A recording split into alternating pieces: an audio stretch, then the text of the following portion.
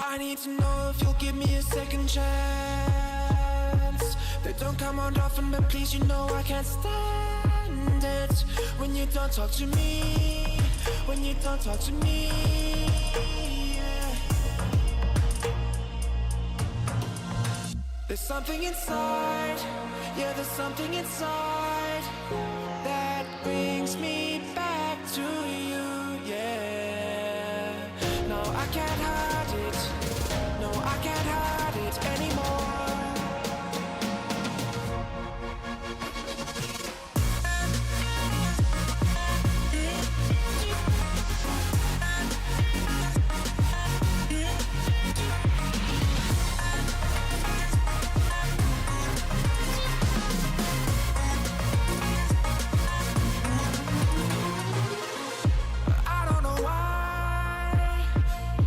Seem to get you off my mind, and I know it's true, and I'll say this to you, I want you back. There's something inside, yeah, there's something inside that brings me back to you, yeah. No, I can't hide it, no, I can't hide it anymore.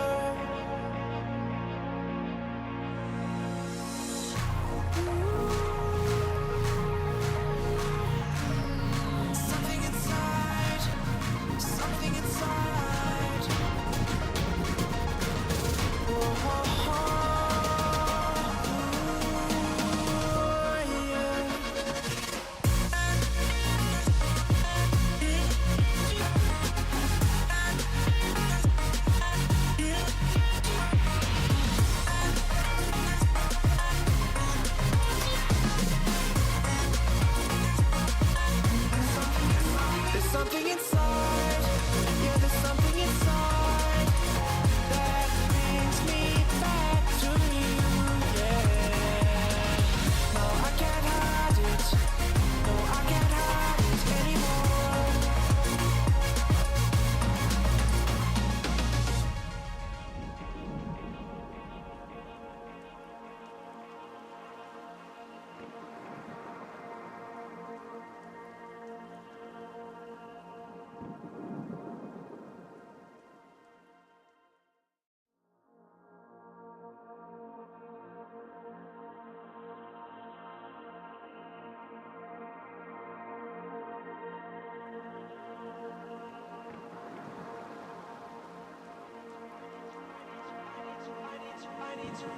I need to know if you'll give me a second chance. They don't come around often, but please, you know I can't stand it when you don't talk to me. Hello, everybody. Happy Tuesday. As I said in most of my posts, I'm streaming today because otherwise I will work, and that doesn't sound like a great use of a vacation. So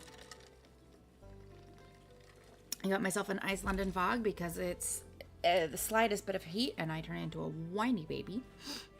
So, we need to repopulate the house in order to get access to the rooms, which means we need a bunch more money. And also I need to buy like every piece of furniture I come across. So we need to start doing more of these cases. I don't know if I want to do any of Minecraft's cases because, you know, fuck Minecraft. We could do that one.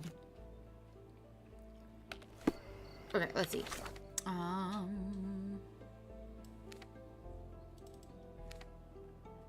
Let's go here. This way.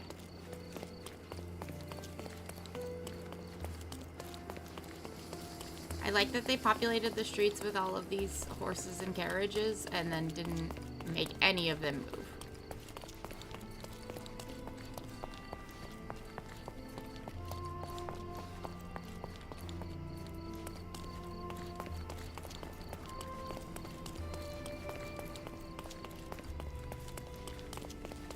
We have a large assortment. Do you have any? Exquisite furniture for you. Sorry, I've nothing to offer you at present. Nothing for me. Fine. What about this one then. Okay. Let's go here and then down the street a bit. See if you have any furniture for us.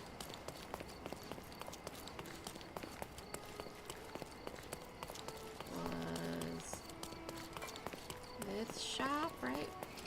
Yeah. Garden statue. My goods will brighten up your house. Okay. Gimme. Enjoy your purchase. Thanks. Now, do you... Landscapes and portraits. Find the one that your house is like. Sorry, I have nothing to offer. She has you nothing at for me. present. Okay. Let's see. There's a bandit lair here we could deal with. Unless we already dealt with it, we might have. There's a coin over here.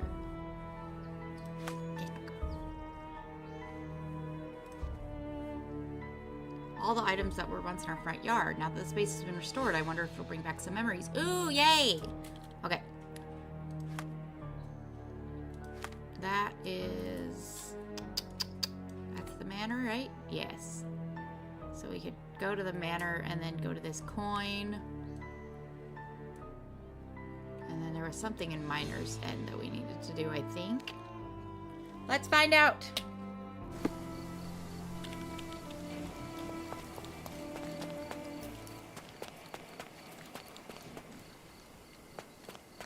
The garden's much prettier, don't you think? I bet the memories are all flooding back now. Sure. And the statue. Okay, is there a memory somewhere?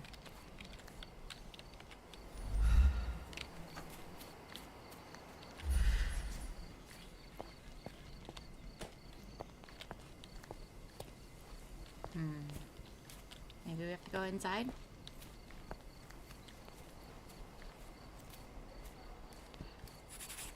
Oh.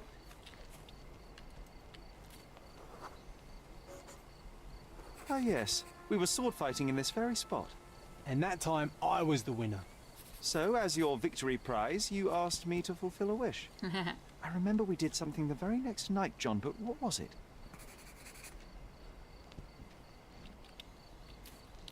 Oh, there we go. What are you doing, you goofball? We've brought a cage with us. You insisted it must be made of iron. That's because we were preparing to hunt fairies in our garden. Everyone knows iron is the only thing that can hold them. Cute. And I was distinctly uncomfortable.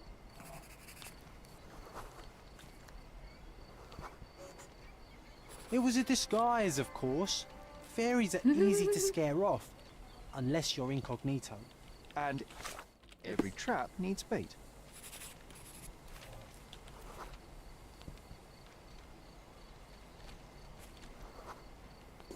Tasty liquid sweet. We brought honey Yeah. and a glass of warm milk. After 2 hours lying in wait, we noticed movement in the bushes. The fairies appeared at last. No, it was just Isolde the pig. She was lured by the smell of honey and milk and ate every last drop. Good for her. Isolde belonged to Mr. Sim in Miner's End and escaped regularly. At least twice a month we would see him searching for her all over the island. One marvelous evening, I defeated a sherry in a sword fight, a rare accomplishment. As my prize, I made him join me on a fairy hunt. Sherlock didn't share my enthusiasm, as he pretends not to believe in fairies, but I knew exactly what to do.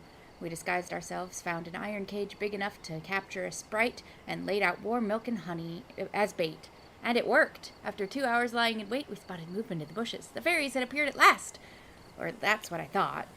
Alas, it was just Isolde the pig, who had caught a whiff of the milk and honey. She gobbled up every last drop, then fled as fast as she came. Isolde belonged to Mr. Sim and Miner's End, but she would always get free. At least twice a month we'd see him wandering Cordona to find her. She would turn up in impossible places, so perhaps in some way she was a little bit magic too. Okay.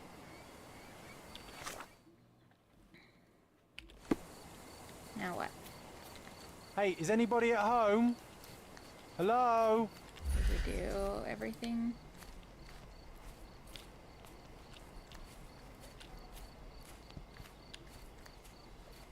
I feel like we did everything.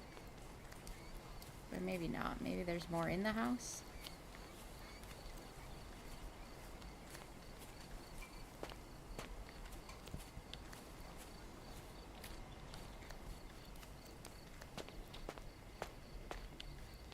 Hi, John.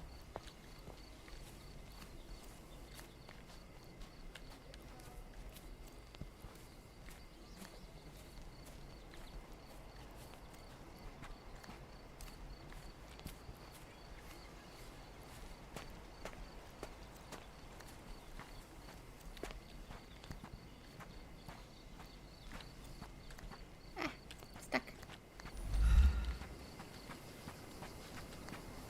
Okay, I don't think there's anything else out here.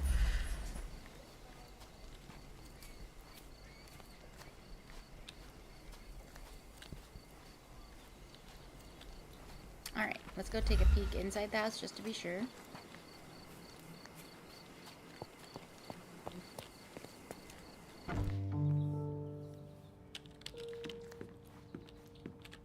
One of the first things I saw when entering this house as a child. It's like deja vu.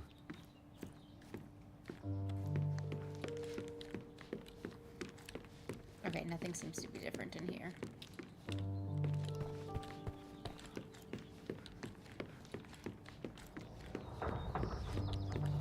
Alright, let's go back to other missions.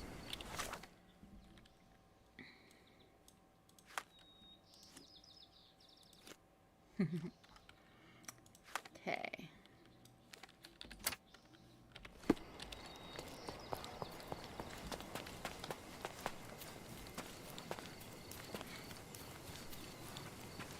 Maybe in the morning there will be more, or maybe I have to do more cases first.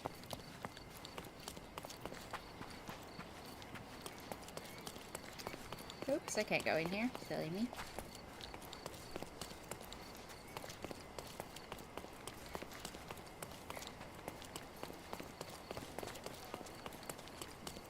There are still so many people out and about for how late it is.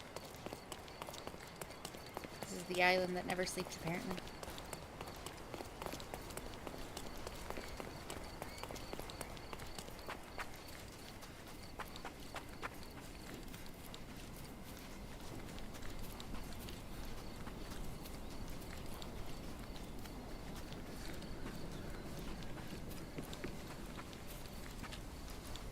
Aha.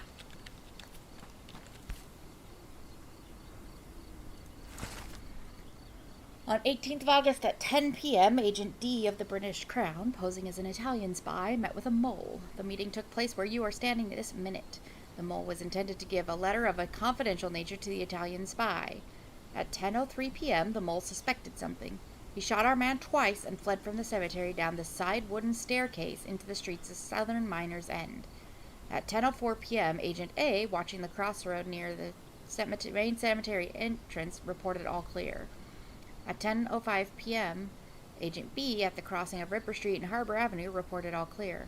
At 10:06, Agent C at the crossing of Morin Road and B Lane reported all clear. At 10:08 p.m., our operative caught the mole beneath the bridge to the east of the meeting place.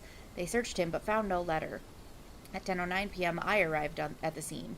I observed the suspect. He had fresh, small, irregular cuts on his fingers, and his clothes smelled strongly of fish and sweat. At 10:11 p.m., I found where the letter was hidden. At the same place, you can find the coin. Okay, so he went down the wooden staircase into the streets of Southern Miner Street, and then he was found beneath the bridge to the east of the meeting place. So somewhere between there.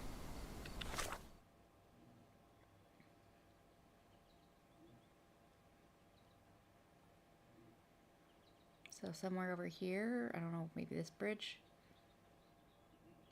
We gotta find the...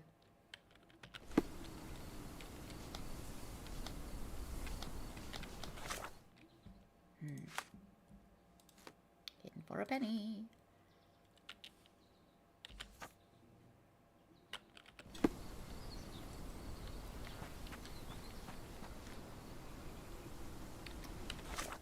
Crossing of Ripper Street. And Harbor Avenue. Where's Harbor? That one. Okay, so this one was all clear.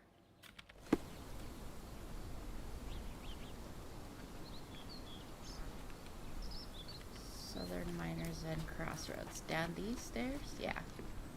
Okay, so he went this way. Crossing Moran Road and B Lane. So he didn't go this way.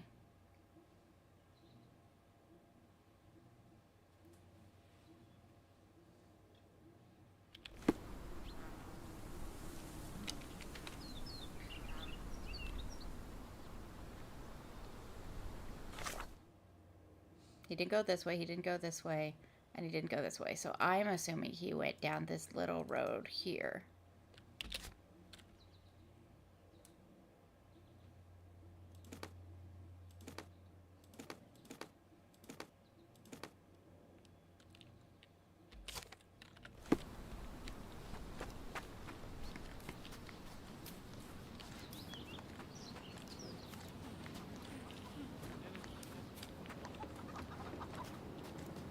And something to do with fish.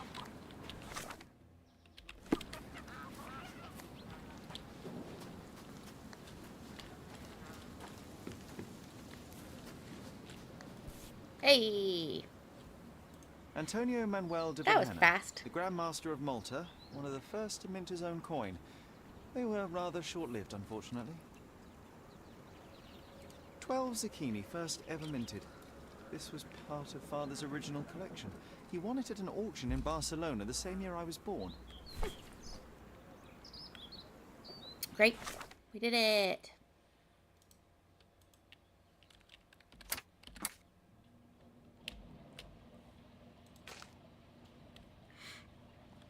Okay.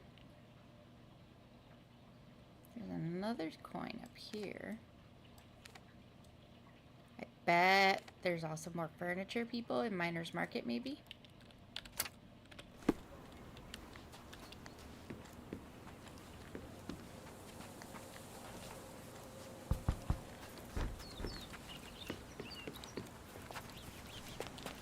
Oh, bad times. Can I go this way? Yes, I can. Excuse me, ma'am.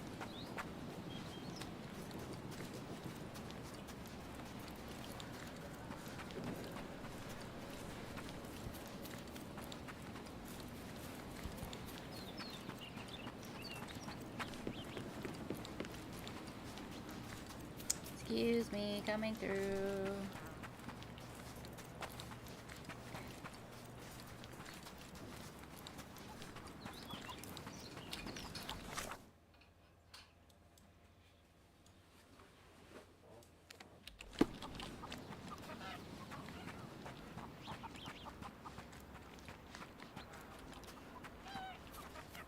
Gotta be like a gap between the houses or something? Aha.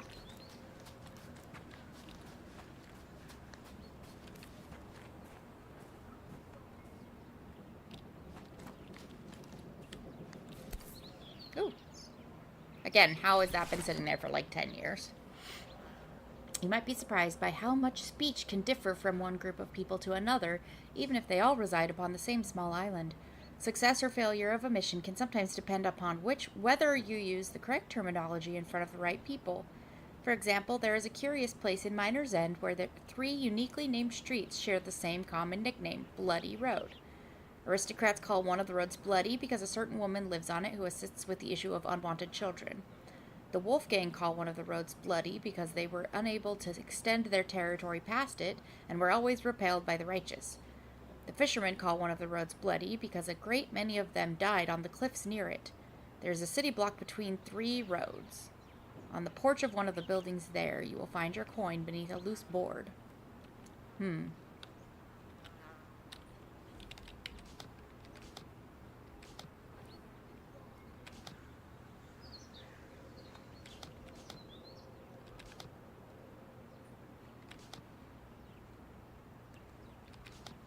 There we go.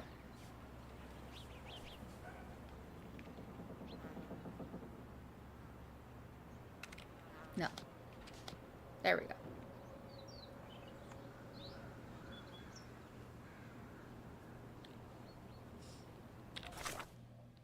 Okay.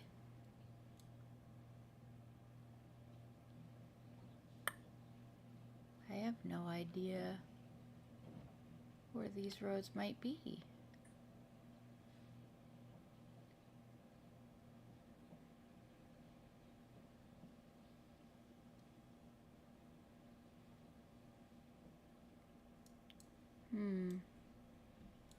This is a tricky one.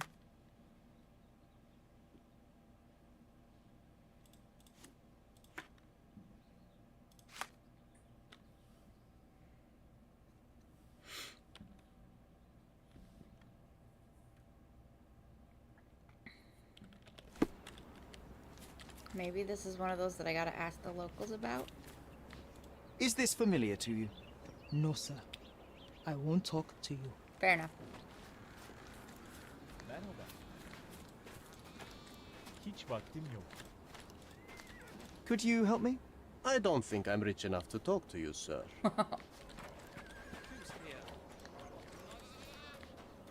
May I ask for your assistance? Are you looking for trouble? 'Cause I can find you some. Alright, people in this area will not talk to me. Got it. Hello. Is this familiar to you? A solid question, sir, but I don't have the answer.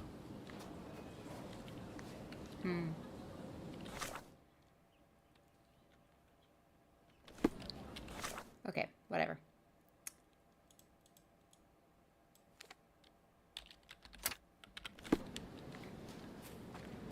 Maybe this is where I really should have different kinds of clothes. Probably would help.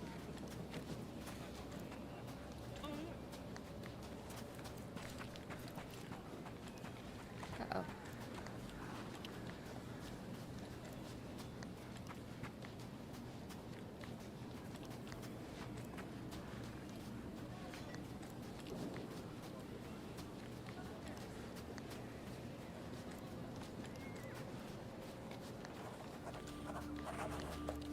Newsboy, where? Are you the newsboy? I can't click on you. Oh, there you are. Nothing new for you, I'm afraid. Aw. Flowers of good. What is this?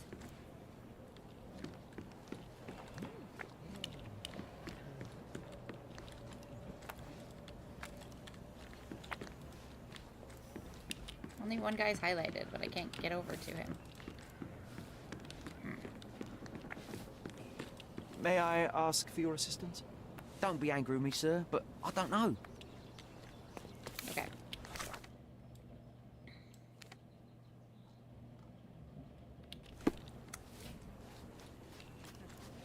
This is... We are on the market, right? Oh, no, we're a little above it.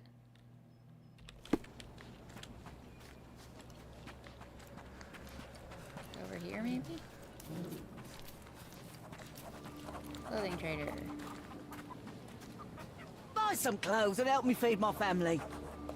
Ooh, cheap antique trader. One man's trash. I've nothing left in stock. Same. Step right up. Can you give me other clothes?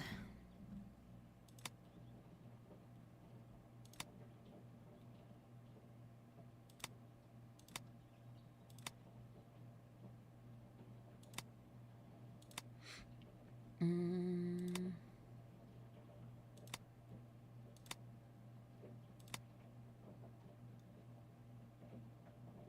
wonder if I wear this, maybe?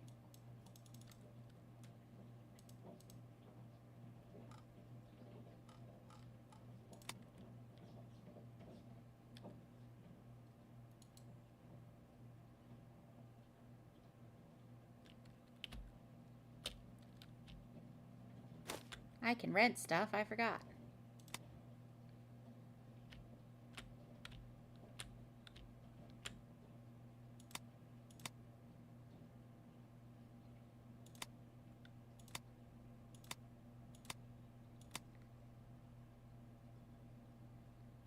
I'm assuming this is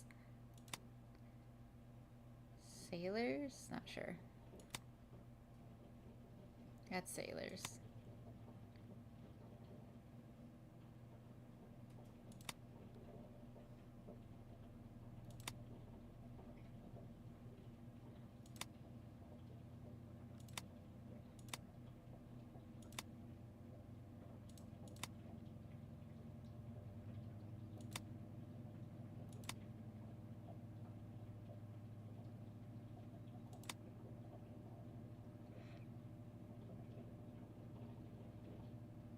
Miners.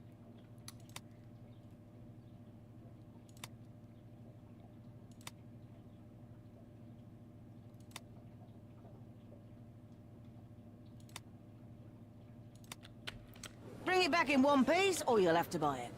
Oh, Okay, let's try putting this on. Oh, I am wearing it. clothes will be worn well, take my word. Are you able to help me? I'd rather not talk to your kind. Okay, that did not help. Help me, please. Stay away from me and from people like me too, or you'll Oh, regret you have it. lots of This knives isn't on you, huh? working. You might need a different tack. Clearly, but I don't know what.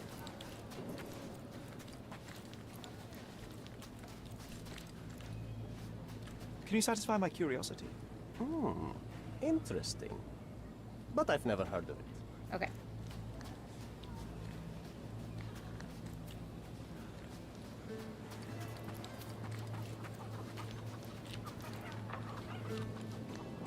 Do you know anything about this? No, it's the first time I've heard it. You obviously haven't thought this all through. No, I Or are haven't. you just annoying these Buy some people on clothes and help me purpose? feed my... Step right up. Um.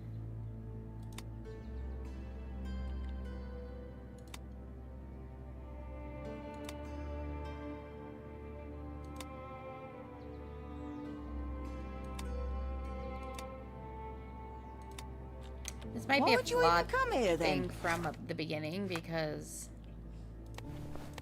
Oh. Fancy.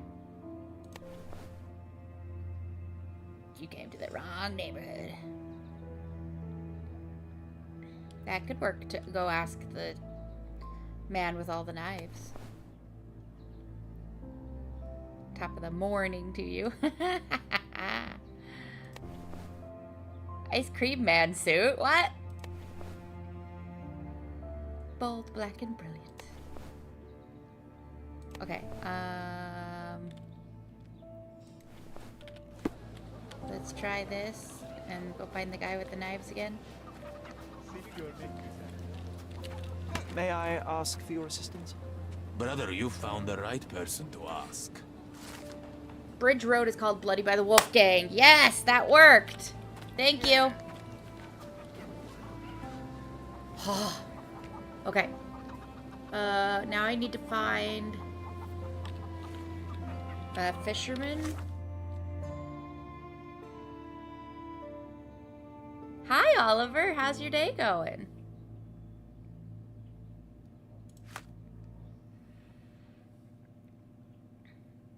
Aristocrats call the roads bloody.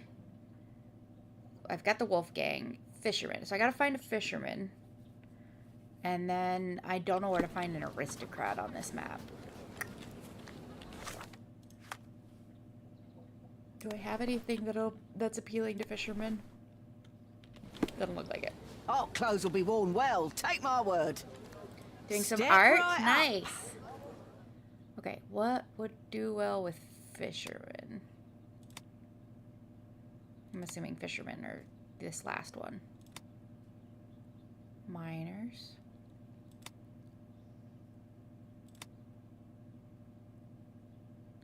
Oh, no, that might be bad guys instead. Maybe I need the sailor one? Not sure.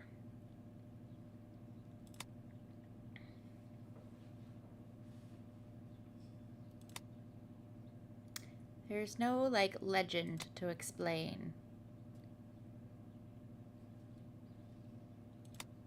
what some of these are, so I'm sort of just guessing on a lot of them.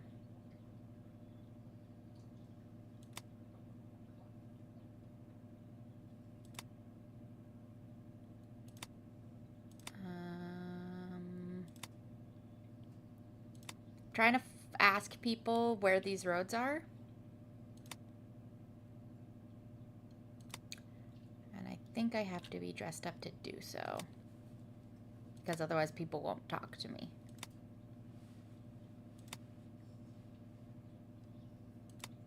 This one maybe? Wait, can I only rent one at a time? Oh. Then can I return the one I was renting?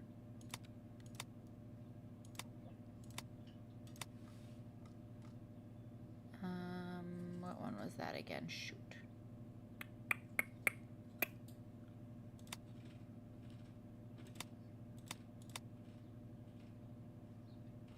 What one was I renting?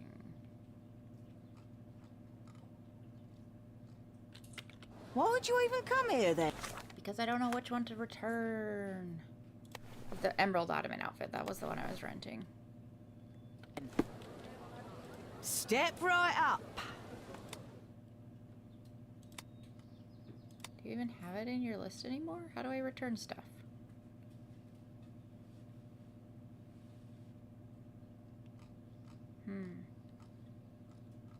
She doesn't even have it in her list anymore. Maybe I can only rent one thing a day?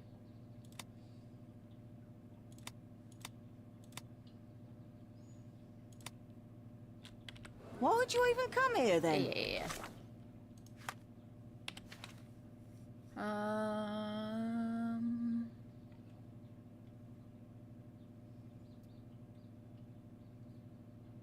That's not super helpful. Oh, there we go. Okay. Hobo criminal. Cool. So, yeah, I was looking for sailor or soldier. Assuming.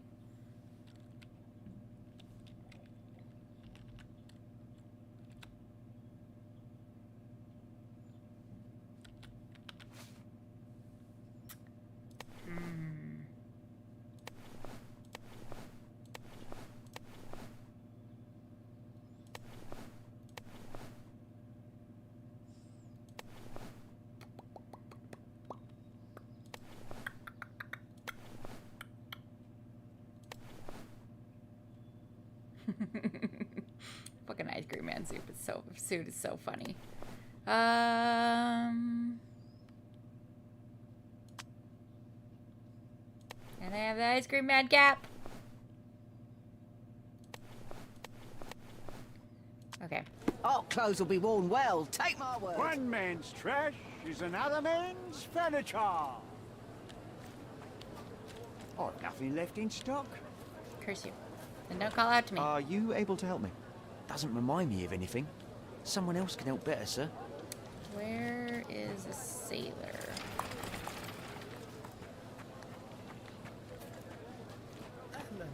Or a fisherman?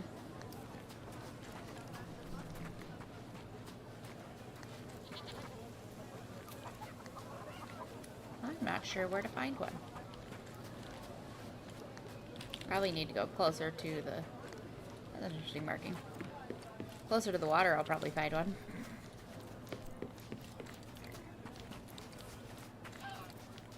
What's up?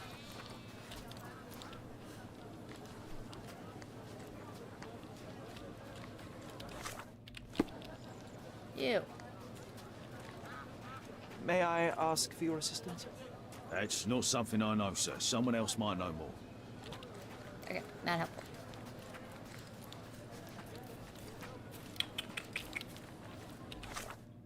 I'm going the exact wrong direction. Yeah, there we go. That's better.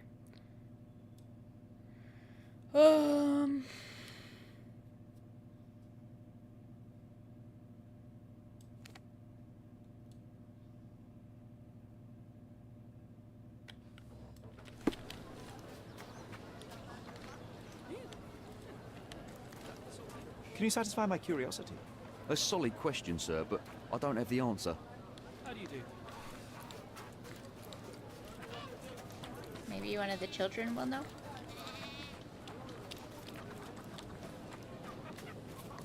Are you able to help me? I have a question too. Who looks like an idiot in his fancy clothes? It's you. Oh, Fair enough.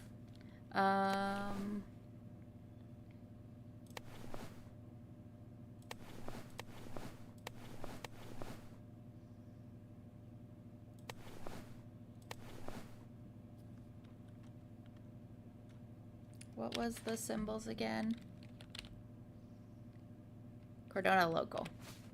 Okay. I am bored. Call me when you find the answer. Come here, child. Can I ask you a question? You look wet. Don't trust you. Fair enough.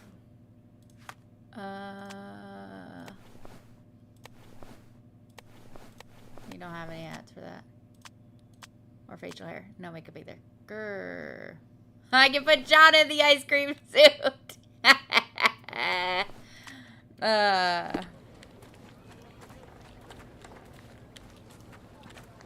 May I ask you something? Can't answer. I'm on duty. As you hobble around the street on your cane. You're a small child, do you know? Is this familiar to you? Mother says we should help each other, but I can't help you with this. You obviously haven't thought this all through. Or are you just annoying these people on purpose?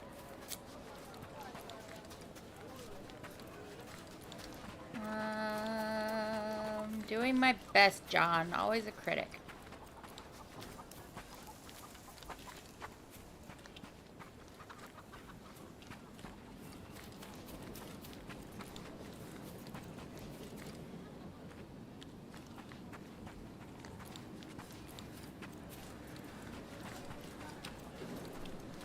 Maybe she would talk to me? Excuse me, just one question. Sorry, I can't help you. Okay.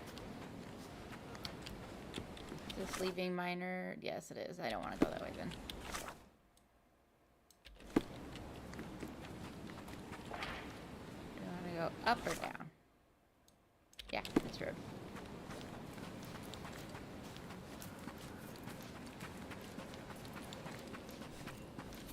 At least I'm on the right path.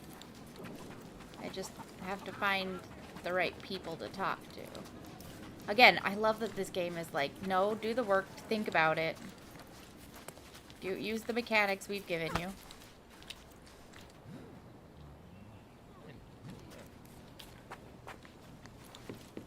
We're not just gonna tell you where to go with a marker, which is great. Very, very fun. Okay, here's some boats, so hopefully we'll find a fisherman around here somewhere.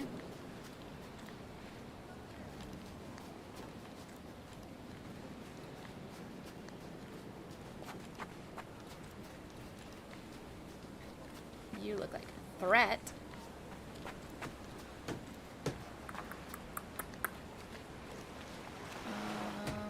Maybe anyone in this area? Except I can't talk to him. And I don't want to talk to the dude with guns.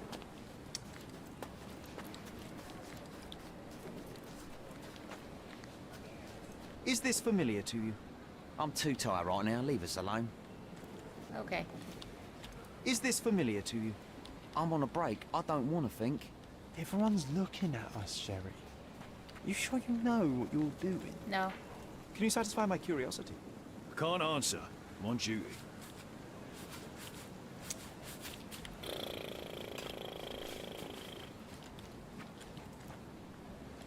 May I ask for your assistance?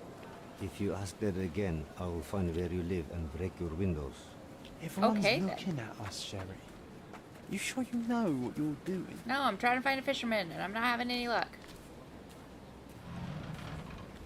That's very creaky. Oh dear.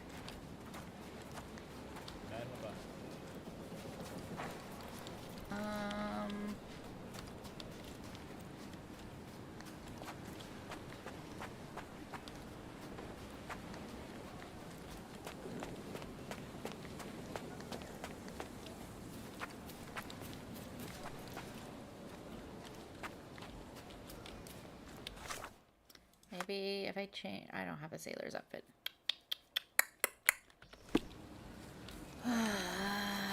Nice to see you. Sorry.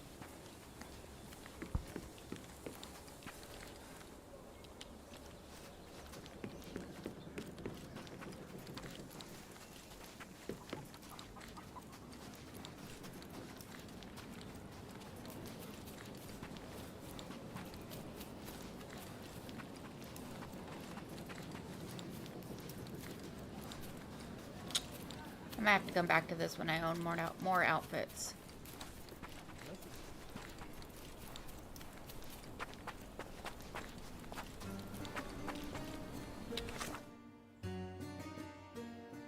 Whoa, when did I get all the way down here? I thought I was going up. Holy crap, I got really turned around. Okay. Well, let's pick something else to do for now then. There's another coin over here.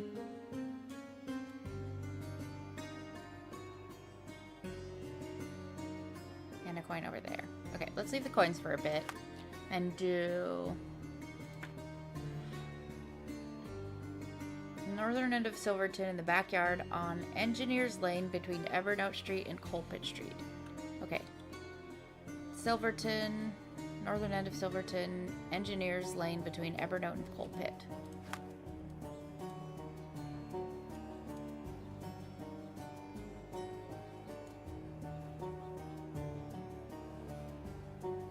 Engineers Lane between Evernote and Colpit. So over here somewhere.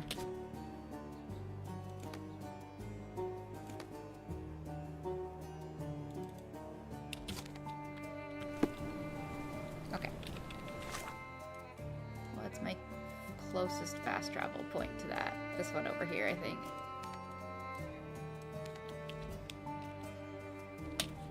Okay. Kind of puzzled. And the airship just floating in the sky there.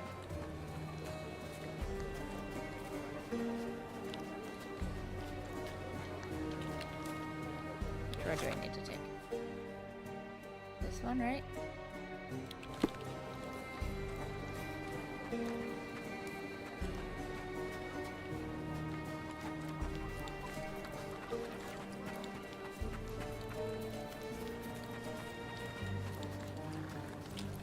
Going the right way. Yeah. Okay. Making sure.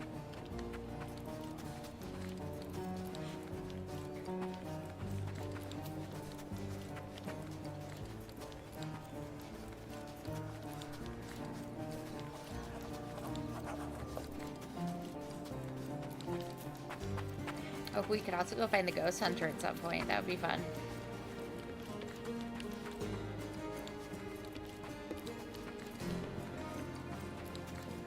Bridge we need to cross?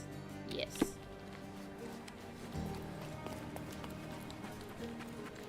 This bridge is sketchy as hell. Oh boy.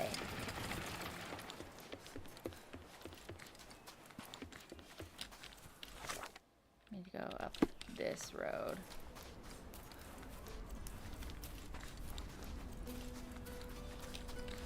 Also, we should change. Let's put our copper outfit on.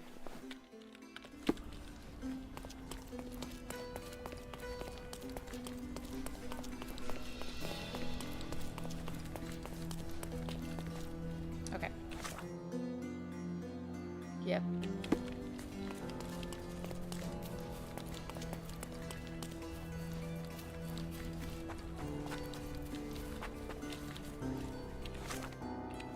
This backyard, presumably? Yeah. It's you again. Hello. You sure not to miss any clues? Stark will piece them together, you'll see. I'll piece them together, thank you very much. Is John just chilling over there?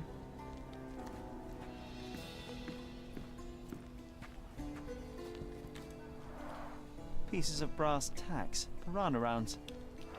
I don't know what that means.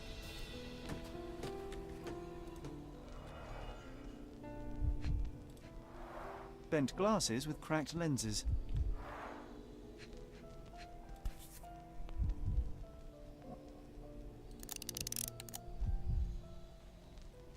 The shooter fired 3 rounds. Okay. A brand new Colt, 45 caliber.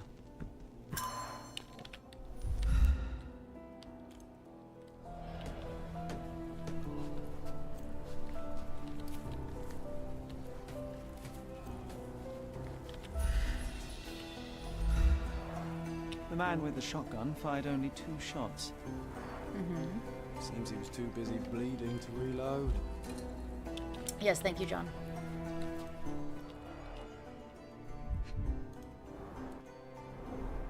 Huh.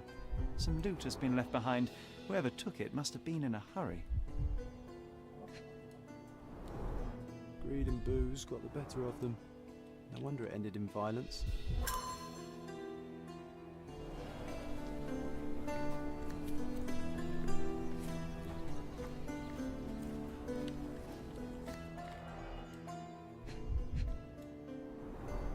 Droplets of blood. Someone caught a bullet here.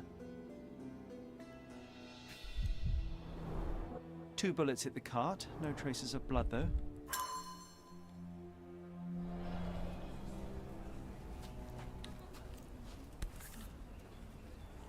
This knife is The completely blade is clean. very sharp. The blade is very sharp. Yes, I got that. Thank you. Perfectly balanced for throwing.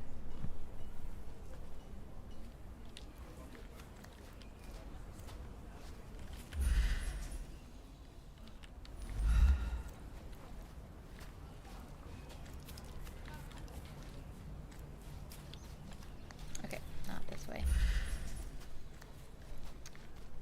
Oh, there's something over here. Or no, there's not. I already checked this one out.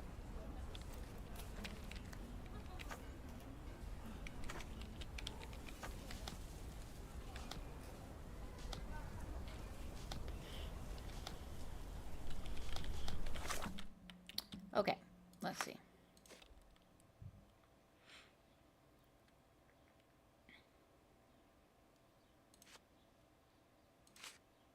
Roger Smiley, 42-year-old, previously arrested for theft, was wearing glasses. Cause of death, shotgun wounds to the torso. Bill Devon. Okay, so Roger Smiley was over here with this gun. Oops. There we go. Bill Devon, 35-year-old, previously affiliated with the Red Scarves gang. Cause of death, blood loss from severed jugular vein. Maybe throwing knife? Nope, I keep hitting the wrong key. Identity unknown, around 30 years old, wearing a hat, suffered a leg wound. Cause of death, point blank shot to the heart. Oof. Okay. Is there something else I'm supposed to see around here? I already did that. Is there something in here? No, that's another one of the barricades. What do you want from me? Do I recreate it yet? We picked up that. We already looked at that.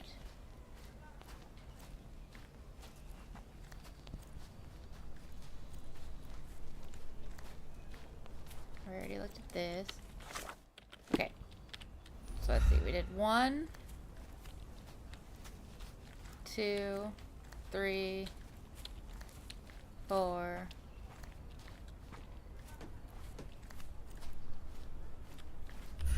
5 and 6. I think I got everything.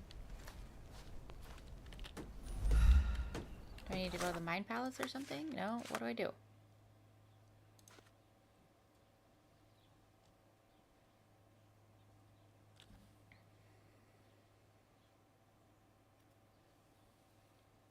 Man with a shotgun fired 2 shots. Someone caught a revolver bullet, but the other 2 hit the cart because he didn't have his glasses on. A trail of blood from the cart to the wall leads a knife to a throwing knife. Man with a revolver fired 3 rounds. His broken glasses are lying behind a driftwood log. Oh, revolver and driftwood. Sorry. Yeah, the revolver bullet. Okay, what do I do? I just arrived here this morning. You're not helpful.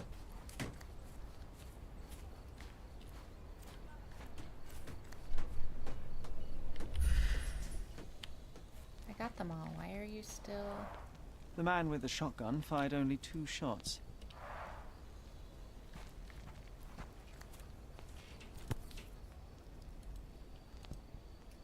Perfectly balanced for throwing.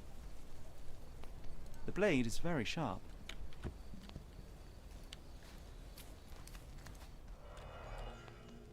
Yeah, we did all these.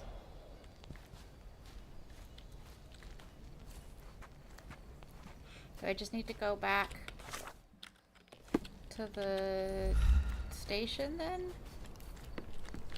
Maybe? try it, see what happens.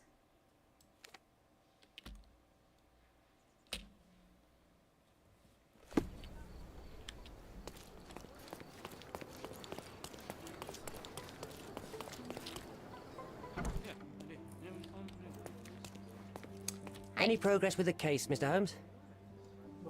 Any progress with the case, Mr. Holmes? Yes, but how do I turn it in? This one's confusing, y'all. This one's laid up really confusing.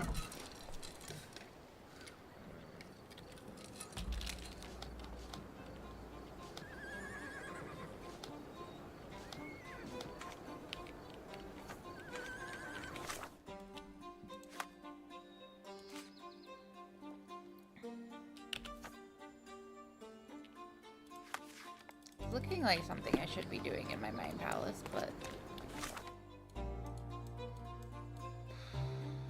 is there like a reconstruct or anything there? I don't know. I didn't see anything, and I thought I was extremely thorough. Hello.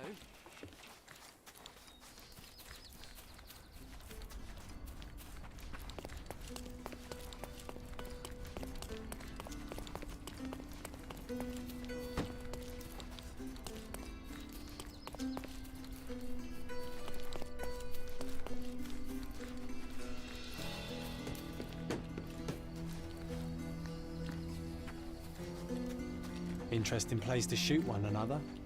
There's mess everywhere.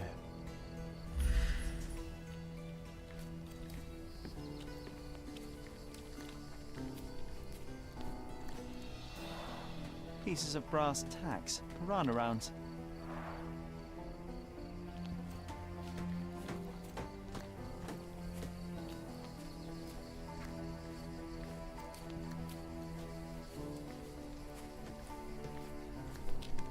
I'm not sure what I'm missing here. It's acting like I haven't picked everything up yet. But I don't see anything else.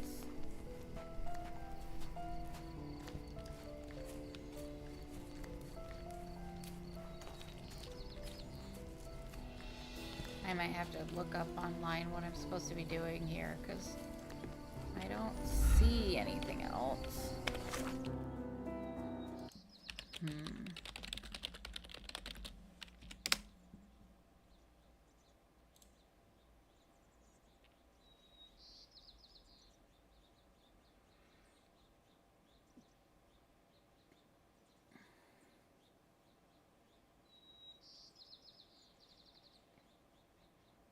Okay, did all those.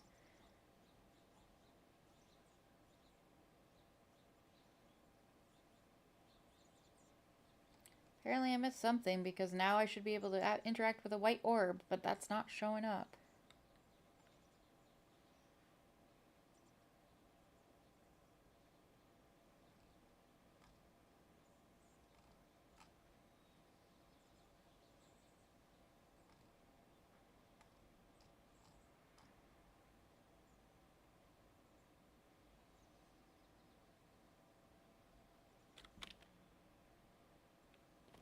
I was saying I should have gotten it.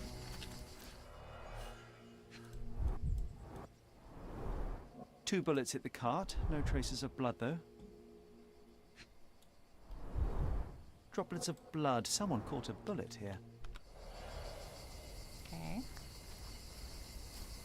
And then 3 was the knife. Perfectly balanced for throwing. The blade is very sharp.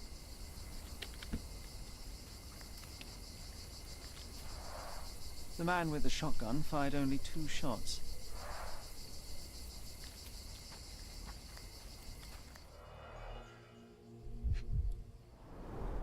Greed and booze got the better of them. No wonder it ended in violence. Huh. Some loot has been left behind.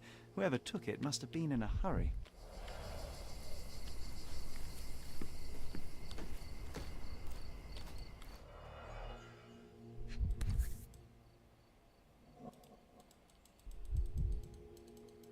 A brand new Colt, 45 caliber.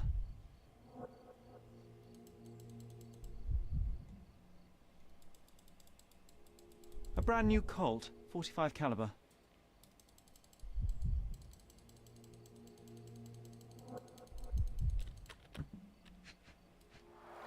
Bent glasses with cracked lenses.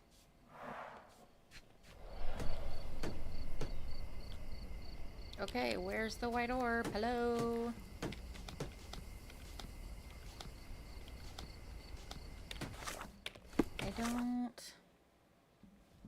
I did that. I don't know why it's not showing up. Check 4, check 5.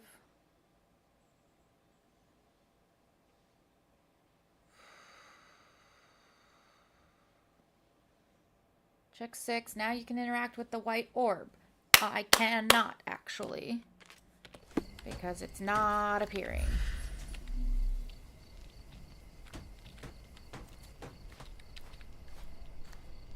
Interesting place to shoot one another. There's mess everywhere. Oh. Stuck deep in the wood. Is that literally all I was missing? Oh my god, go fuck yourself. God, that was annoying.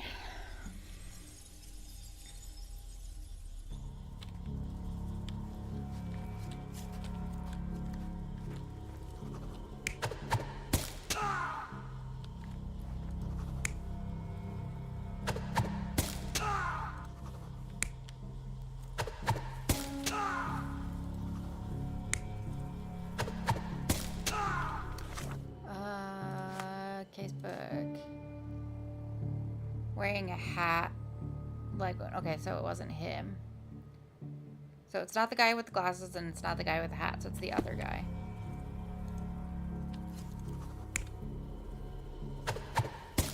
Him, presumably? Well.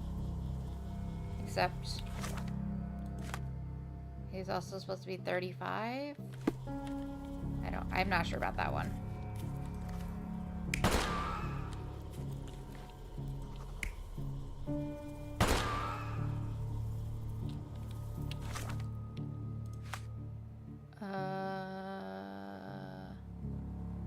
Shotgun wound to the torso.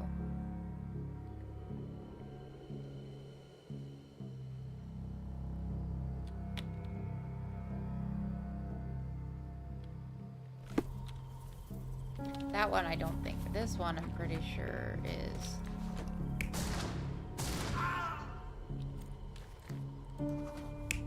Supposed to be the guy with glasses, maybe.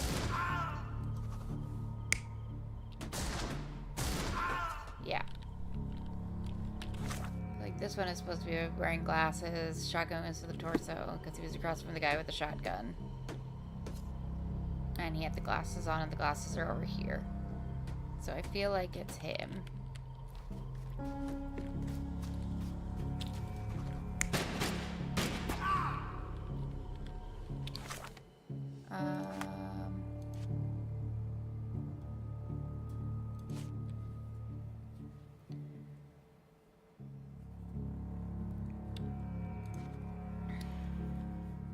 Leg wound.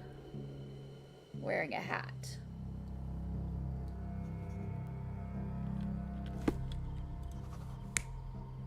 So I need a dude with a hat for this leg wound. Yeah. Dude with a hat there.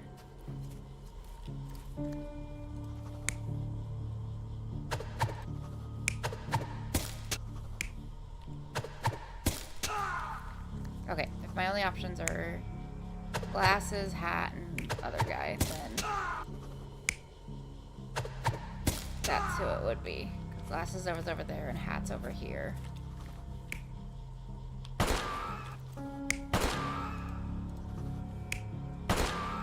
That'd be hat, right? Yeah. The man with the shotgun was killed by a throwing knife to the neck, but not before firing at the man in glasses. The man in the hat took a bullet to his leg, but 2 other bullets missed. The report mentioned he was shot in the heart, but how? There's something I'm missing here. Who could have finished him off? There was a fourth conspirator, right? The missing piece. Huh. There's something I'm missing. Yeah, like the throwing knives. Whoever was throwing the knives. Stuck deep in the wood. Right?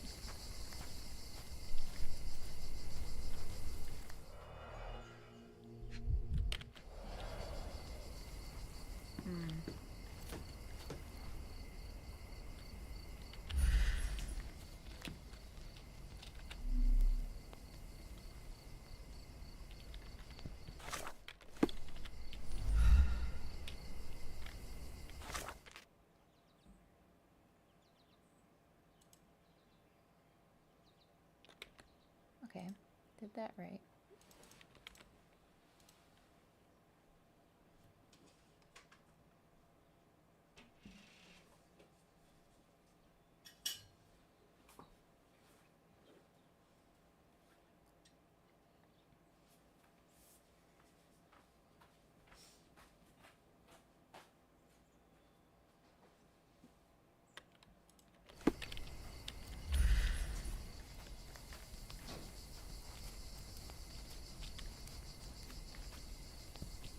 Oh.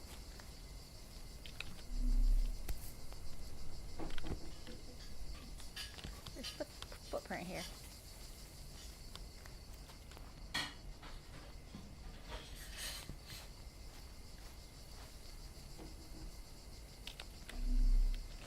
Why can't I?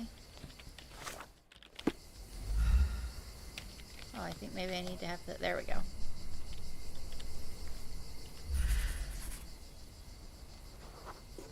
Size 11 reinforced police boot. So that's how it ended.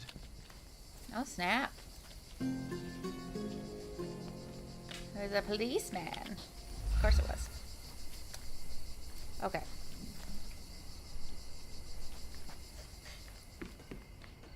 Interesting place to shoot one another. You're not helpful, John. Should've. Okay. Now hopefully I'm good.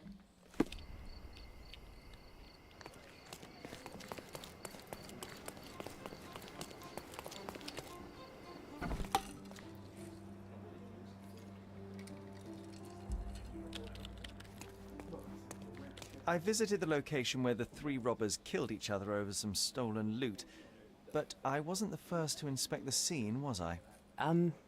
No. Officer Schmidt arrived there first, just hours after it was reported. Poor Schmidt.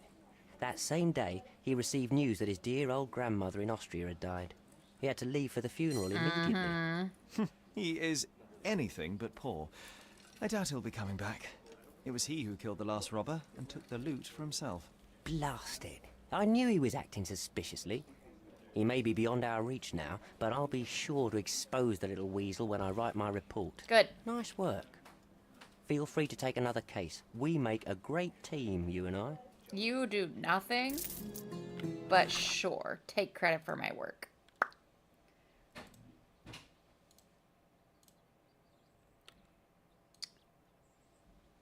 Tisk, tisk.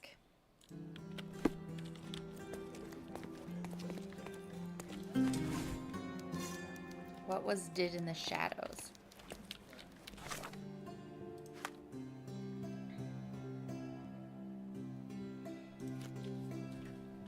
Ooh. I've always had a nose for a good story. I was strolling about the cemetery when I saw him, the necromancer. I'm not joking. He raised a woman from the grave and ordered her to attack the two men who were close by. Then they both turned into bats and flew away. I was too scared to take photographs of them, but I photographed their victims. This'll be a front pager. I was having my supper when Johnny came to dig another grave as usual. There was someone else with him too, though. I must have dozed off for a while, but when I woke up, everything was a blur. Screaming, howling, then flashes of lightning, but no thunder. Some delivery was at work. I came out to see what was happening, and there was this reporter, Leonard or something. He told me the vampire had killed 2 people, mere yards from me. Boy, am I lucky to be alive. The flashes were the camera, right? Suspect notes. Hamil Arki is the brother of the recently deceased Camille Arki. We tried to make him talk, but he's a hard nut to crack. His neighbors saw him leaving his house to put flowers on his sister's grave. They say he returned at dawn looking dirty and tired. P.S. Just in case, we also made him eat garlic. No reaction. Just in case. Victim number 1, John Bowden, 37 years old, graveyard keeper. Blunt force injury to the head, 2 puncture wounds to the neck. Cause of death, massive blood loss from the carotid artery. Victim number 2, Saeed Hafez, 56-year-old assistant professor at Cordona Medical College. Slight cut to the leg, blunt force trauma to the head, 2 puncture wounds to the neck, major vessels intact, blood loss minimal. Cause of death, intracranial hemorrhage. 2 men were found dead near an open grave at the cemetery. Both victims had bite marks on their necks. Victims John Bowden, graveyard keeper, Saeed Hafez, assistant professor at Cordona Medical College. Hamil Arki Tanner, Camille Arki, deceased, reportedly a vampire. Witnesses Leandro Barbieri, reporter, Joe Vagrant. The evidence points to the possible involvement of supernatural forces. Case is pending further investigation. Oh, fun.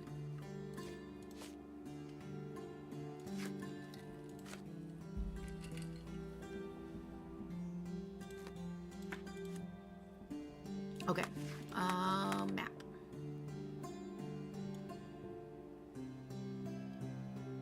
What are these?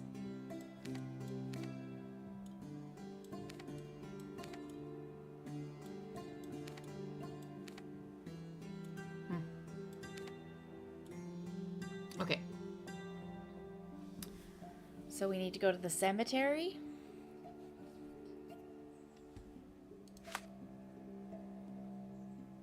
Yeah. Okay.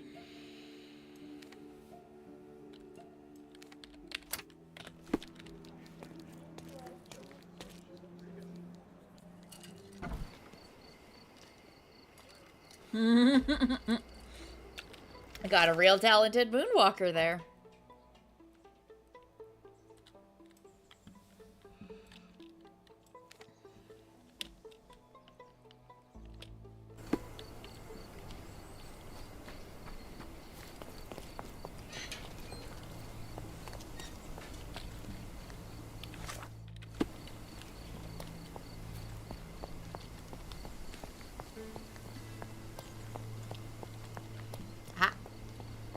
This place gives me the creeps.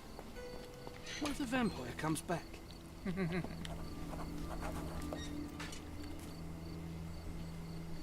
Where is it?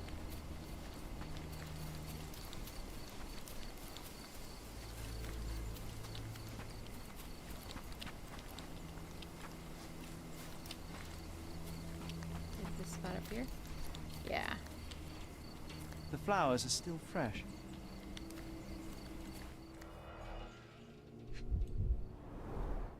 This is a somewhat neglected and dusty hat. We're dealing with a very immoderate bloodsucker here. The stone is rather unwieldy, so it couldn't be used as a weapon. Yeah, I was gonna someone say fell someone fell and hit on their it. head on it.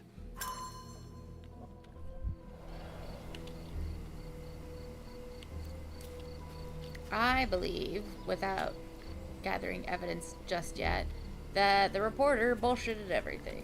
It's probably just like an accident or something.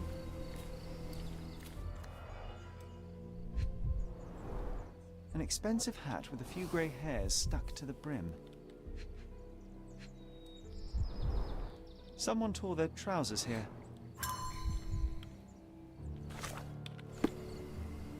Okay.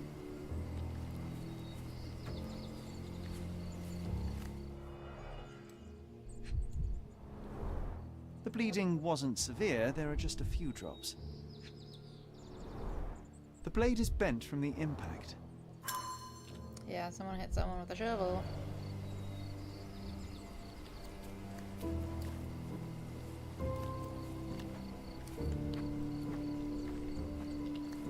Where's the next point? Is there another point? No, not up here.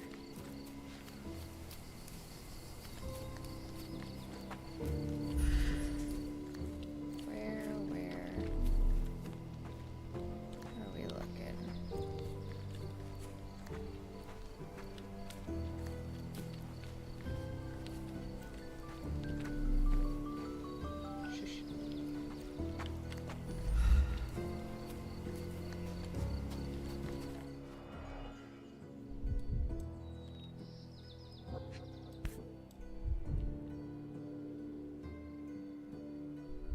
The label is illegible.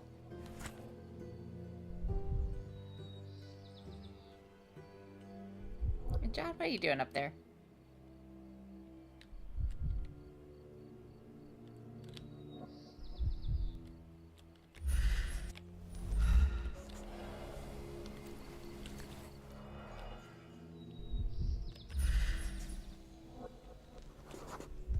Looks like a set of surgical instruments. One is missing. Okay.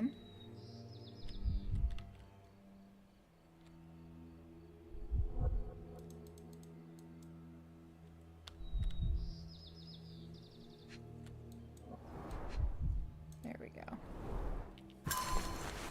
We've run out of fresh cadavers for dissection. You know what to do, Professor Shelley. They were grave robbing.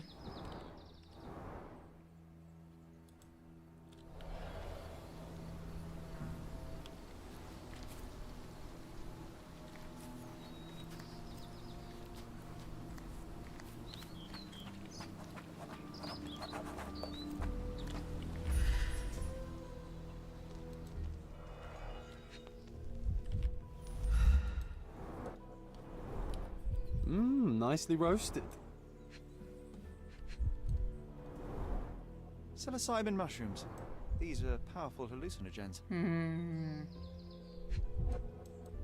Booze and hallucinogens. I wonder how even the most destitute always somehow manage to scrape together enough for a drink. Okay, Sherlock. Go fuck yourself.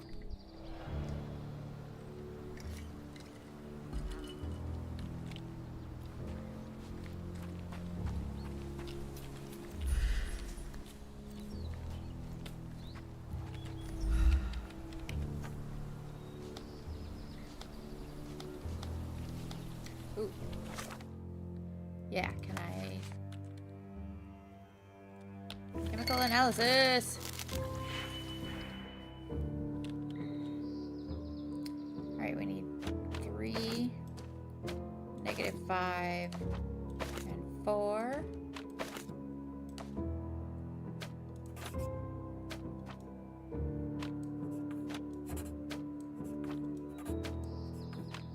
Oops. Oh, do I need 2 of these? Weird.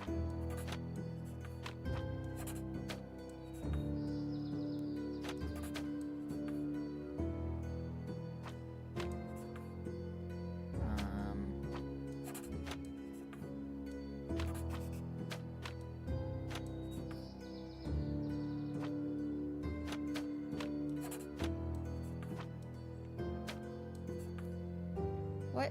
I'm confused. Oh. There we go. Yay! Much faster than the last time I did it, where I didn't understand what was happening at all. It is formalin, which is used for embalming corpses. Shelf with a bent blade and a few drops of blood nearby. A set of surgical instruments. One is missing. The vagrant supper of hallucinogenic mushrooms. A dirty hat near a blood-stained stone. A pool of blood nearby. An expensive hat with a few gray hairs and a piece of torn fabric on a root. Okay.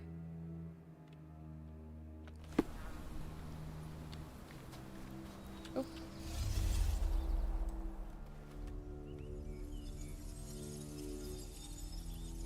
All right.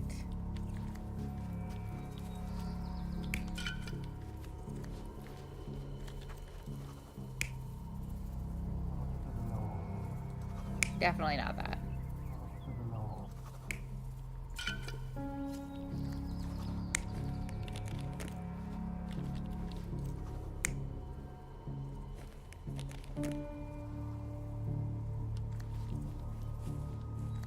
Oh man, I don't know.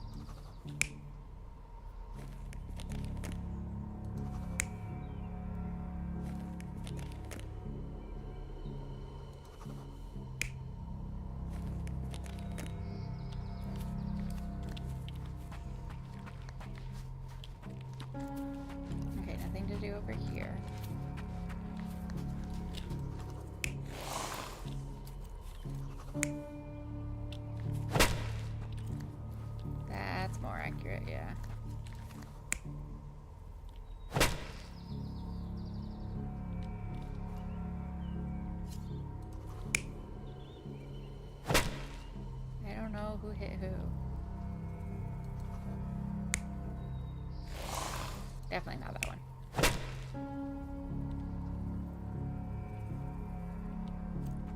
Oh, yeah, he might have attacked them.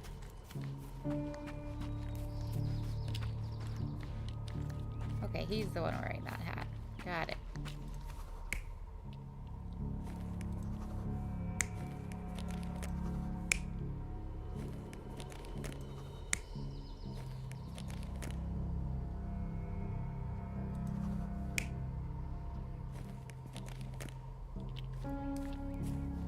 I don't know.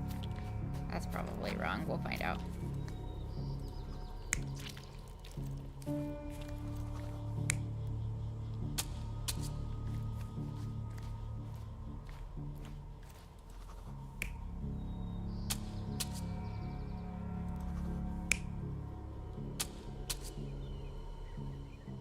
The reporter definitely staged the vampire-ness. But I don't know which one is the reporter. Ah.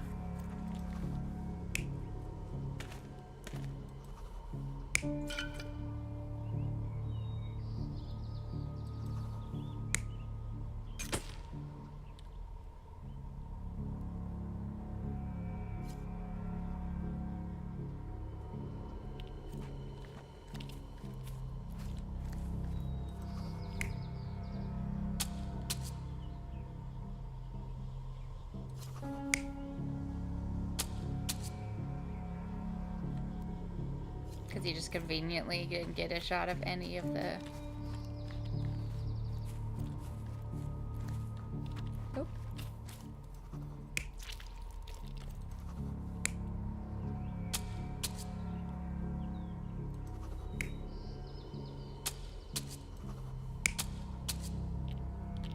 Yeah.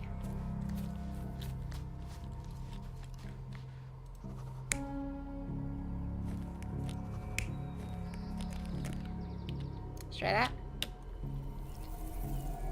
You're not even trying, Sherry. Concentrate.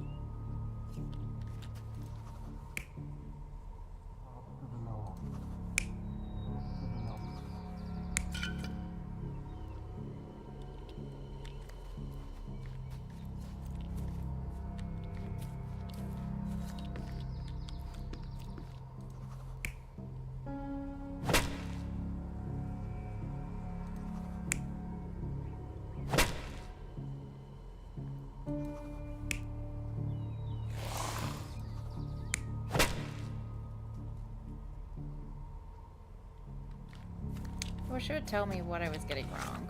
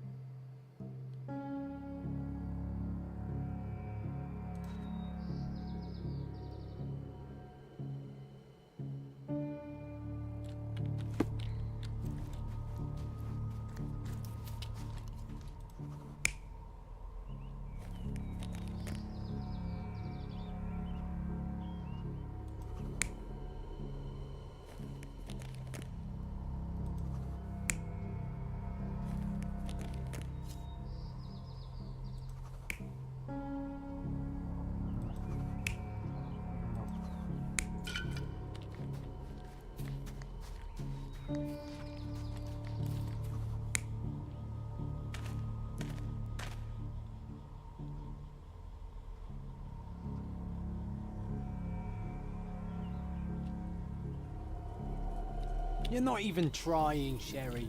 Concentrate. Maybe the reporter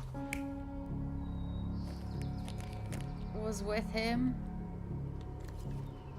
and then the other guy was just coming up with the flowers.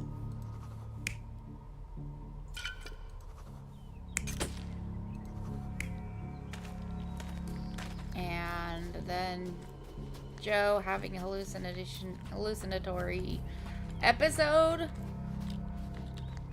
came and attacked this guy with the shovel.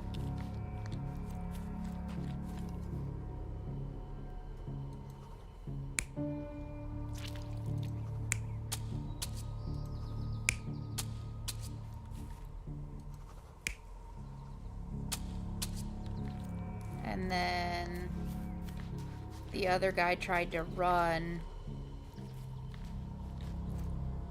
Oh.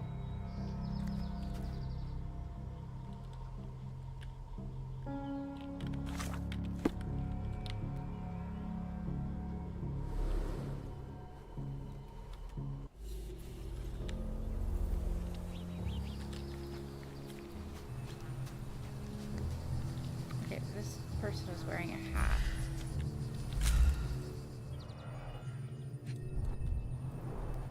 So This it is can't be a somewhat bald guy. neglected and dusty hat.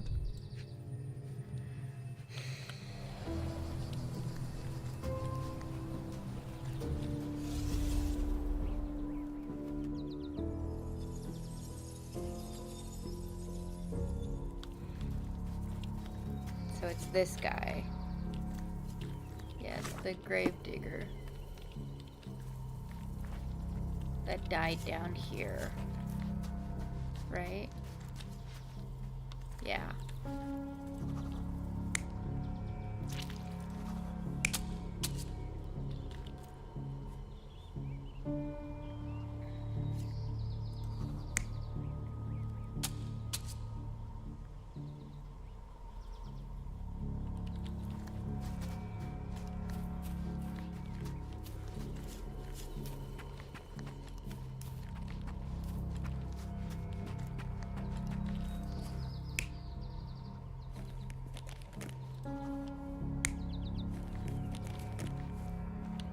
I'm not sure on this one.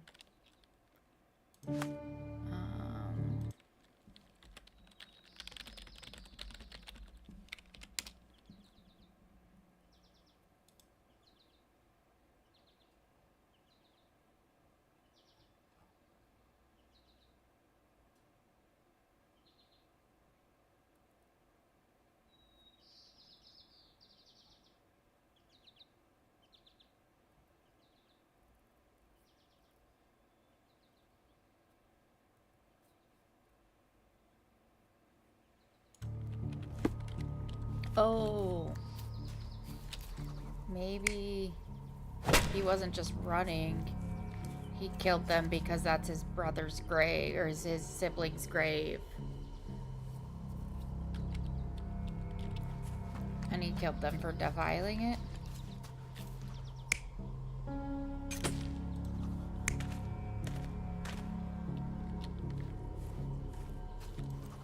It's still definitely the reporter that stabbed the next, though, because he's an idiot. He's just like, this will make for a great story.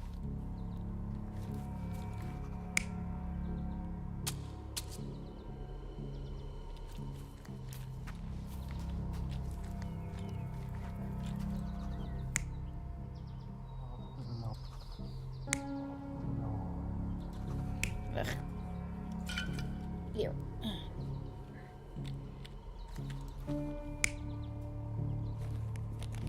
Definitely wasn't Joe. It definitely wasn't the ball man. Oh, this is where he got the thing to stab their neck. Got it. The brother of the deceased became furious when he caught the anatomist exhuming his sister's body. He killed him with a shovel. The graveyard keeper took to his heels, but didn't get far. He fell, hitting his head on a stone, which rendered him unconscious. With the murderer gone, the reporter who was hiding punctured the neck of the first victim to imitate a bite. But when he did the same to the second victim, he killed an unconscious man. So we have 2 murders and 2 murderers, but no vampires. Yep. Vampires are not so scary when you have grave robbers and journalists running around. Yup.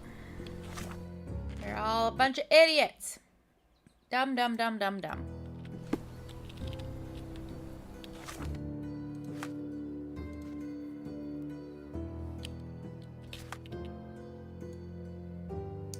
Get back to the police station.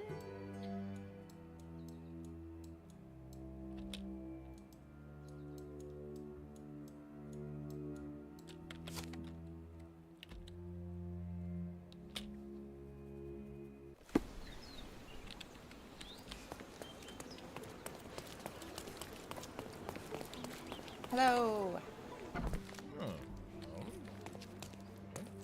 Constable Stark, do you believe in vampires?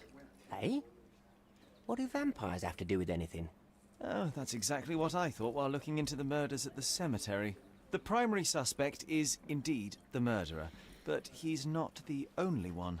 The reporter, who so easily fooled everyone with his vampire stories, killed the other victim. But why would he do that? He believed the unconscious man to be dead, and decided to concoct a thrilling story for his readers. Oh, thank you, Mr. Holmes. I'll have the conniving little scrub taken in immediately. Good. There's only one case left. Don't let me stop you.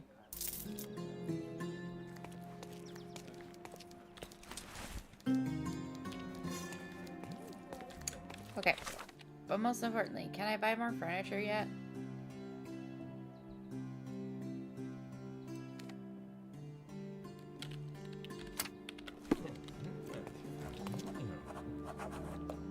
I have the money.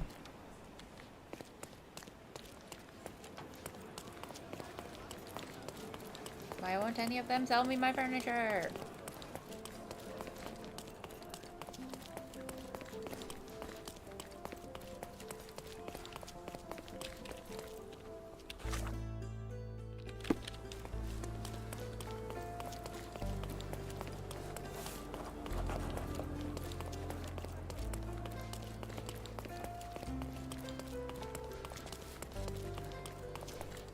Exquisite furniture for your... Sorry, I've nothing to offer you at present. Why? Why won't you sell me things?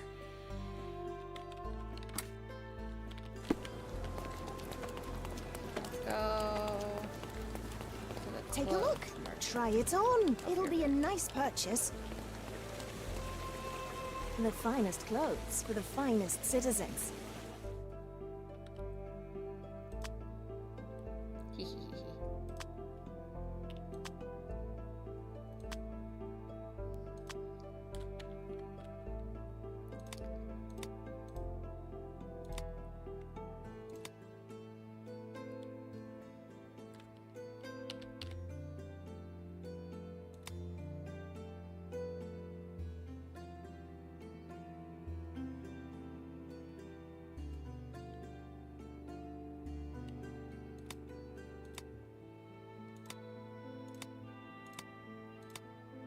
Looking for...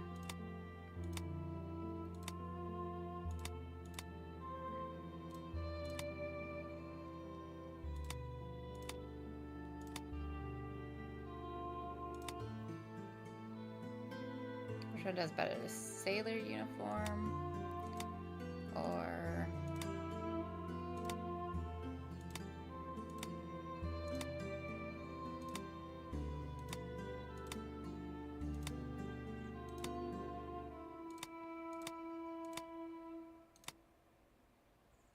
Marine uniform. They both do the same. Yay. Please, bring it back in time. Okay.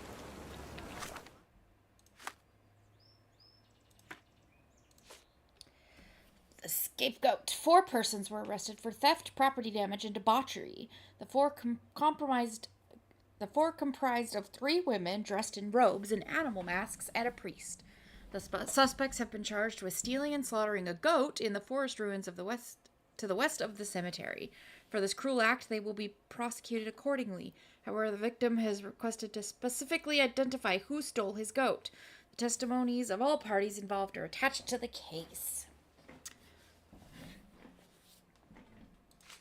Victim's testimony. Wooly was the best goat I've ever owned. Very fertile. He'd charge at anything red, but otherwise he was as calm as a cat. I was inside when he was stolen. By the time I ran out, they were gone, but I saw that the thief was wearing a mask. I must know who did it. Please, put Mr. Placido onto this. He busted my neighbor for running a gambling den, but with but a single look at his clothes. I'm sure he will solve this in a jiffy. The priest is still tipsy. I came to the ruins to save these lost souls and stop their abhorrent ritual. I found them dancing and I hid in the bushes, only to gather courage, mind you. I didn't see any goats. Then one of them stumbled. I gasped and they noticed me. The one who fell tied me up and the other, in a lion mask, forced me to drink wine. I don't know where the third woman was, but when they stopped tormenting me, the goat had appeared. Okay, so... One of them fell and was the one that tied him up. The lion mask forced them to drink wine, and the third woman was off collecting the goat. The woman in the green ox mask is limping. I couldn't steal the goat even if I wanted to. I sprained my ankle during the dance. It was the priest who brought us the goat. He may be all holier than thou now, but he clearly wanted to join our bacchanalia. Okay, so she was the one that tied him up. The red lion. The woman in the red lion mask has a large bruise on the side of her side. I broke it in 4 with the very expensive wine because of that goat. He probably was rabid. Bird should have known better than to steal this crazy animal. I've had enough. This is the last time I take part in these rituals. I already have 3 lovers. That's more than enough. Good for you, girl. So the goat bruised her because she was wearing red. Blackbird's testimony. We gathered to perform a ritual which would make men desire us above all else.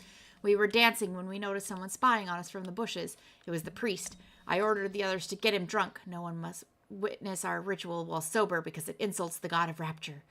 Oh, about the goat, it was Lion's responsibility to bring it to the ruins. But the priest said the lion forced them to drink, didn't know where the third one was. I don't know. We have a large assortment and pleasant prices. Yeah, but you don't have furniture, which is what I need right now. Okay. I'm going to take a brief bathroom break, and then when we return, we will do that, and then figure out what we're doing next.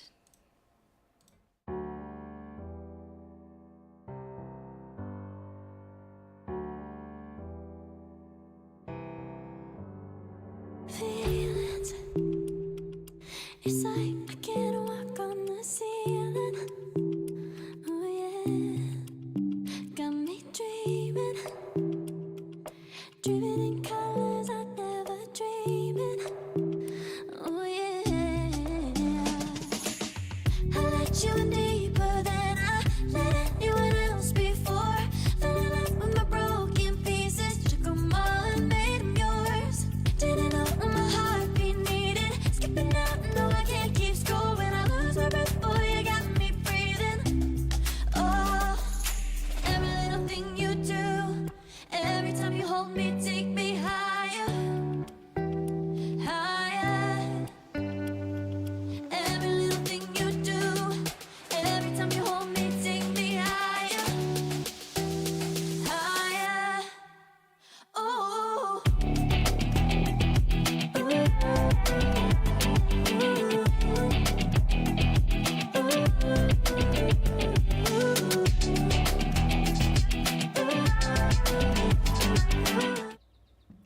I wonder if we just... Hey, Jay, welcome back.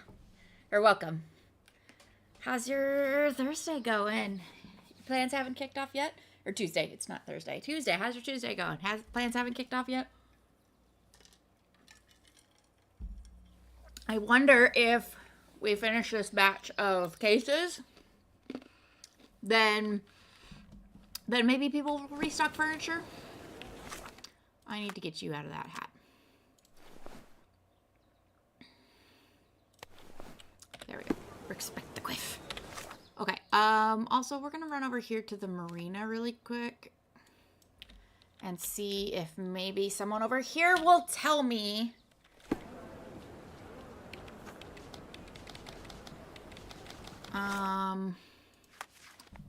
We've got this really interesting... Grandma's now. Nice. Taking a break. Excellent. We've got this really interesting hidden coin one.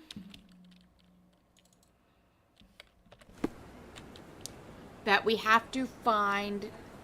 3 different places are referred to as Bloody Road by different groups. Between all of those roads is a city block, and there's a coin on a porch of one of the buildings.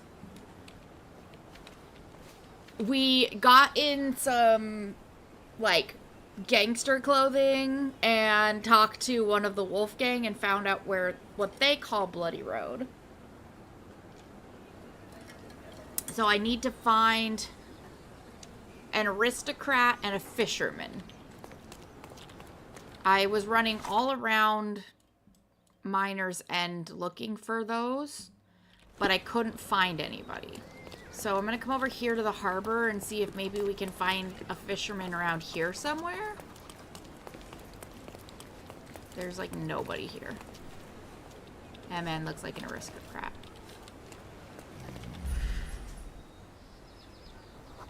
Swedish adventurer, sunburn on the back, friendly.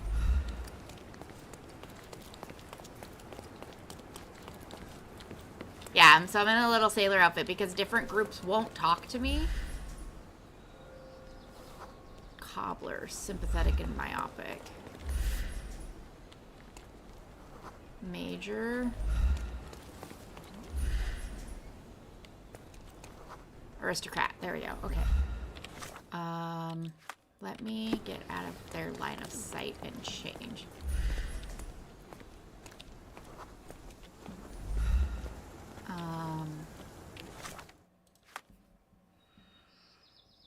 So yeah, we got into this outfit and talked to the wolf gang.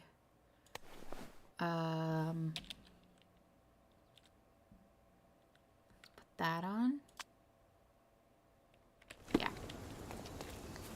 I still love that he's got one sleeve rolled up.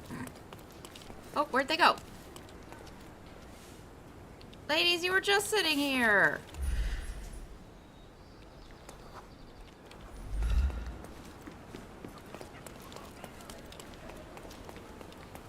Where did they go? Damn it. Yeah, because I was trying to talk to a kid and he wouldn't talk to me, so then I changed outfits to someone he would talk to, and he's like, but you look funny. Can I ask you a question? I'll help you, sir. You have my full attention. Yes! Poland is called Bloody by the upper class. Okay. Cool. Now I just need to find a sailor somewhere. Okay. What does John have to say?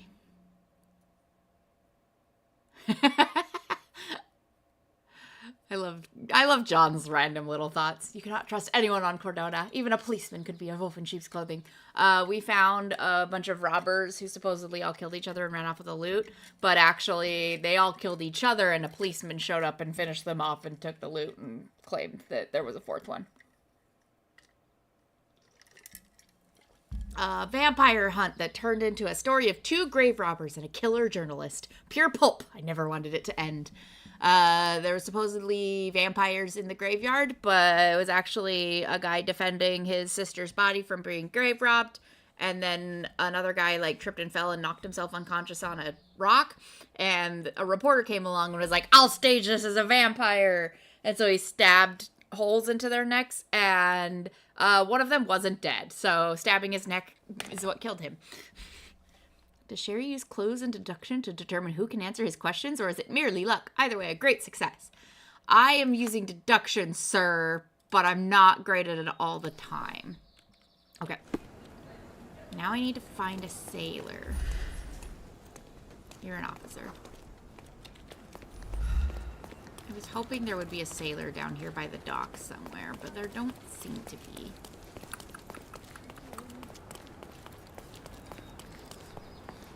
What about... Oh, there's some guys out here. Greek worker, Shona gardener, has a pug. Italian mason. Welsh carpenter, dehydrated but affable. That's nice of him. Oh, there's a fisherman. Somebody actually actively fishing, hopefully. Kenyan diver. Xenophobic and hostile. Okay. Are any of you guys fishermen? Probably not. Physician, epileptic, hostile, lady wood seller, unfriendly, descaled fish recently. Let me try changing outfits.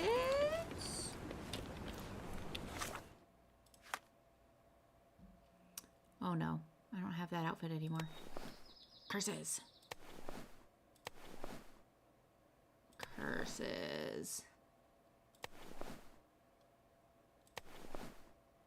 Ah, dang it. I had an outfit that made me look like a local, but I don't have it anymore. I'm looking for a sailor. Or fisherman, I mean. Carpenter.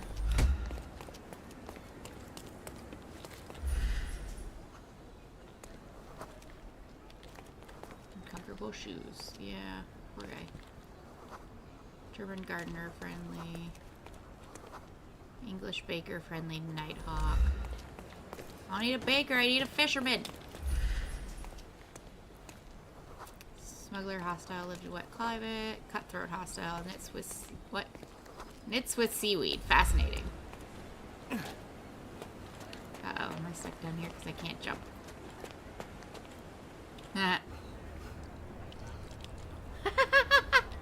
What in the world? Fascinating.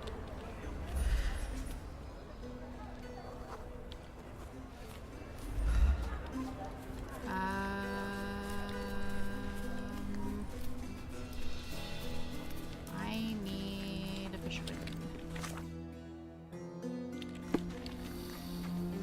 Where do I find one? Sorry, kid.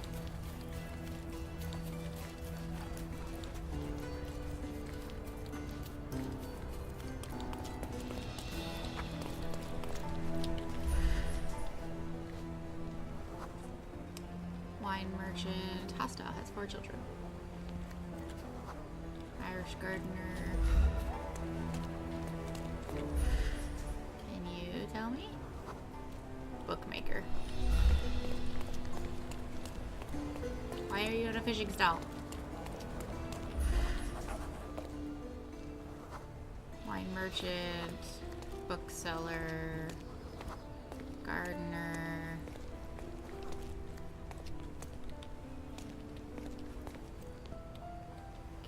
No clues about her? There we go. Alcoholic and unfriendly. Oof. Enjoys cross-dressing. Good for him.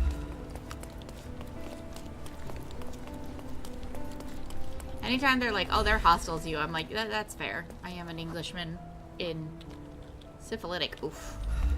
I am an Englishman in their country. That's completely fair to be hostile to me. Potter, allergic to seafood. Definitely not going to be helpful. Lives by the shore. Ooh, could you maybe help me? No? Can I not talk to you? Help me, please. Don't be angry with me, sir, but I wasn't asking you. I was asking the dude I'm standing right in front of, but it won't let me click on him.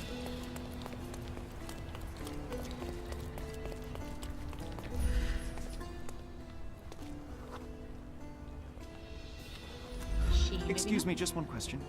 I'm afraid I don't know about it. No. This isn't working. Yeah, I You know, might need a John. different Thank you tack. very much. Not being helpful. I just need a fisherman. Excuse me, just one question. don't be angry with me, sir, but But I you're don't know. actively fishing.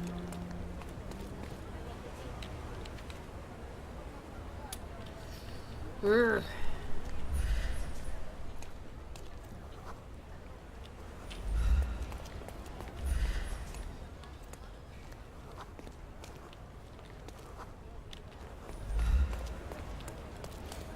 Is there no fishermen on this island? I have been on the hunt for a fisherman for so long.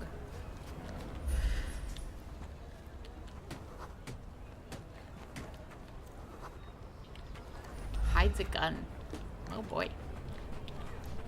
I don't know where to find a fisherman.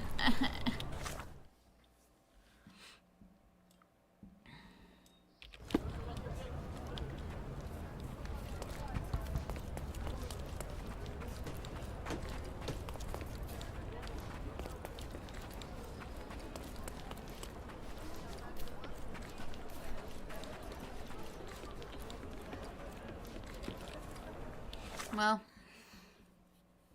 I'll start heading for this one while I look. It's gonna be a... Oh, Baker. Sunburn on the back. Well, that... Putting a shirt on would probably help with that. Just saying. Maybe.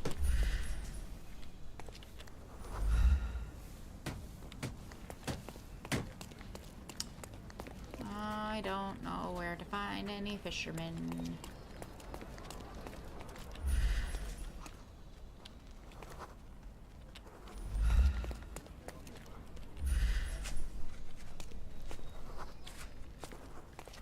suffering from dysentery. Agoraphobic.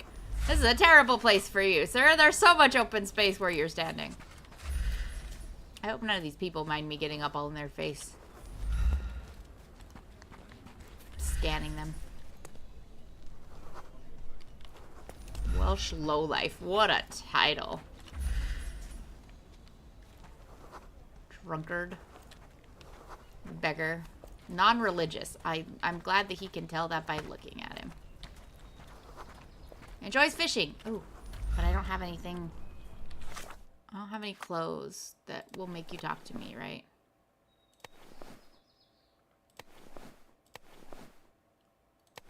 Yeah, I don't have any locals clothes. Curses. But even the enjoys fishing don't necessarily get me where I need to go.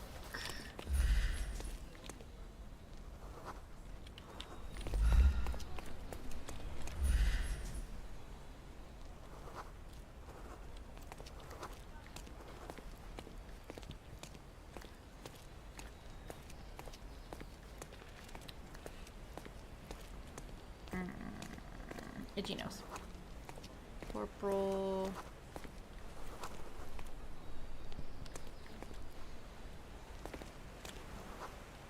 Bombardier. Dental problems. The Marine outfit does work. Not on her, though. Because she's hostile. When I go into clothes, I've got these icons along the side here, and that tells me who it makes me more amenable to. Oh yeah, upper class, Cordona local, policeman, sailor, soldier, worker, hobo, criminal. Like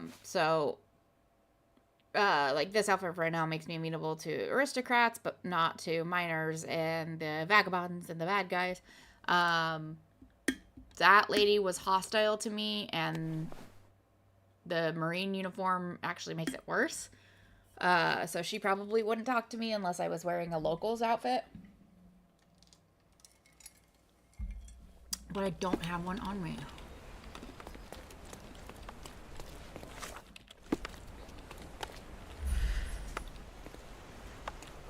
Potter.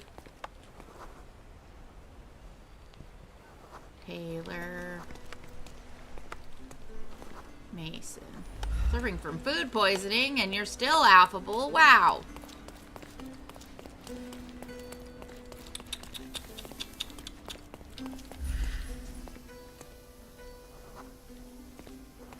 Regular boat trips, hostile. Liberian diver, unfriendly, unfriendly. Illiterate and despising. Oof. Okay, anyway, where was I going? Across this road. Across this bridge, I mean.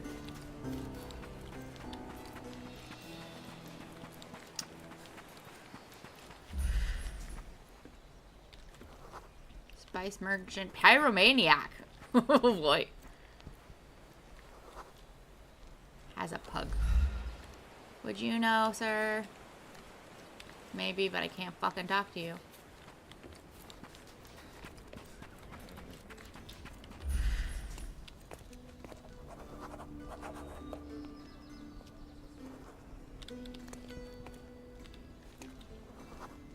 I don't know if either of you would know. Help me, anything. please. I'd help you if I could, but I know nothing. Okay. Well, I'm near the cannery, but that doesn't seem to help me. Oh. It should be here somewhere. Ha. How do I get closer? How do I get closer? There we go. All soldiers need to unwind from time to time. Every good general knows that. There's a place in Silverton inside an abandoned warehouse where soldiers come to gamble. This location is well known to both officers and soldiers, and they call it the Black Goose Club. Hide the coin inside, and to get it back, you'll need to always bet on black. Okay.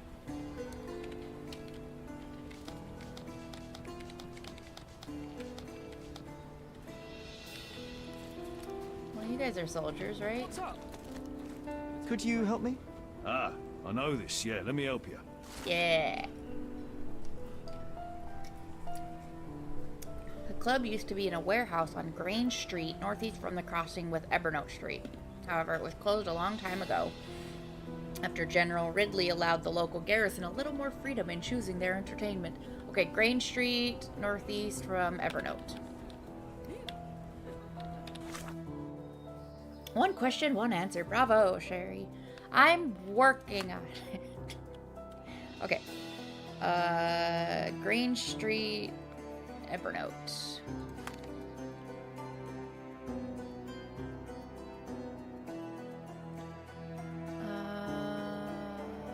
Evernote's here. There's Grange Street.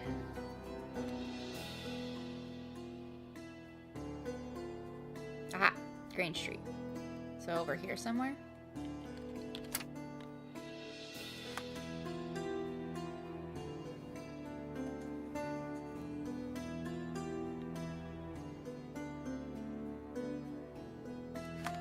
So it's along Grange Street, somewhere over here.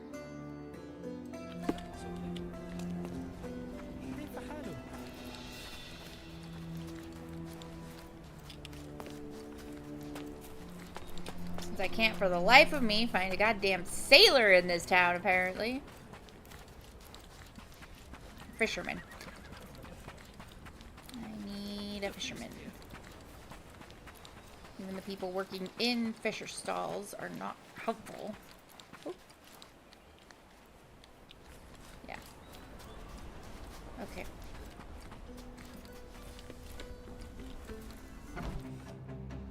Oh! Oops. I found a bandit lair. So, this warehouse is not as abandoned as it was. I should have expected as much.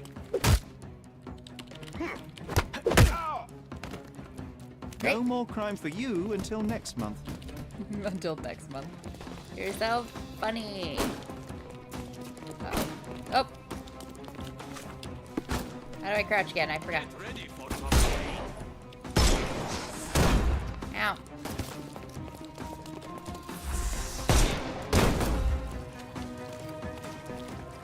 No, I forgot how to crouch.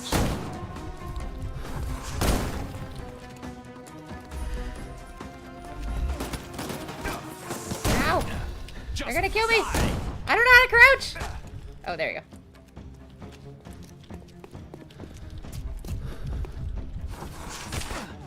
X, X, X, X, X. No! Okay, I'm gonna die. It's fine. I'll just die here, it's fine.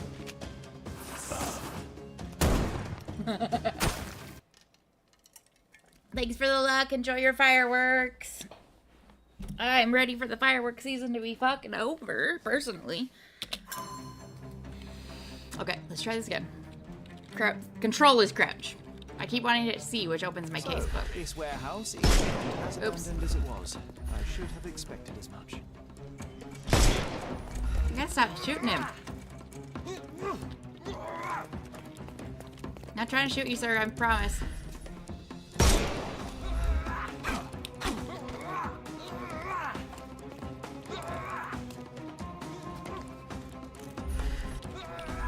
Why can't I use that against you?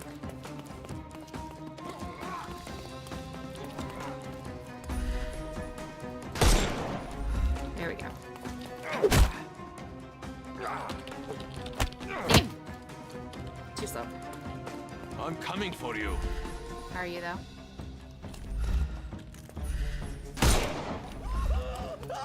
How do you do? No more crime for you until next month. Which door? This one. Oh, God.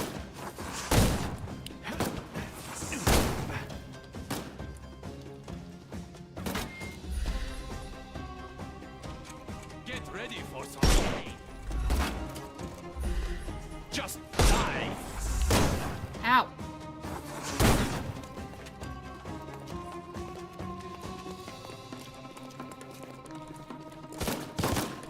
No! The snuff's ready.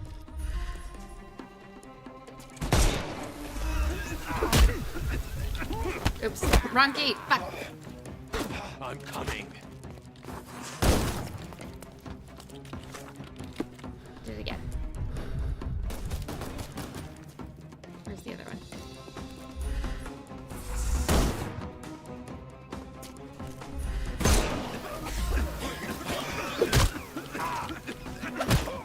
Okay. Don't bother moving.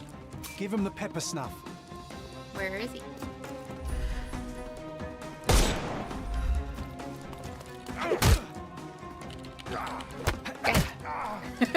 Take a rest, my...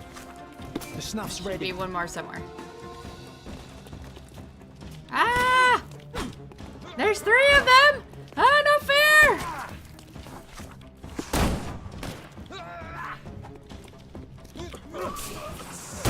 I couldn't miss the party. Okay. Got that one. Too simple.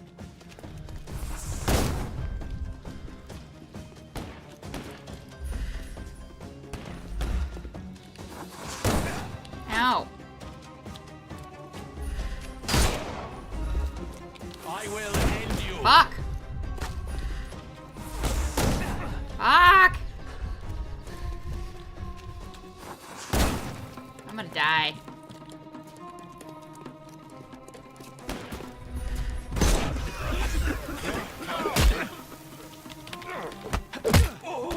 Okay. Don't cry, you'll live.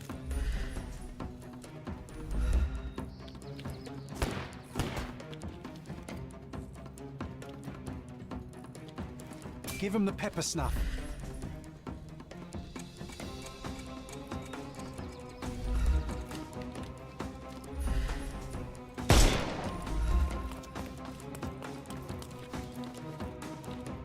Wait.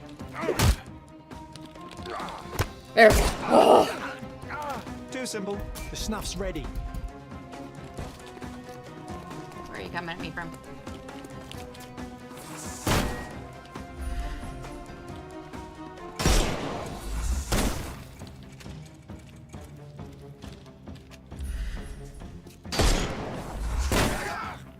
I'll put you 6 feet under.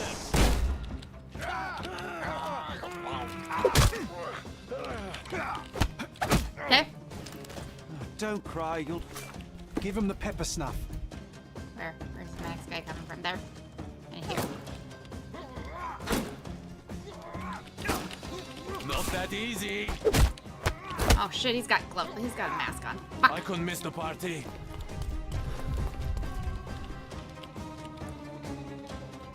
I'm coming for you. Are you though? I'm coming. Oh no, I can't use that one. I'm coming for you.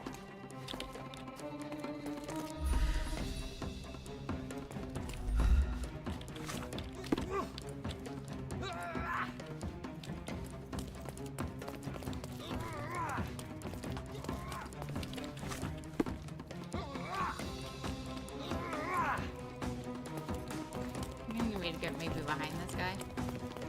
If I can. Nope. Can't use that one.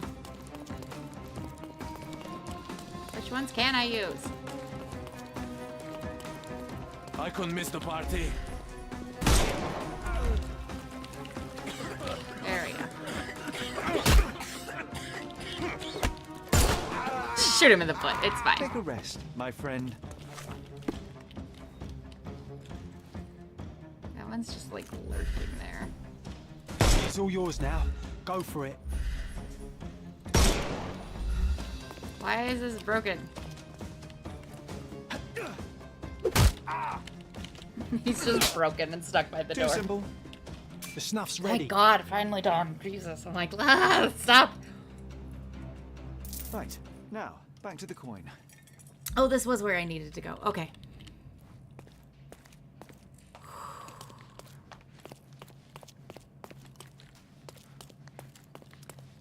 Can't go through any of these doors, right? Always bet on black. What do you mean by that, sir?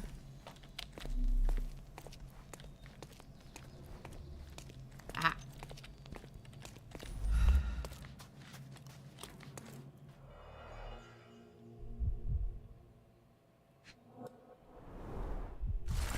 The old man lost it completely. I gathered loyal men and moved into an abandoned warehouse in Silverton.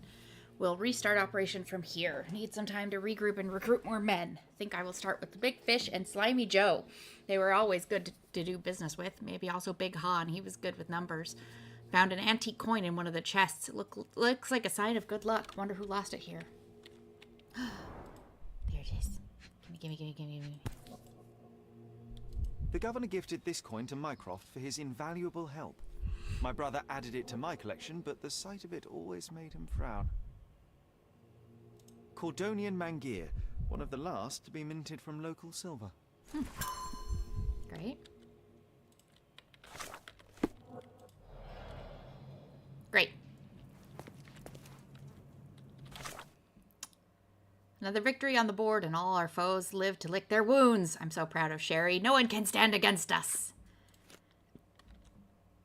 Hell yeah. Okay.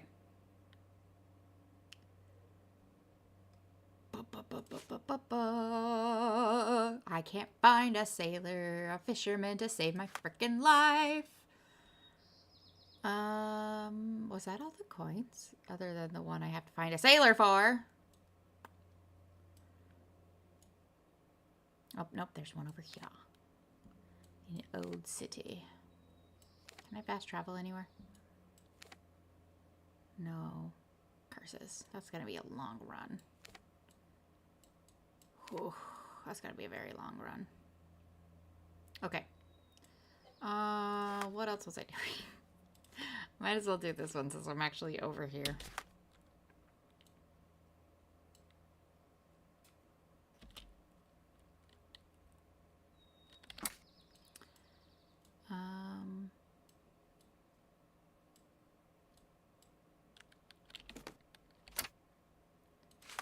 Right.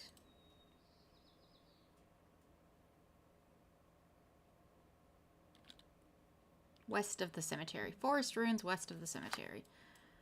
Okay, so it's actually these ones. Okay. How do I get out of here? Ah. Maybe the opposite door. Can't run in here. Interesting.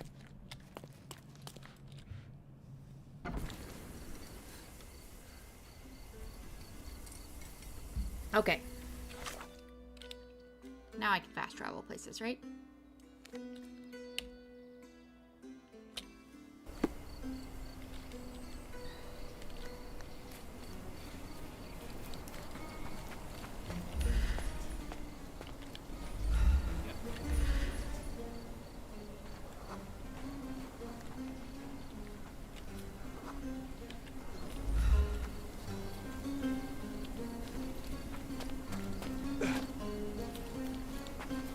Very dramatic every time. What is this? My gratitude to this island will grow just as this tree I gift to you. From the most responsible citizen in Cordona, T. Gilden. Alright.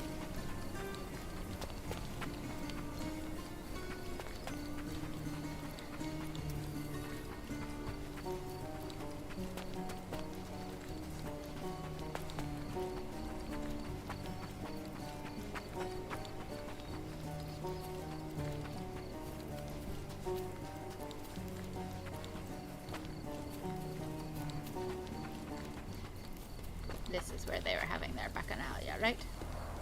The hoof prints end in deep furrows. The animal was resisting. Yeah. What a waste. Come on, John. There are bigger things to worry about right now. The robe is soaked with wine.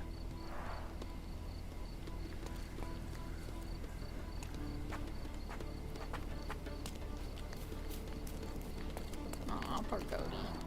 The goat was torn to pieces. Ugh. Savagery.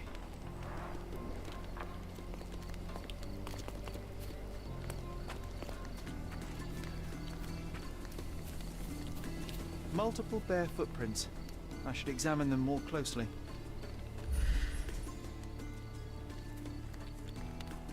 multiple bare footprints. Trying to. I should examine them more closely. But you're not doing anything about it.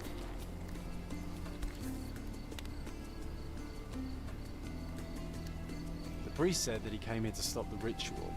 Did you really, Father? Maybe he just came to perv on a bunch of naked women. The priest said that he came here to stop the ritual.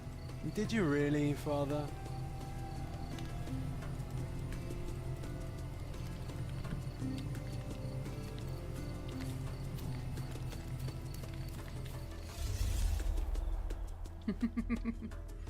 At least he's not just like laying on the ground again.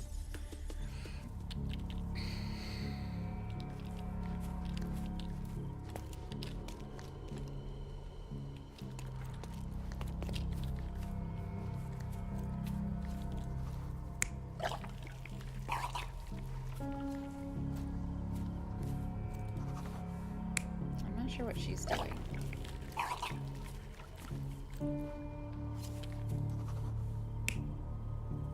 Not the bird one.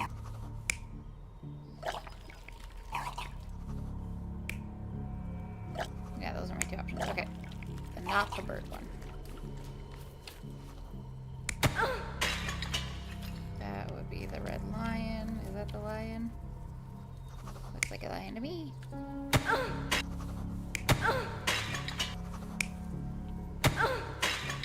Great. I think the bird went to go get.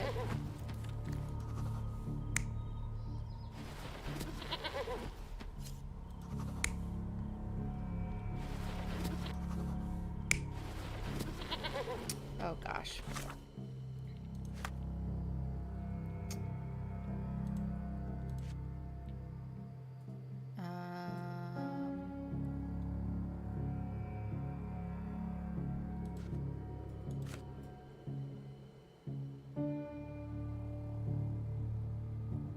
Yeah, the bird was not involved.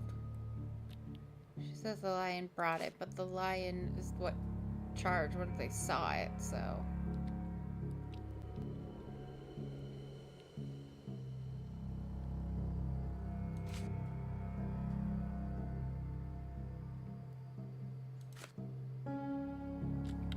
So it could be the priest or the bird. One of the two.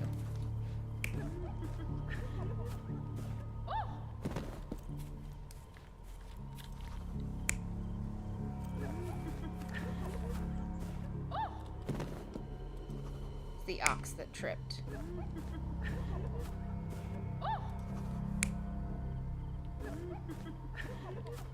Right? Yeah, the ox is the one that tripped.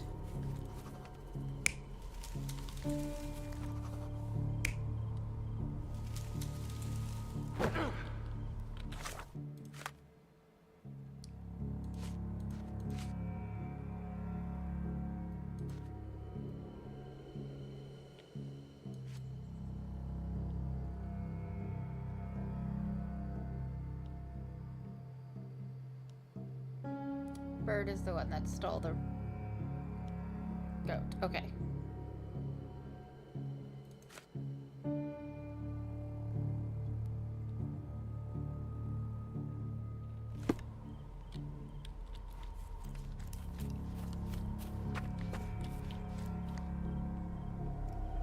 So, we have three lusty women engaged in a ritual. They're drinking and dancing when suddenly they hear a noise from the bushes. Their ritual seems to be working. There's a man they can get drunk already. While two of them are busy with the priest, the third one leaves. She is the one who stole the goat and brought it to the ritual. The poor animal smells trouble and charges at the drunken woman with the amphora. Still, he couldn't break free, and at the end, he was brutally torn apart and eaten alive. Well, they attracted the attention of men. The police, at least. Alright. That one was much easier than the last one.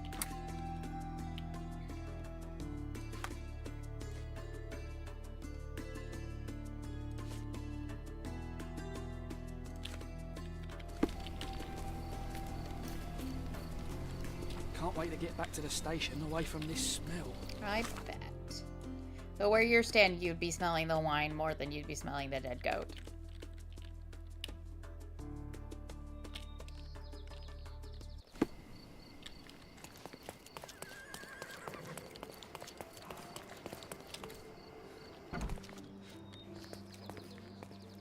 Mr. Holmes, I have great news.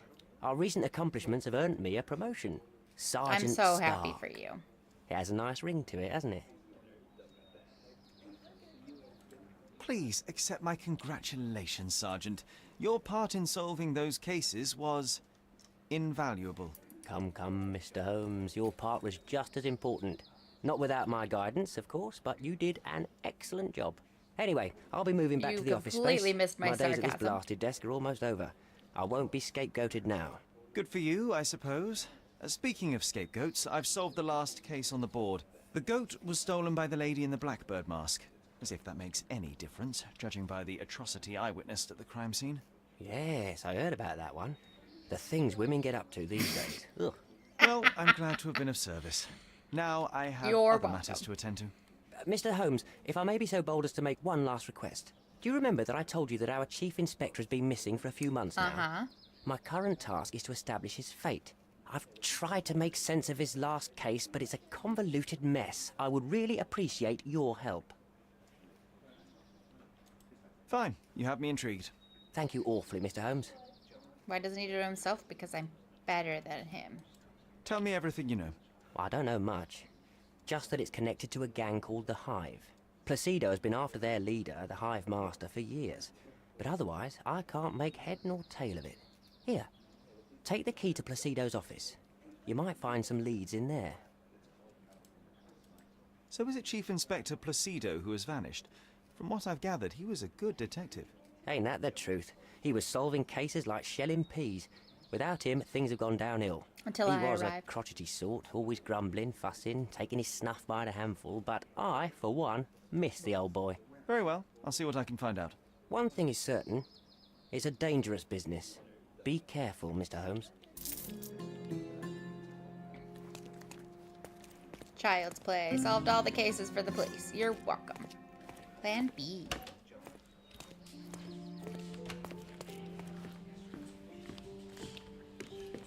Wow. I didn't even know all this was back here. Evidence room. Let me in. Okay. Chief Inspector Placido. His gun's missing. A box of snuff. Strong stuff.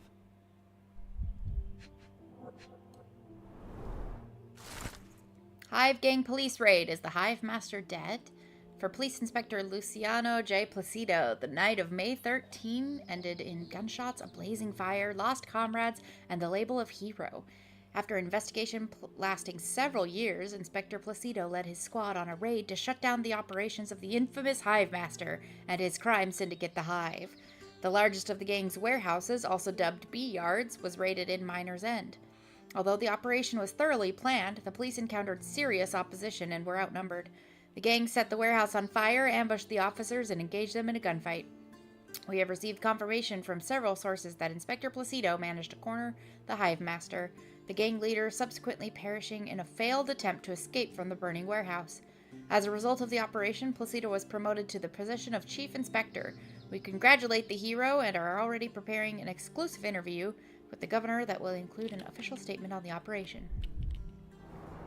Alright.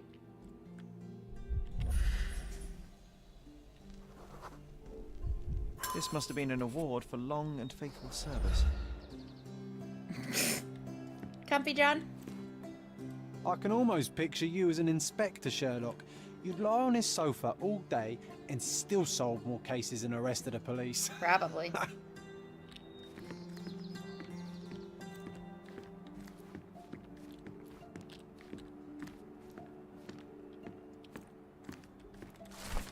Chief Constable's message. We've been through this before, and you know well that I cannot allow it.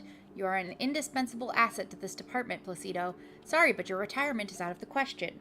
We need you now more than ever. This city needs you. Think about it. Chief Constable Donovan. So maybe he just left. Maybe he's not missing. Maybe he was just like, fuck you. I'm retiring. You can't stop me. The files are gone, that's odd.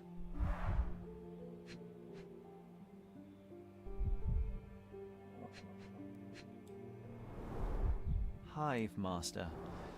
Crime lords just love catching monikers. Mm-hmm.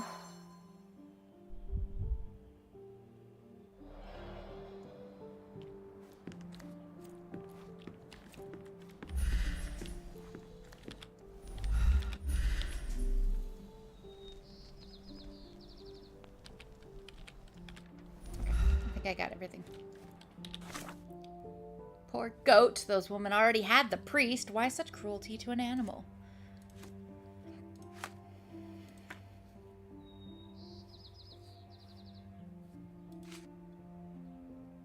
Or are they?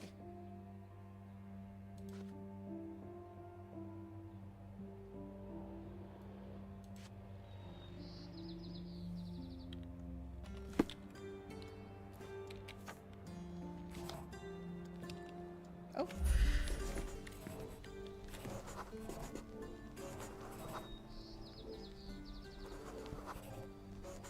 Ooh.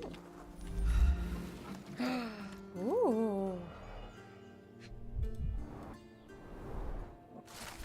These look like Placido's notes on the Hive Master. The last page reads, Beatrice Queen. The City Hall record said Miners End 1877. Same year, same district as the gunfight. Was he right under my nose all along? Alright. An ear? Now that is odd, to say the least. Collection of Hive articles. Collection of local and nationwide newspaper articles. All mention the Hive and Hive Master and are organized chronologically.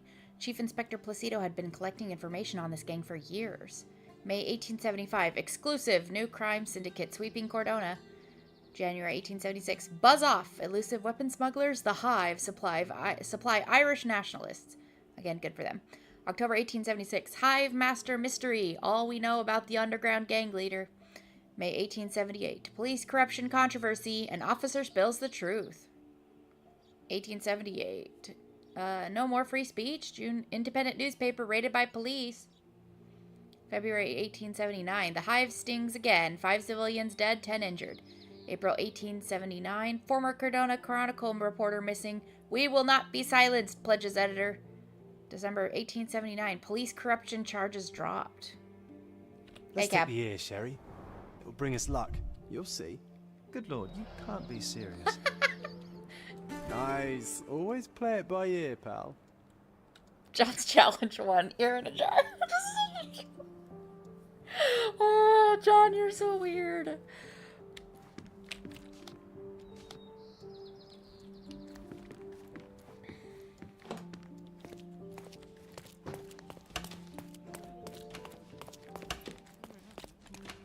And we never did find the file about our mother.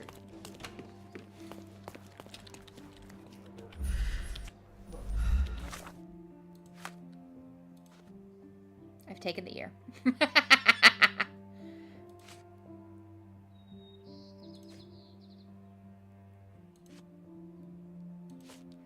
Okay, so we can go to City Hall to read those records.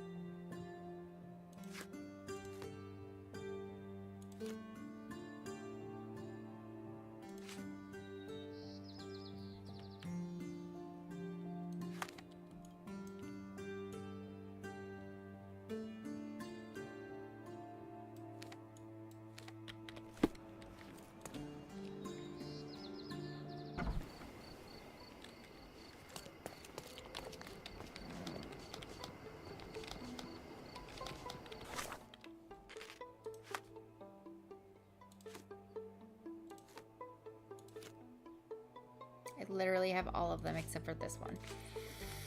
Grrr.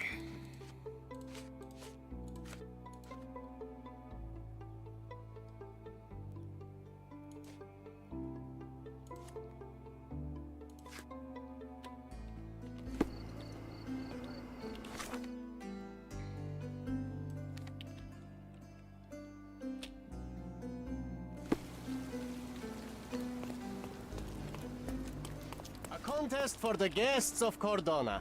Find hidden treasure. As part of the governor's commitment to increasing tourism on Cardona, the City Hall is excited to announce a treasure hunt event. The challenge consists of 3 stages, each consisting of 8 photographic clues to the locations of hidden treasure boxes. Once the participant has collected all 8, he or she must return and collect the clues for the next set of treasures. Ooh! I want.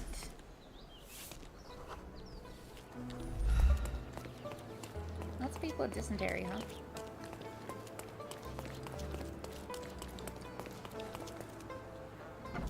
Okay, I need the archives, which were over here, or the other side.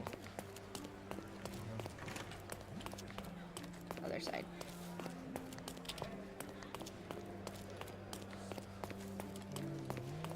There we go.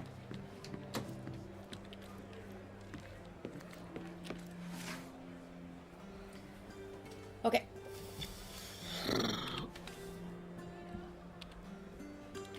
Beatrice Queen.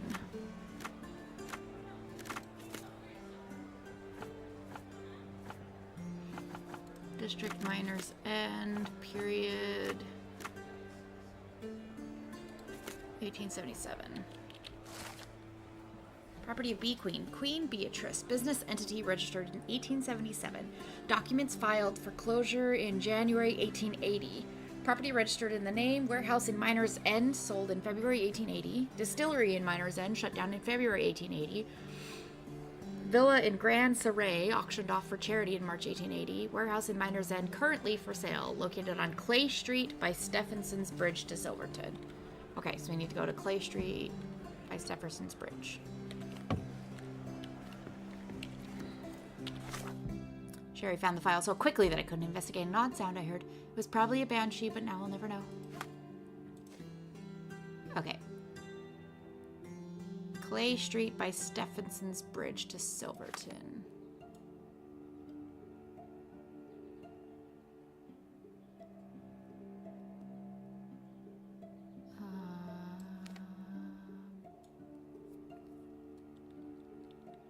So somewhere over here.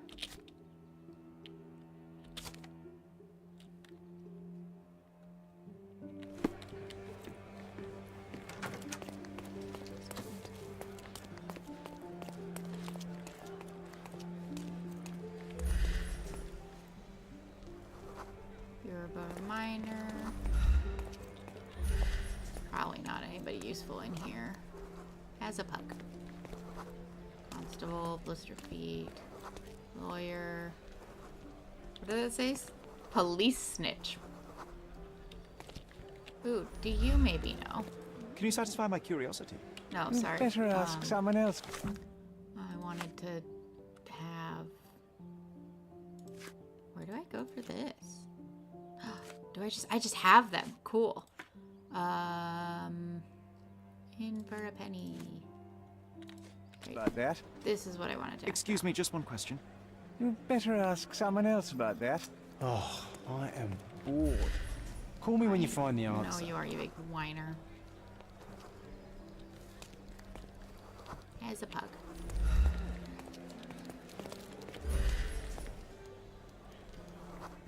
Cattle trader.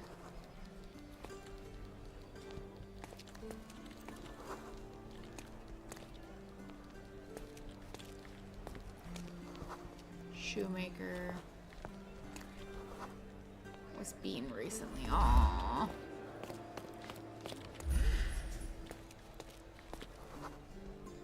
Accountant.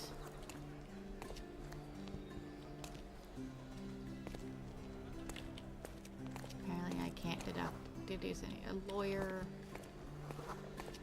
Maid, smoker. Auditor, hostile, hides gun. What about you? Spice merchant, Nighthawk. I just need a soldier. That's all I need. I just need a soldier. Or a sailor, please.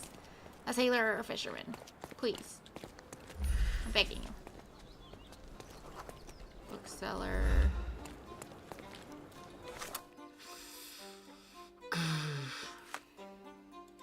Okay, let's see.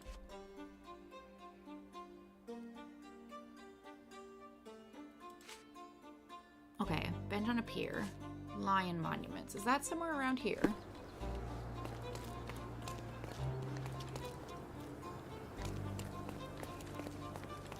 Looks like somewhere around here. Or maybe I'm wrong. Treasure maps from the governor. Find 8 and come back for more. I'm working on it.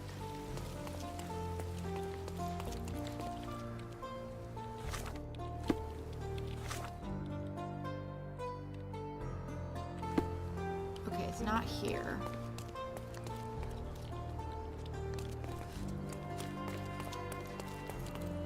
Unless it's around the backside, but I don't think so. It's just not here. Yeah, this isn't open enough for this. Oh, are you? No, you're a trooper. What a trooper.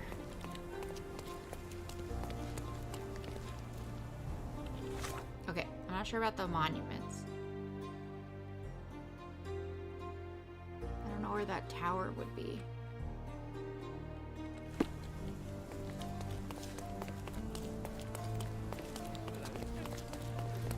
Again, I'm a sailor. Or a fisherman.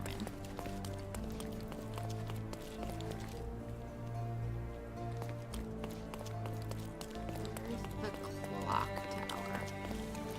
It is that one. That's the clock tower, right? No, it's a different clock tower. Okay. Shin Spa.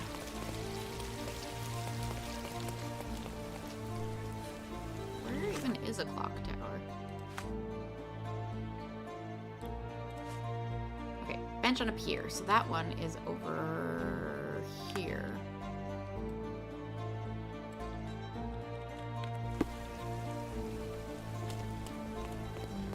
Right?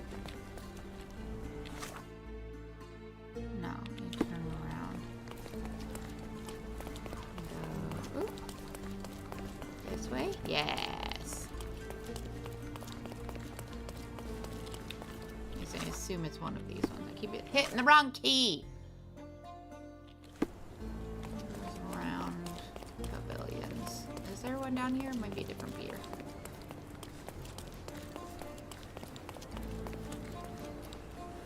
Okay, yeah, that might be a different pier. So I don't see any of those round pavilions. Hey. Sorry. Is that the clock tower? No. Is it? No. No.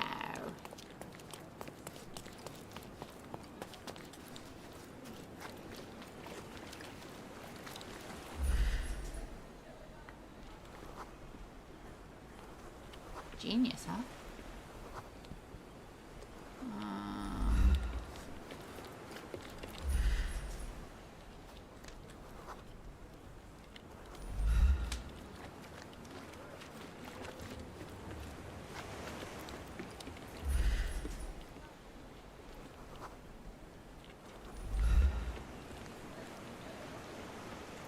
Oop. If I fall into water, it's fine. Okay. I thought it was that pier, but it's not.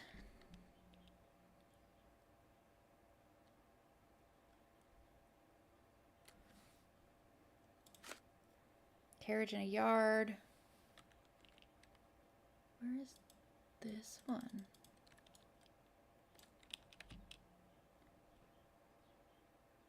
Okay, that is over right here.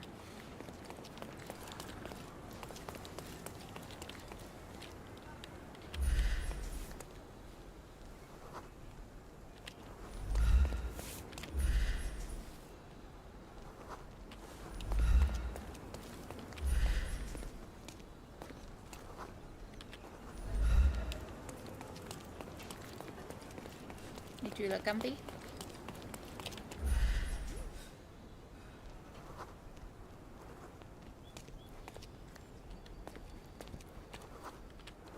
Soldier. I don't want a soldier, I want a sailor. Why is it so hard? Ooh.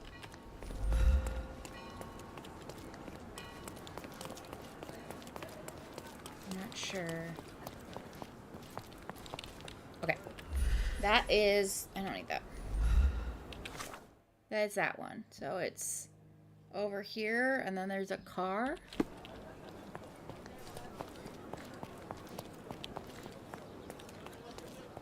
There we go. Hey! Cassia lived for the rare moments when her lover returned from long voyages at sea. He promised to one day remain on the island with her forever. With the new little spark inside of Cassia, she hoped to find her happiness. Her lover promised to stay with her forever. One morning, however, he escaped. At the edge of the cliff, Cassia watched her lover disappear beyond the horizon. With a swan dive, she ended her life. The harbor is now believed to be cursed. But do not fear, our Governor Sinclair intends to make this place safe for everyone. Sherry, I think we're getting the hang of this. Yeah, I found one. Totally getting the hang of it. Lion monuments. Bench on a pier. Long bridge. That is this bridge, right?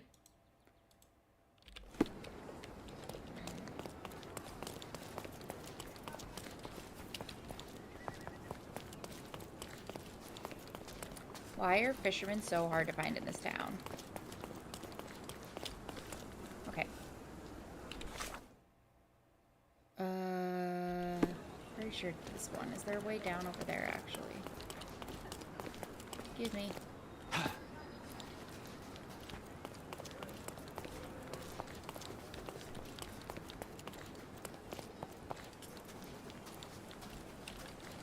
Right? Yeah, okay. It's over by this tree. Yes. It was in the very place marked on the treasure map. Guess it was. No story with that one? I found the treasure box. Lion monuments, bench on a pier. Short bridge. Snug gazebo. High tower. Sandy shore. Okay.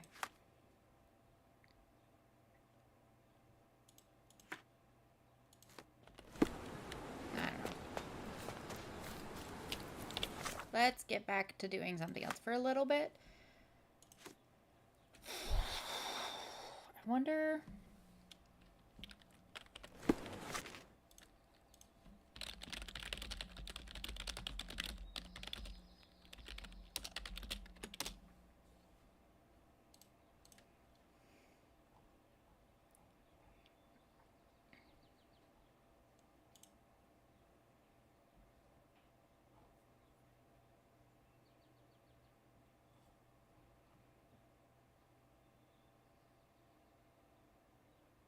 Smell like fish or work on a boat.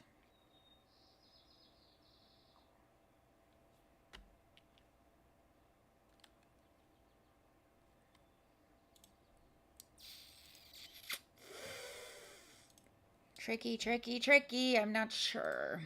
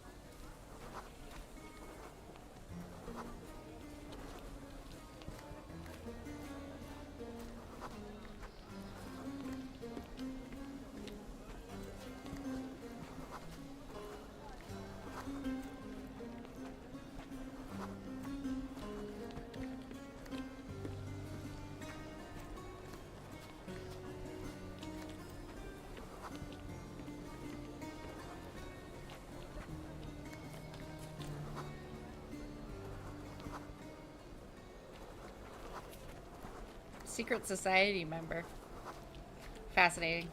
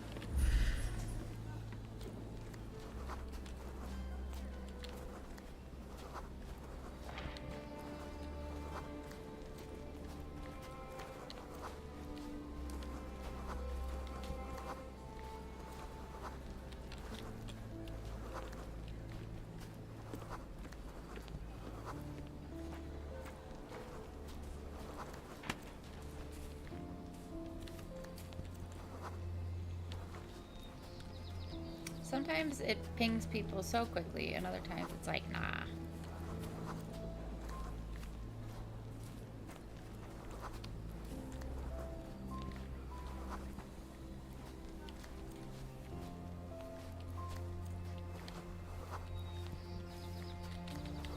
You're just following me, aren't you, lady?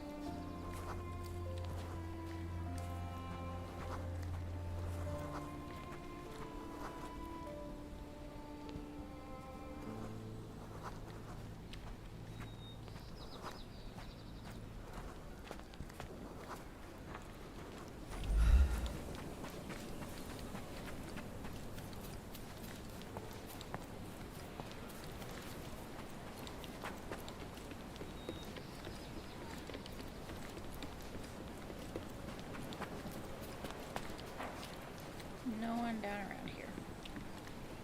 Not a soul. Interesting.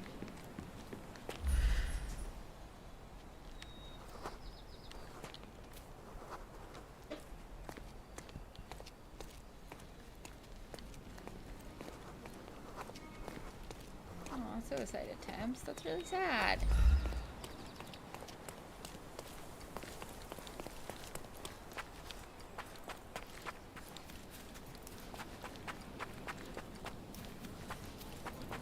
Very Sherlock, though, to notice that and still not say anything to her about it.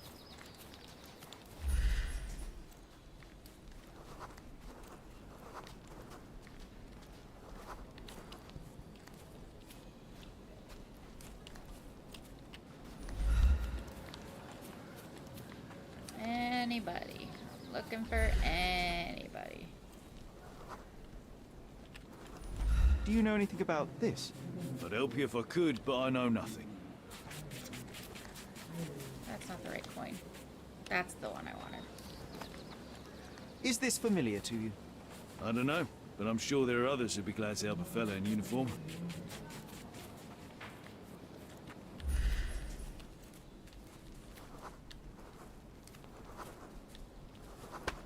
Sorry.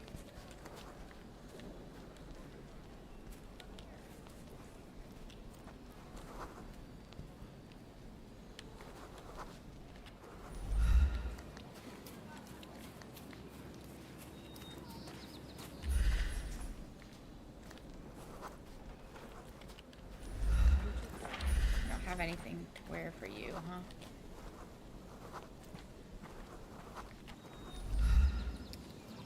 Do I have anything? I just don't have anything to make myself more friendly to locals, do I? No.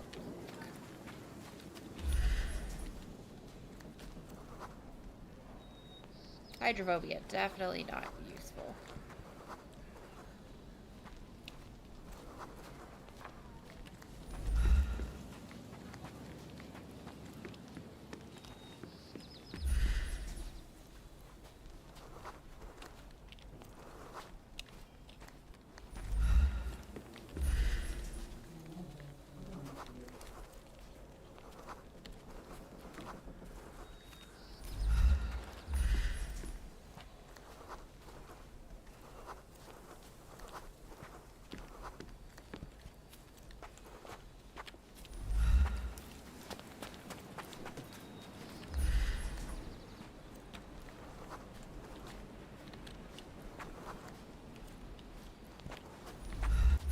I think I need to get some local clothes.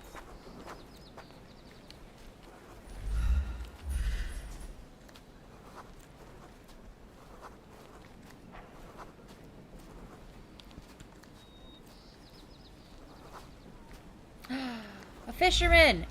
Ah! Okay. I want to place a marker here.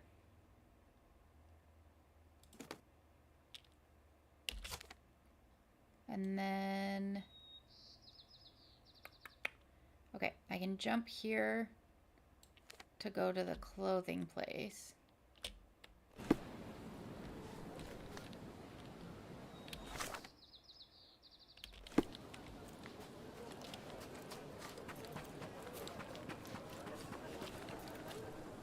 She's in here somewhere, right? Over on the other side? There you are. The worst clothes at the best price. Step right up.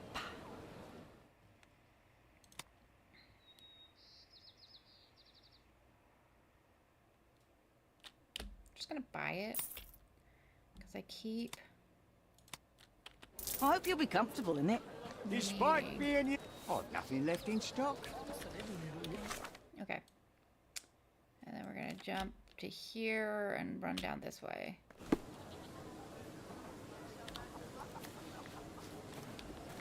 Hopefully that guy's still there. Fingers crossed. Up on this road, I need to get down there somehow.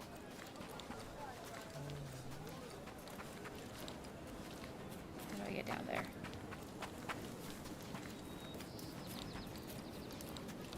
There we go. There's the stairs. Please still be there. Please still be there. Please still be there. And please talk to me this time.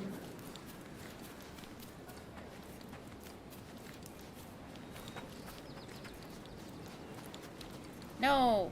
He left. Dang it.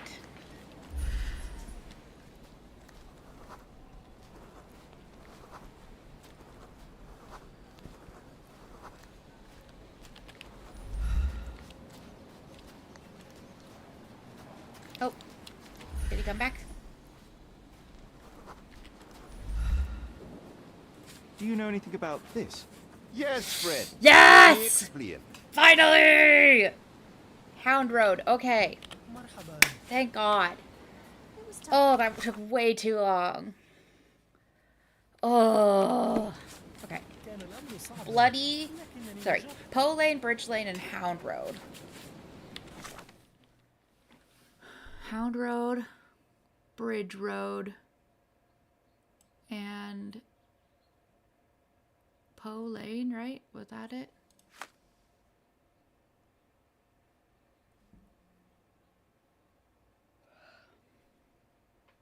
Poe Lane, Bridge Road, and Hound Road. Okay. Hound Road.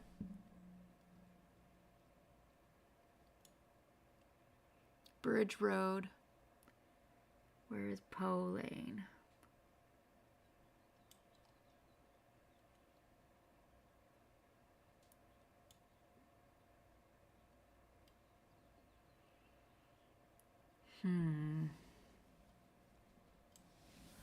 Oh, Poe Lane. Poe Lane, Hound Road, and Bridge Road. So somewhere in here. Okay. Great. Oh. It says it's over there. Never mind.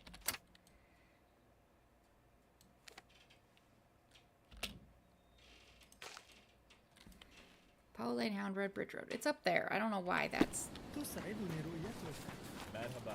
Okay. Finally! God, that was so hard. At least I just bought the local clothes to make my life easier. Excuse me, kid. Going through. Okay. Just finding a sailor was so hard.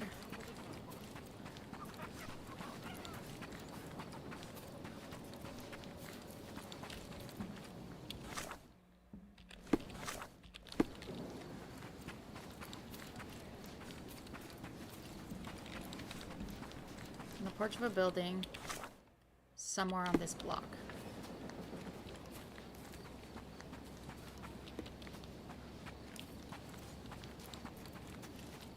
Ha! This coin depicts Hompesh, the last Grand Master of the Order to govern in Malta. I believe this coin was minted during the French occupation. 30 Tari. This coin was once stolen from Father. Many years later, Mycroft found it in a private collection and persuaded the owner to return it.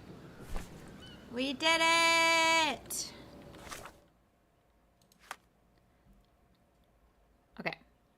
We have all of the coins. Yes!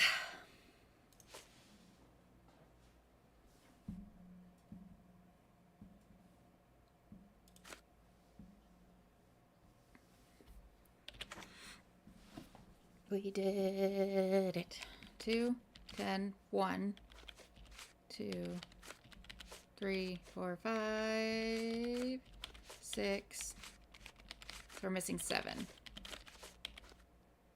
Right? Is there 7 somewhere?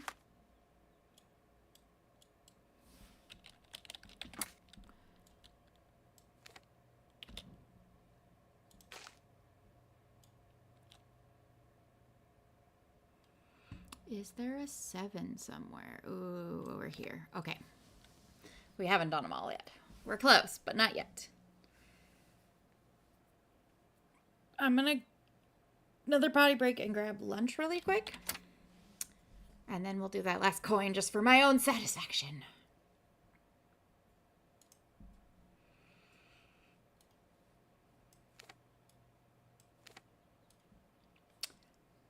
Okay. Be right back.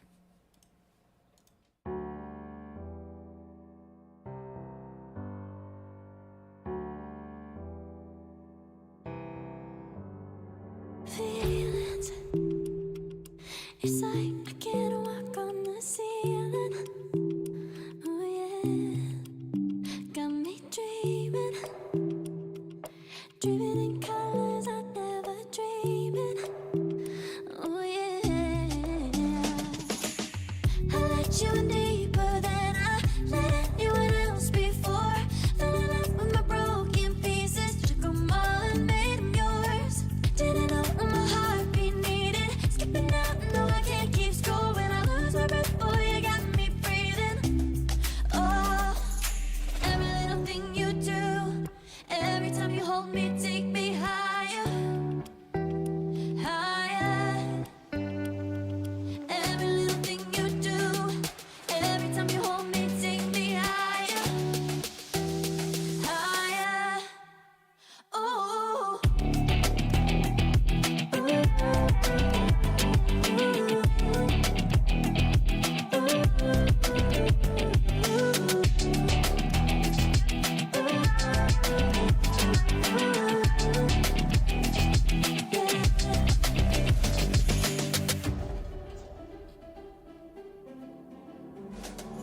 Magic.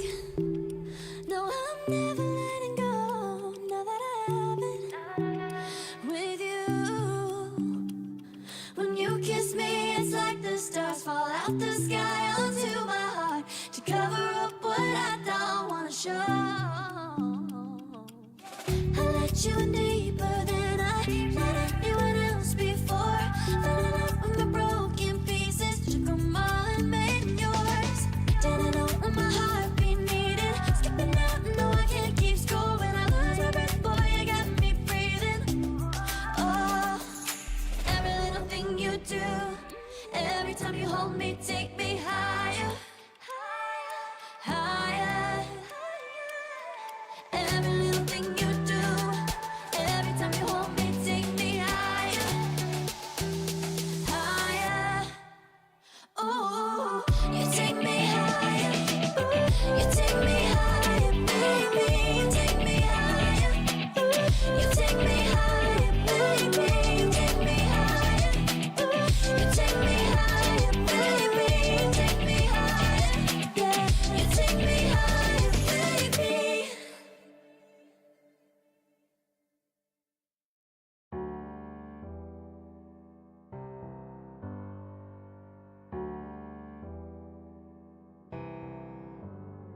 Feelings. It's like I can't walk on the ceiling. Oh yeah, got me dreaming, dreaming in colors I never dreamed in. Oh yeah, I let you in deeper than I let anyone else before. Fell in love with my broken pieces, took them all and made them yours. Didn't know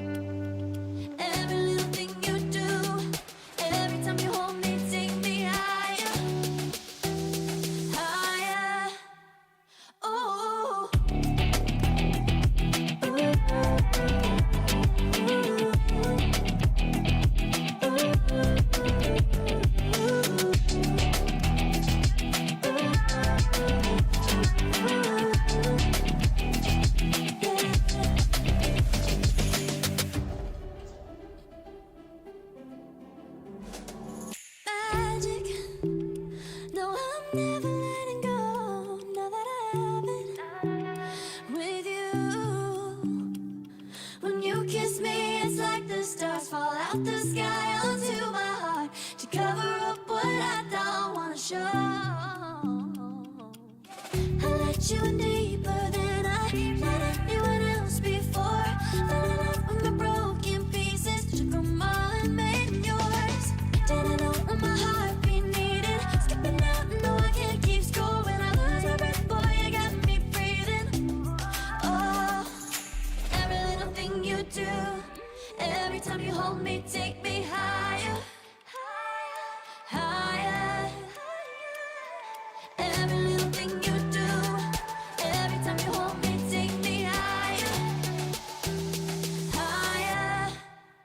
Oh, you take me higher, you take me higher, baby, you take me higher, you take me higher, baby, you take me higher, you take me higher, baby, you take me higher, yeah, you take me higher, baby.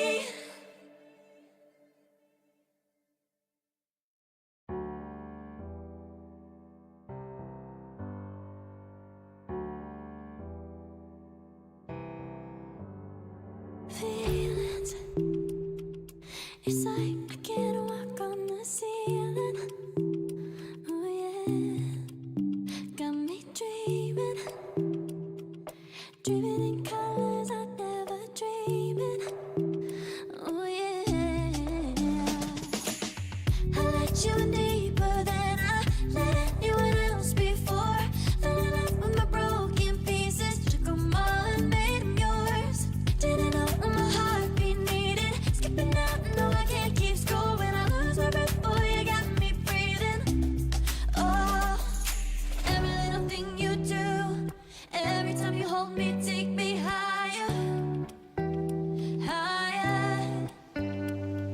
Every little thing you do, every time you hold me, take me higher, higher. Oh,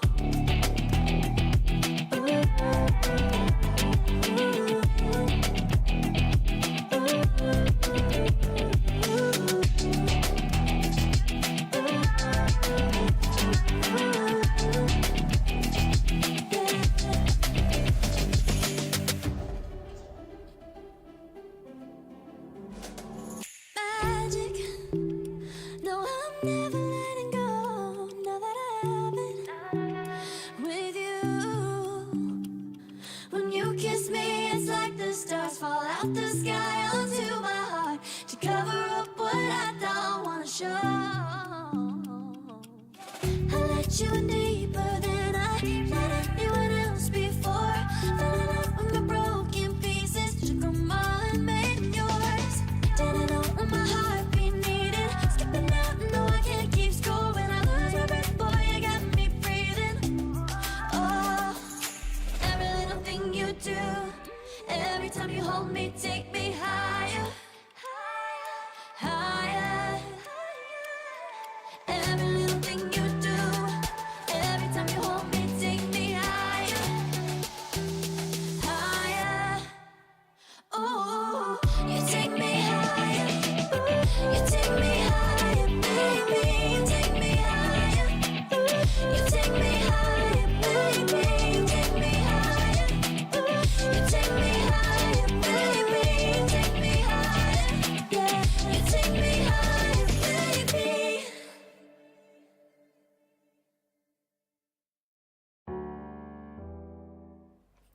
All right, I'm back with some veggie and cashew stir-fried noodles. And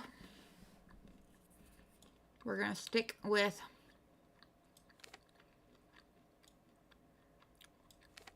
this just to, you know, finish them all up.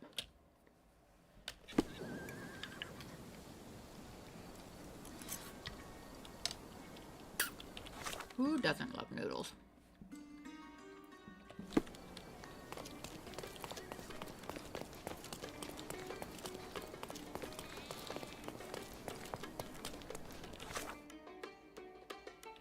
No, I want to go this way.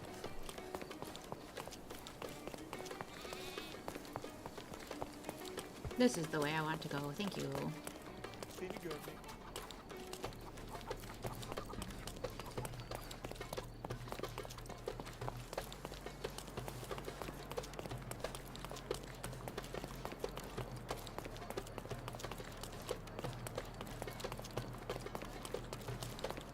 Looks like there should be a furniture merchant there, but there's not. Somewhere. Oh, there it is. Again, how have you been here for 10 years? Don't question it. Don't question it. It's a video game.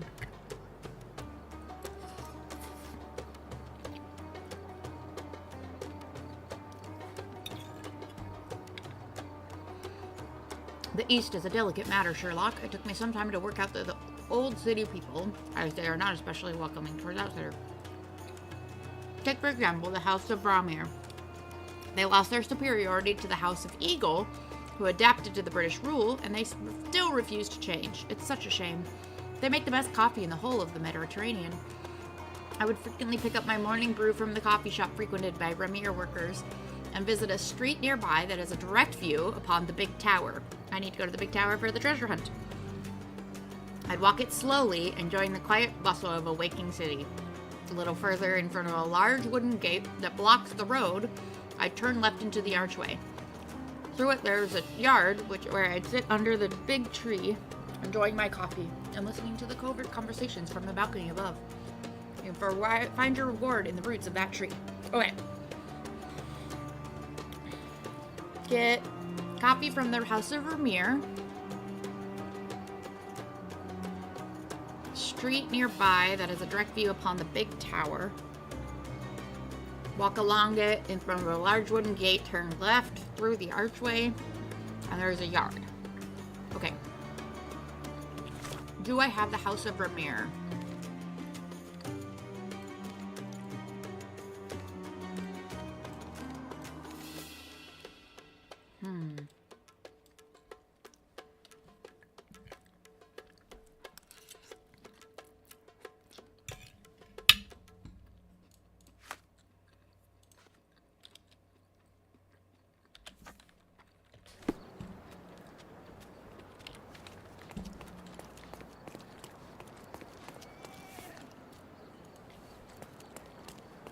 Can you satisfy my curiosity?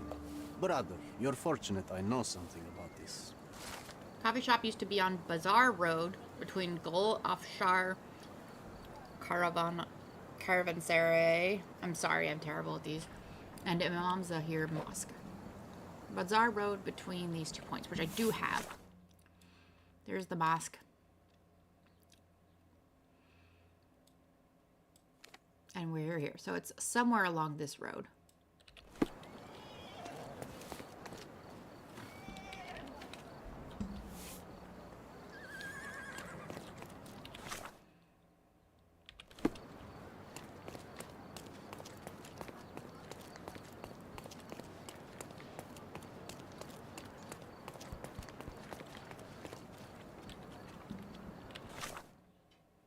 And this is the big tower, right?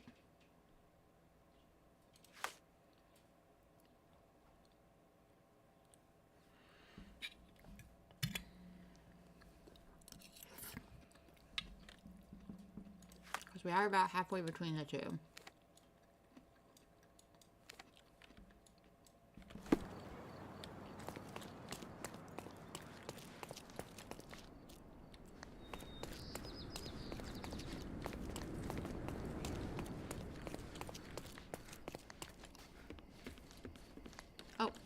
In here?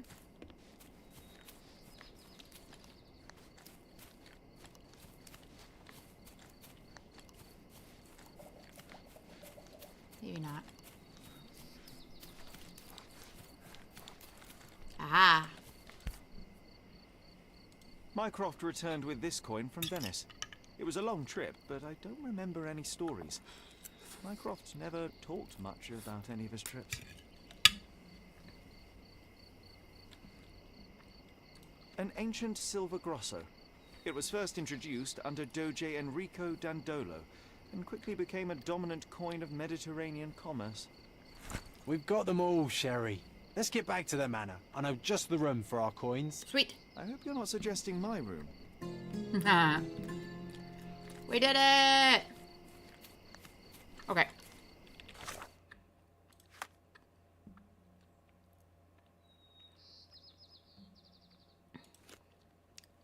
We got all the coins. We got all the coins. We got all the coins. I want the treasure hunt.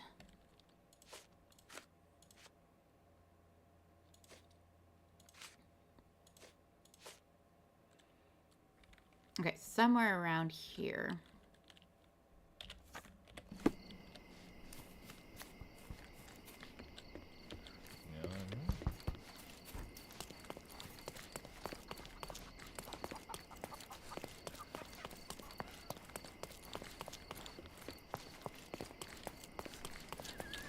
Wait, I've completely lost sight of the big tower.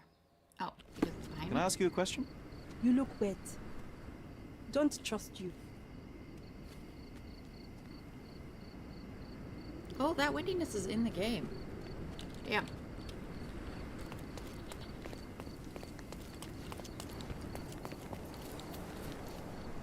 Just trying to figure out what was causing all that noise.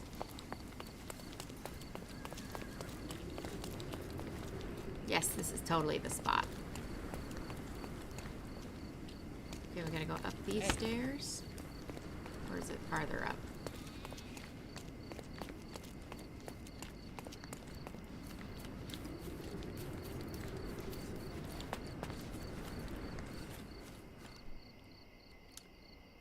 Might be farther up.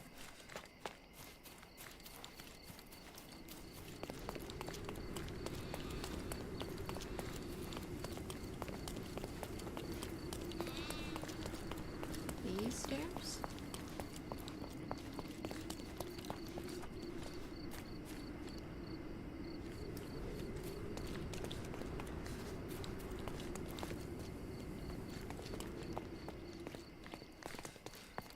Looks like that.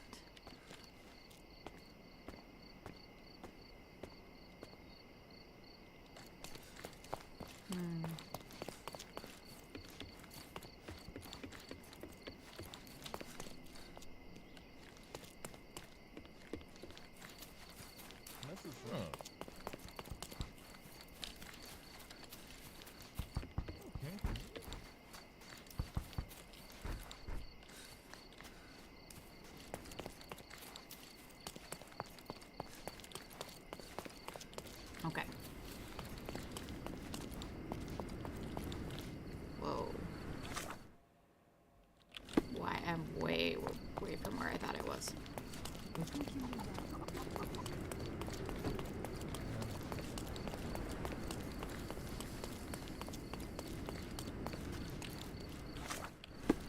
You guys just standing up there? I'm still way far away from where I thought it was.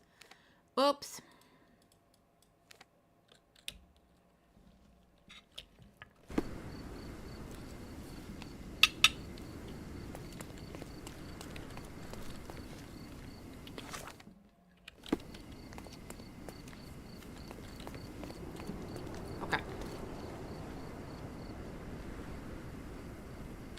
Oh, through that archway. I see now.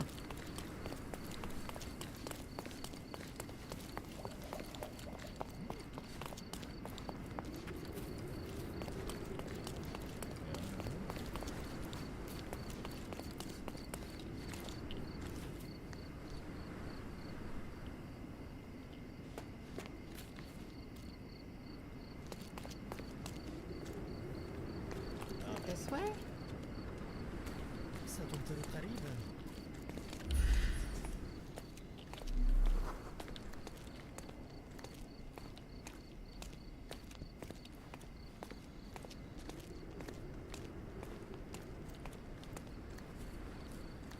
Ow, my back hurts. I should probably stop sitting like this.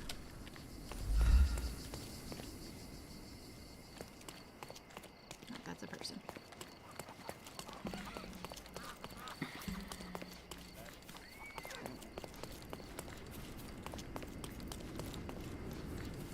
Okay. So I went through this little archway. Oh, but now I'm seeing... Oh, it's right there. Didn't have to go through it. Another Jump treasure down. located. Let's celebrate. Woohoo!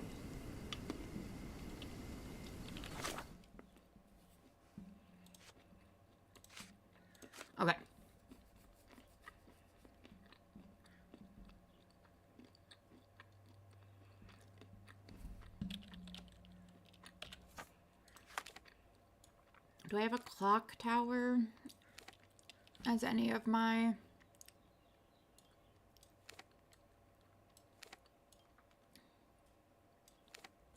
Maybe the Abbey?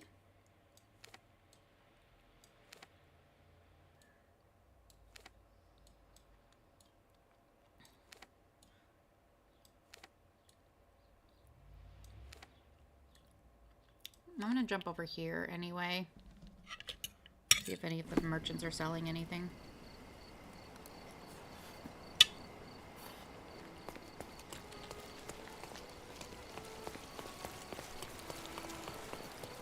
Hey!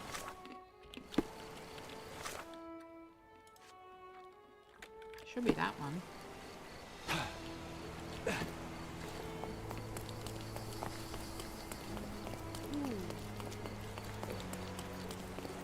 Aha. The islanders protested against the renovation of the yacht club as an unnecessary luxury. However, once Governor Sinclair presented a yachting tournament, the protesters reluctantly agreed that it was necessary investment. Just as the Romans, the people of Cordona were hungry for entertainment to escape the daily burden of ordinary life. Hail our governor.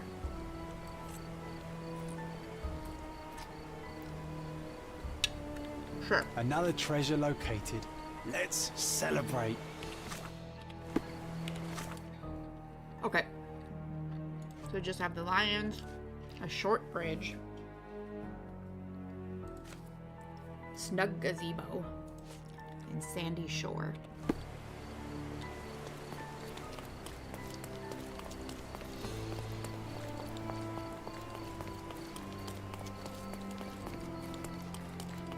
Tired of your garden view? Visit... Sorry, I have nothing to offer you at present. Masterpieces by Lope? Sorry, I have nothing to offer you at present. Of course you don't.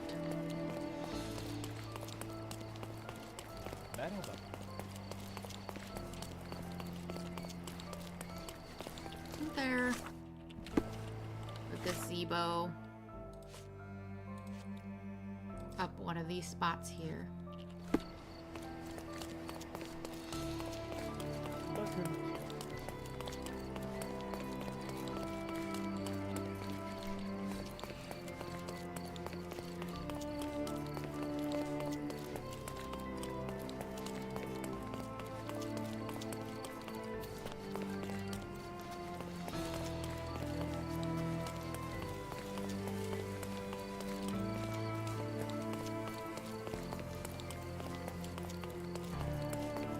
Could this one be a second clue?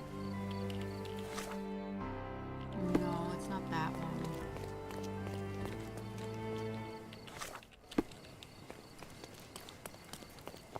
Is it that one over there?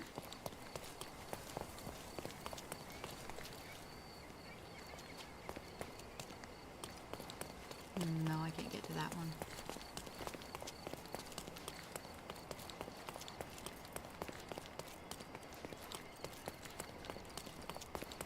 I'm in the land of gazebos, but none of them are reachable. Okay.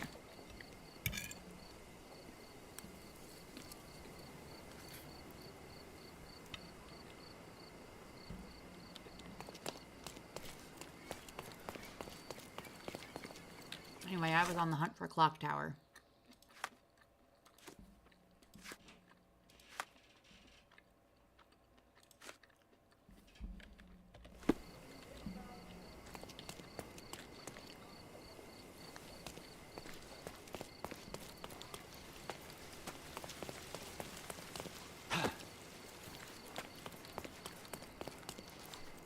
Every time I fall off something, it brings me to a complete halt.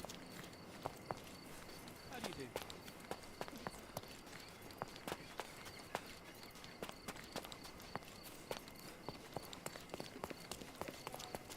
There's a gazebo. Could it be that one?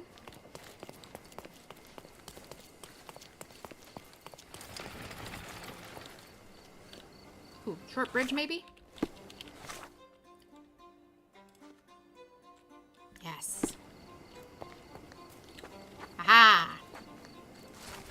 Welcome, dear traveler. Look around you. This park, this island, all of it has been created for you. Dream big in Cordona and spend big. Oh, this is only the start of an exciting adventure. I am sure you will fall in love with this island. Once you feel your life will be empty without Cordona, then it will be my privilege to welcome you once again as a citizen.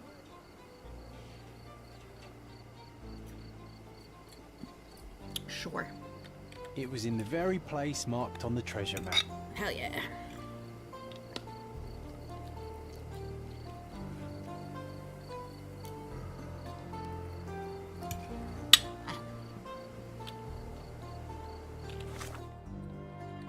Okay. So we just have Lion Monument, Snug Gazebo, and Sandy Shore.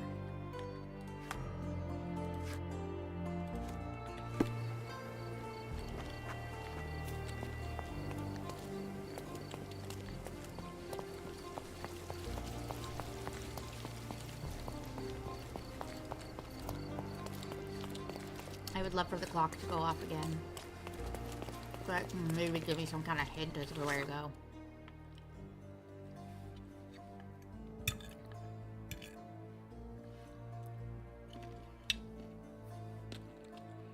Maybe we'll come and deal with this.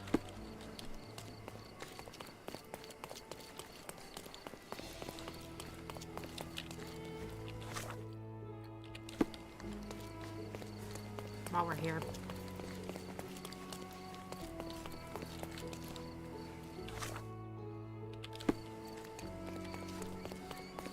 Here? Oh, there we go.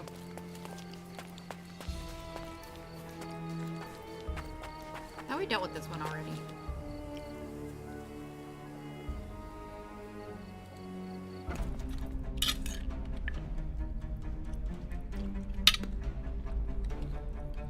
I'm coming.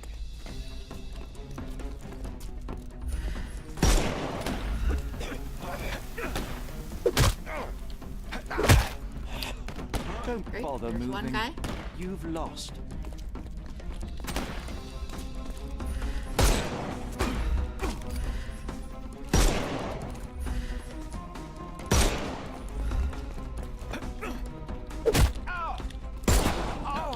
Again, shoot him in the Take a foot, it's rest, fine. my friend.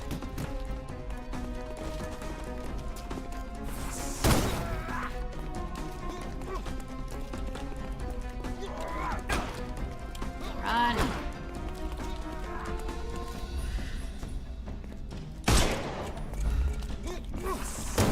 I'm coming for you. Give him the pepper snuff. Don't. The snuff's ready. Oh!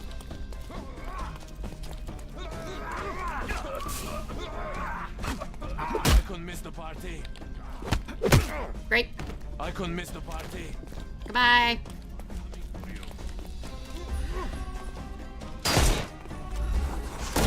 Ow.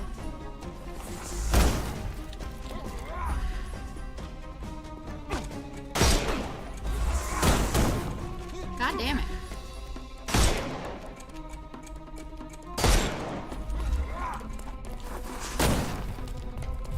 Run for your life.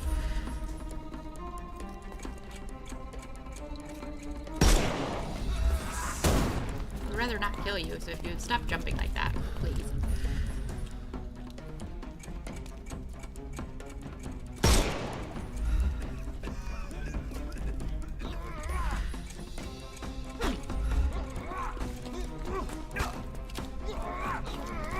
I'm coming for you. I'm coming. Too simple. Great. I'm coming. Bye. Give him the pepper snuff. I'm coming for you. Shoot him in the foot. Don't. The snuff's ready.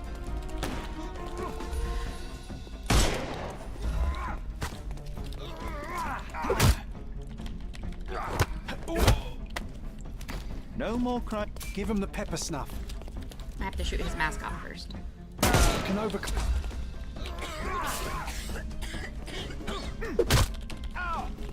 Got it. Don't bother. But there's more. There's always more. Ah!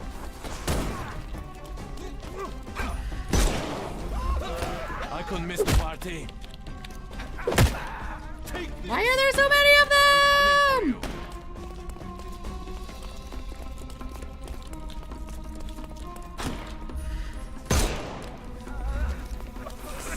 I'm coming for you.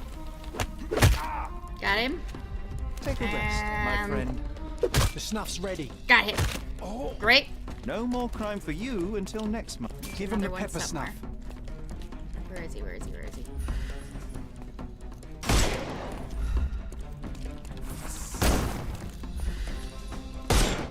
Oops.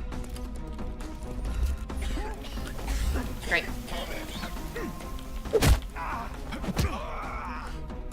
Sherlock just has superior bother lungs moving. and doesn't need The to snuff's cough ready. at whatever he's... all this ash and whatever that he's shooting off.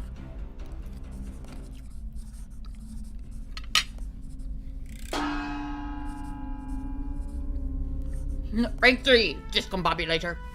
Discombobulate.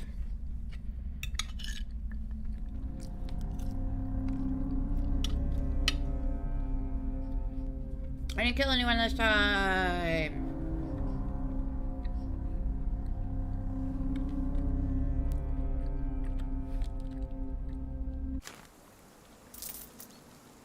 $48. Sweet.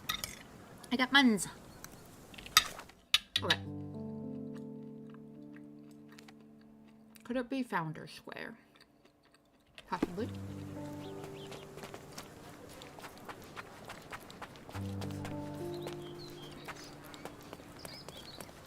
Look at our cute little dress.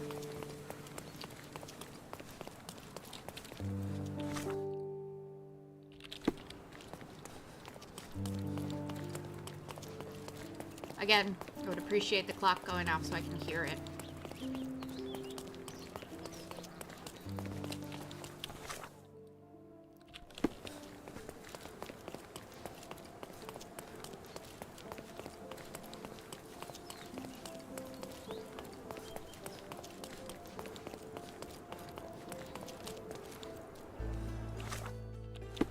Could it be that gazebo? No, there's no tree up there.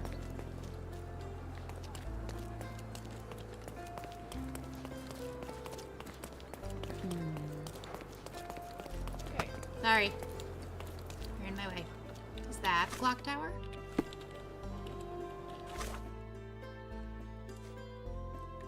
Can't see the top of that tower, so I don't know for sure.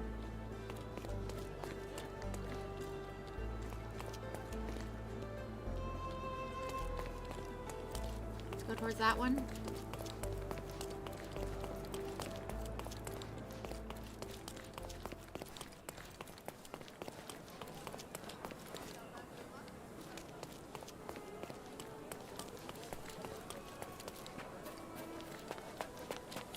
Sorry, every time I see a gazebo, I'm like, ooh, are you my gazebo?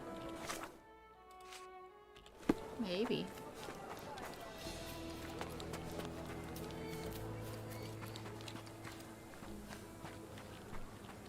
You look like it.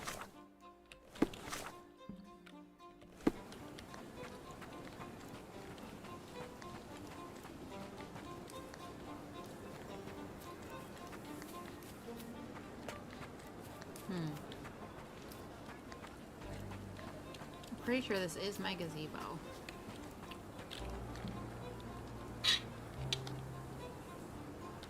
Oh, it's not behind a tree. In the fountain? Ah. We found the treasure. You and I make a good team. John, you are just here.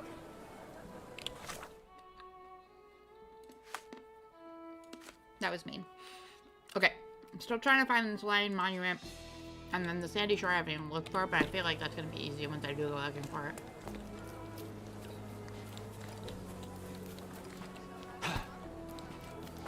Yeah, she's very dramatic while jumping off things.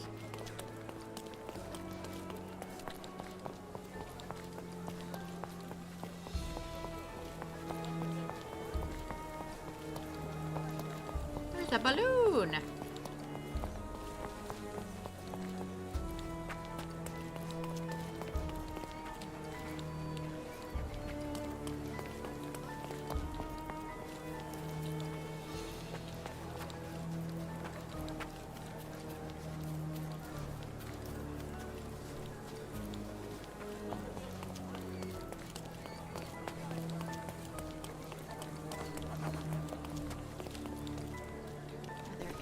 lions here.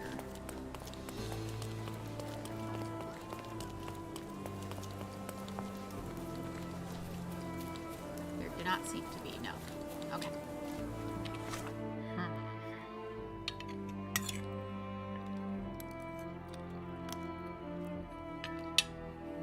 Well, we might as well swing by the house while we're here.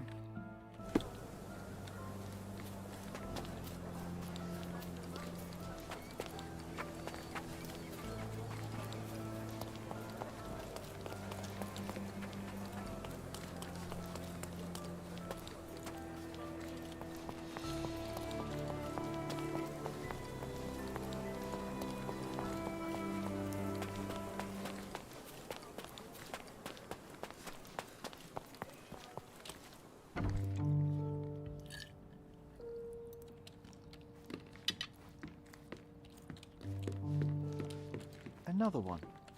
There must be something important behind it. I can feel it. Another one. There must be something important behind it. I can feel it.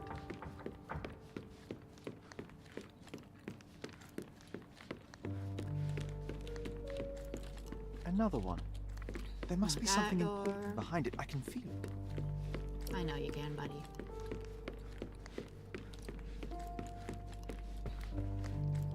I heard footsteps upstairs a second ago. Wait, do we have an attic here? Another one. There must be something important behind it. I can feel it. Another one. There must be something important behind it. I can feel it. Okay, none of the doors seem to open.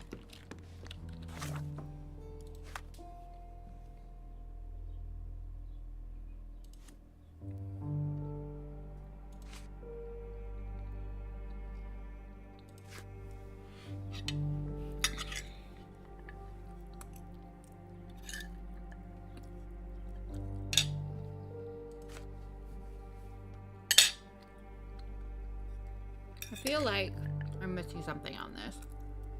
Or maybe not. Let me double check.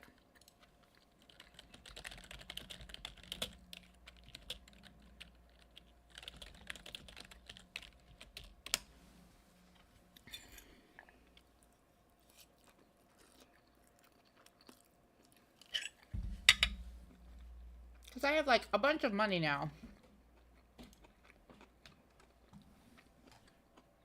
But no one will sell me anything.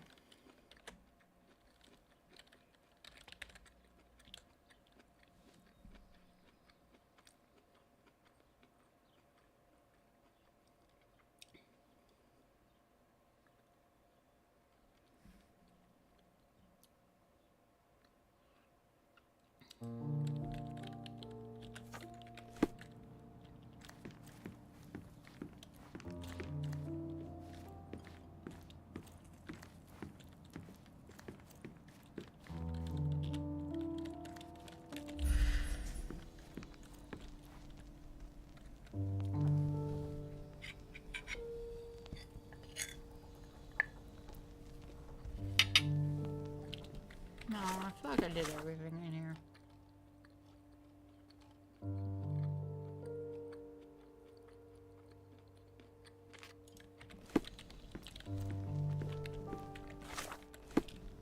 Okay. I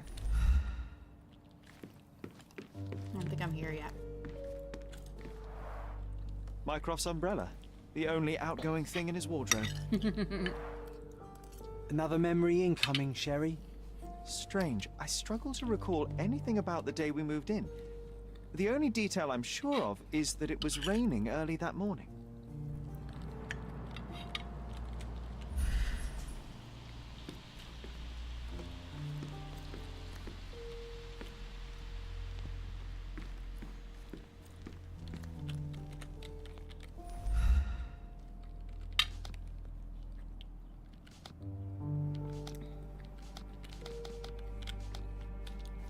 Home sweet home, Sherry.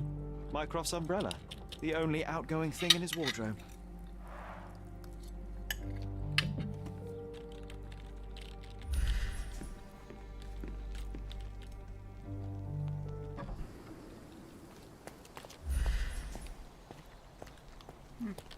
I don't know.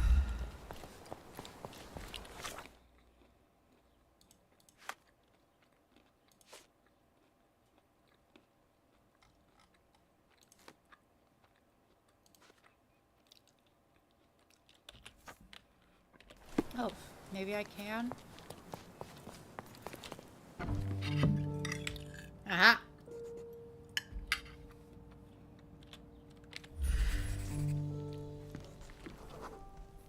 There was always a hat on our stand, but I'm sure it did not belong to Mycroft.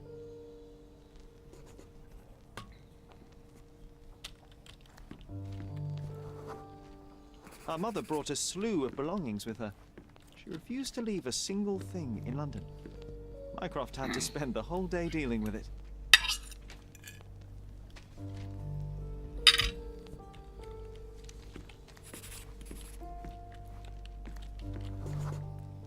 This trip was a challenge for our mother. I tried to help her. Do you feel it? Is it the air shimmering, or is it my imagination?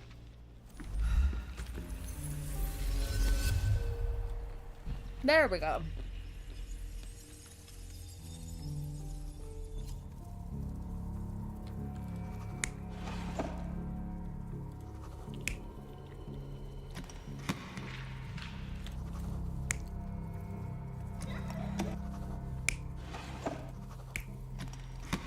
Is Mycroft dealing with it? Is it a doctor? It wasn't Mycroft's. And it wasn't ours. I'm gonna put that man.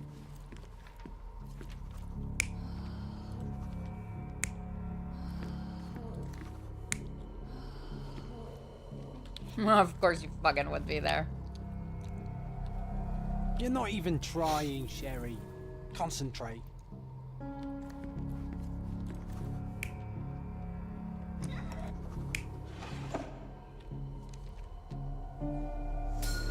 Your neighbors will be told that Mrs. Holmes is suffering from tuberculosis.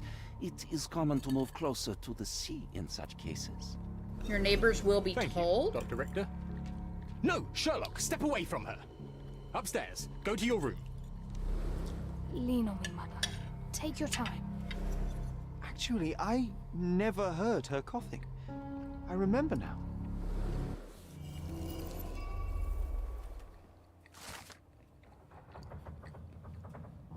Your neighbors will be told that she has tuberculosis. So she didn't. We arrived in the early morning of a rainy day. Sherry's mother was weak and unsteady, so he tried to help her. Mycroft was very serious while dealing with the luggage. When he saw Sherlock trying to help his mother up, he commanded him to go upstairs to our room. The last person to arrive was the doctor, Otto Richter, who said that the neighbors will believe that Violet has tuberculosis. Sherry just realized that he never heard her coughing.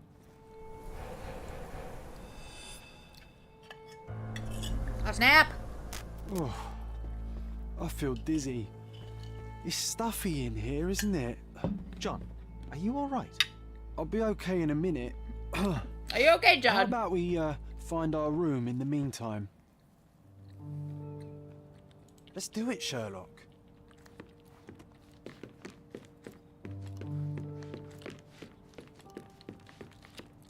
That door was red in his... Or was it this one?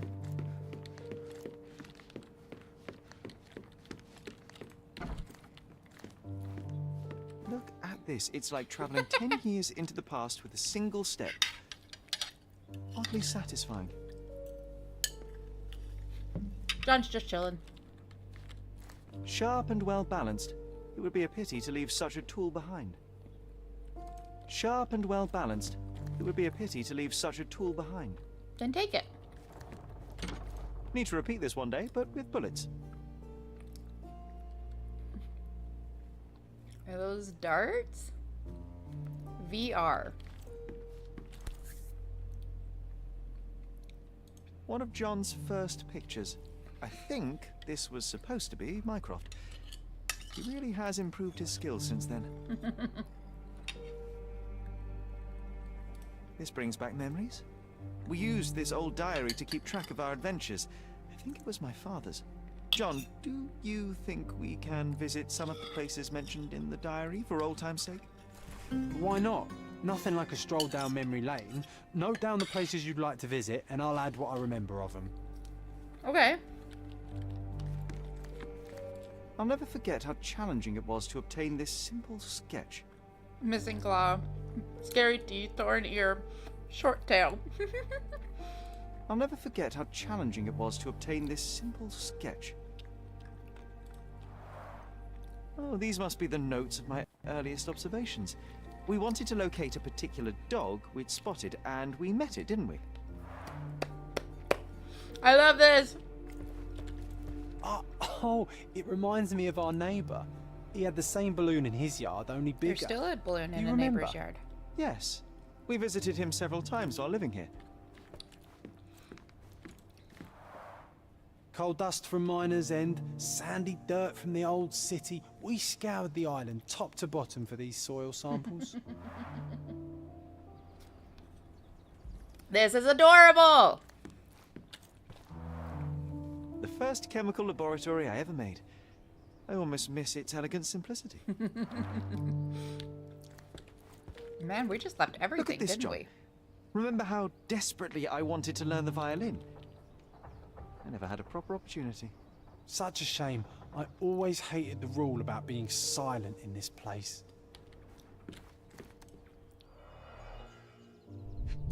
Robinson Crusoe!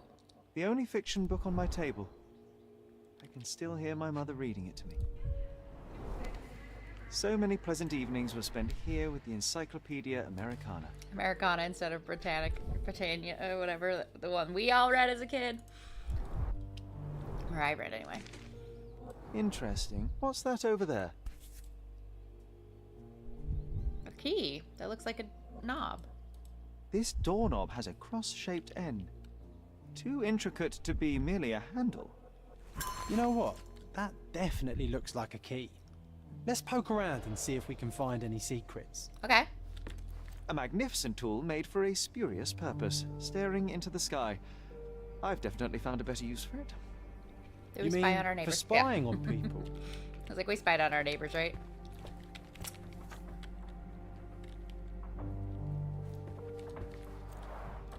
The first chemical laboratory I ever made. I almost miss its elegant simplicity. Where's the hidden item in our room? Sharp and well balanced. It would be a pity to leave such a tool behind.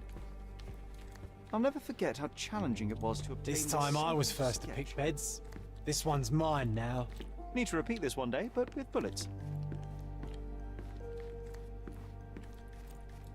Aha.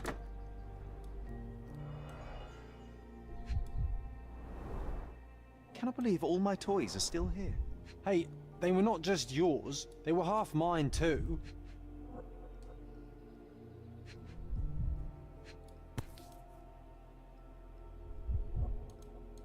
An artifact from Palau carved out of bone and claimed to be 300 years old. My mother proved it was a fake. My very favorite plaything. It was the perfect pirate treasure.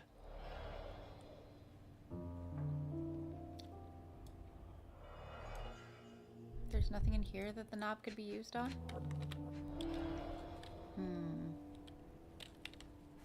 How about this box?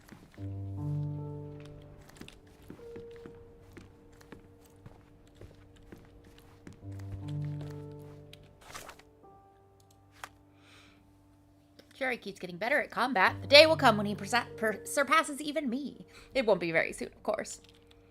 Sherry just recalled the day we moved to the manor. The memories are coming back, but I feel unsettled. Am I getting old?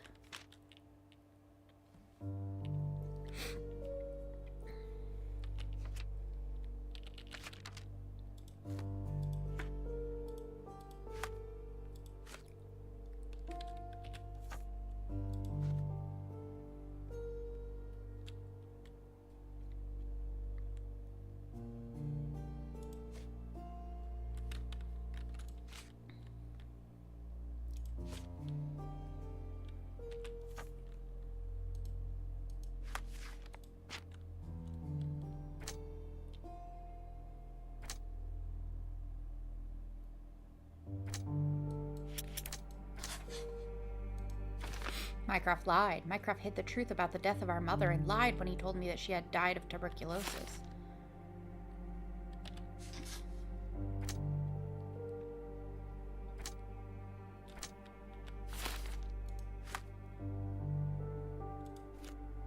Ooh, okay.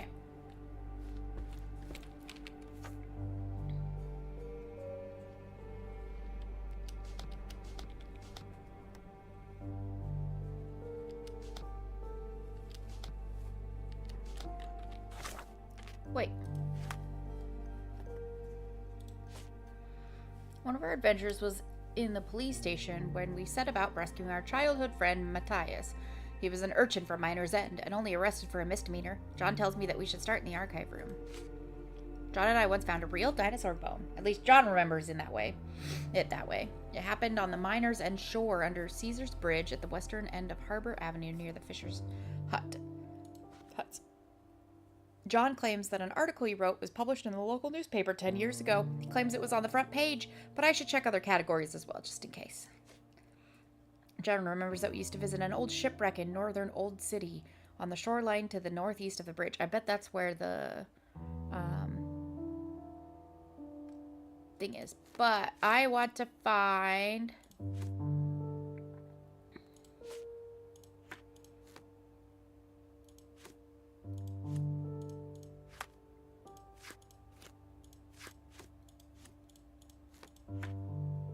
Where is...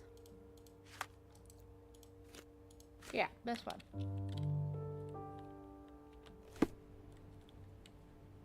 This time I was first to pick beds. This A one's magnificent mine now. tool made for a spurious purpose, staring into the sky. I've definitely found a better use for it.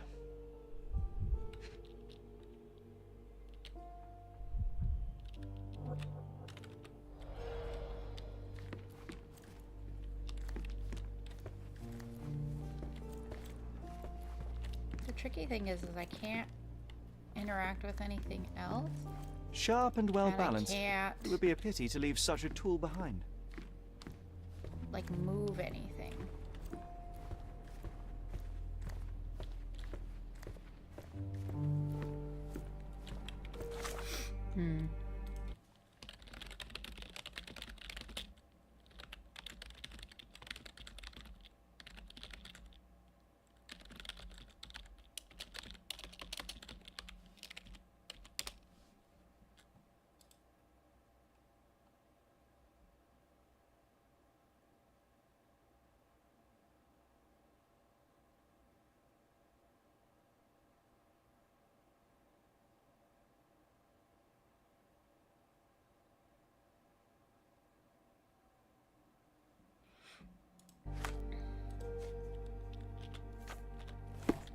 Aha.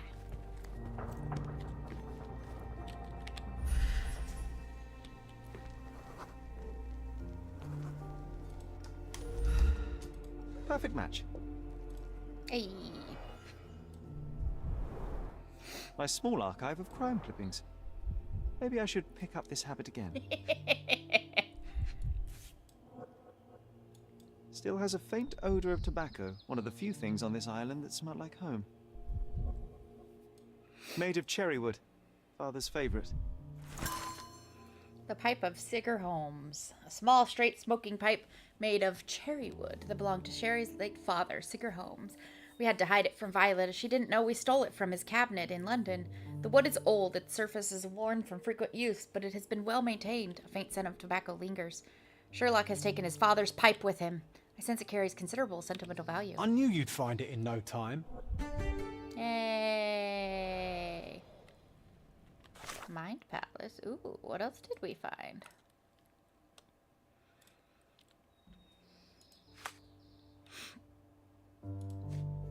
I found the item and won the game. I appreciate that Elementary went with Moorland instead. I like that better. Why is my Mind Palace pulsing? Can I pair something? Ooh. Family friend. While there are no records about my mother's death, we had a family friend on Cordona. He may know something. Ooh.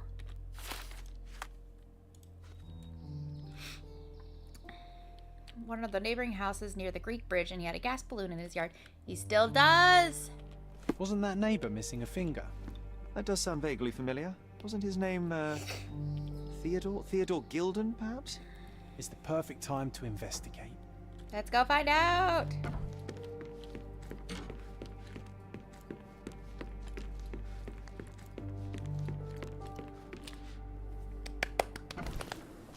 Yay! Progress.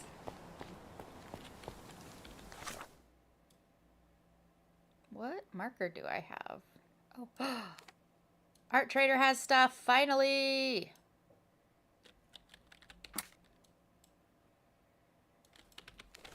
Okay. One of our neighbors still has the balloon in his yard because I've been seeing it.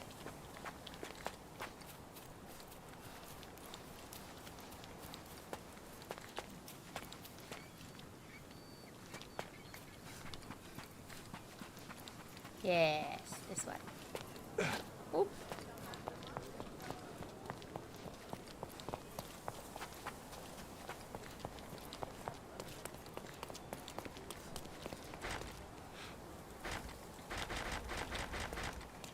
I can't knock on the door?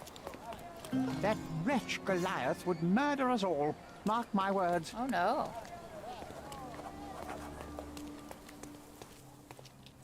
Destruction and trampled ground. Let me switch back. Recent mayhem. The gate was broken from the inside. Let me switch back to my normal. Can I talk to any of these people? No? Okay. What's up?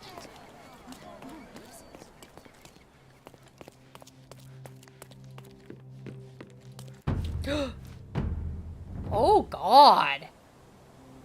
That's awful. Jesus.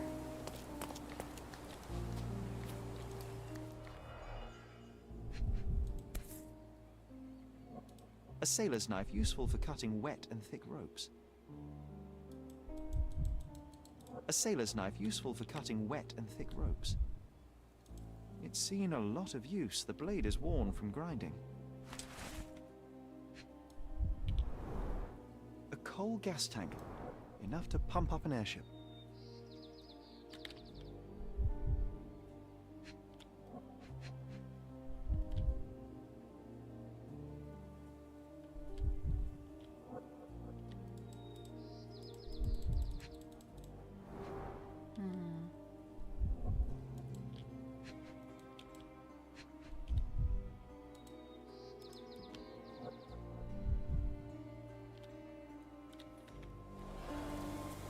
There's something more to discover here, just I'm not.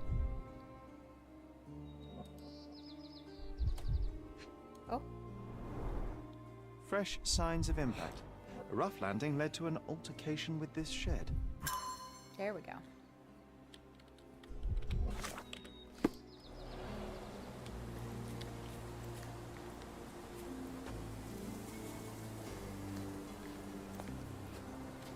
Oof.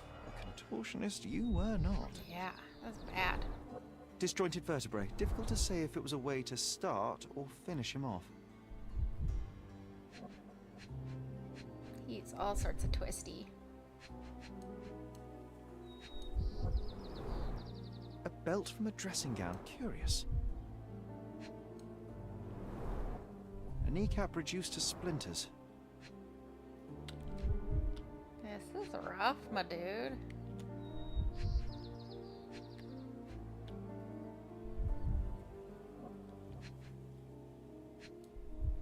Missing a finger. A missing pinky. Middle-aged. It's none other than Theodore Gilden. Oh boy, Sherlock. Another death means another question. Right. And we shall answer the question. Just as I was It's far arriving. too interesting to give it up to the police. To ask him questions about our family. Didn't we get to fly in it as children? I doubt it could hold my weight today.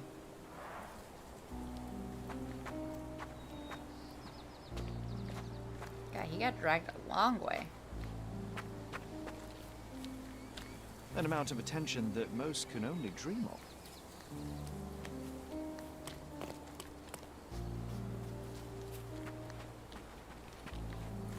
Oh. What are you doing, you goofball? Comfy? This is quite comfy. Good.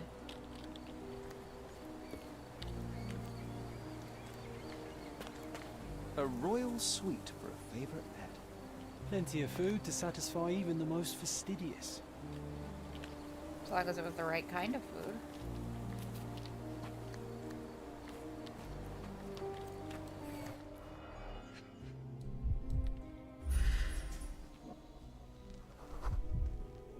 Graphene, bullhook, Poke sharp the elephant tip. with this? Really? Training equipment. People are hopeless. Yeah. Adult elephant.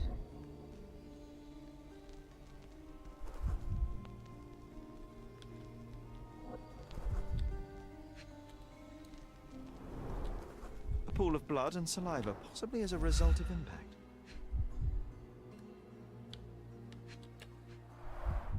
A strong pull broke this leash. Sherlock, take a picture of the footprint. It's valuable evidence. Use E to activate your camera. Oh, I'm finally using the camera. And left click to take a photo. The frame on the viewfinder will turn white when you are aiming correctly. This photograph can help us find the old article about the elephants. The front page was fascinating. It was hard to believe as a child. True. We may need it in our investigation.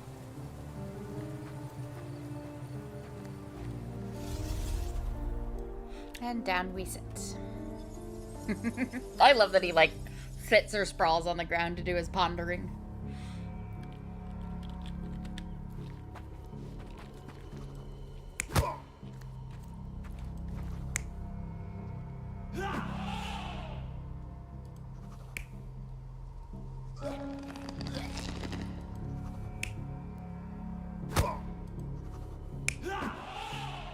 I think it was that.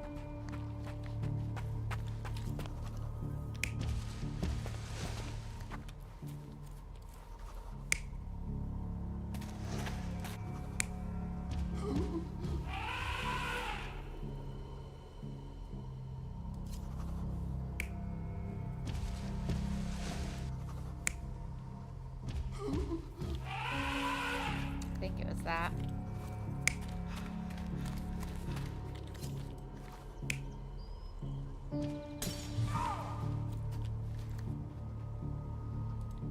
Yeah, someone got yeeted against the wall.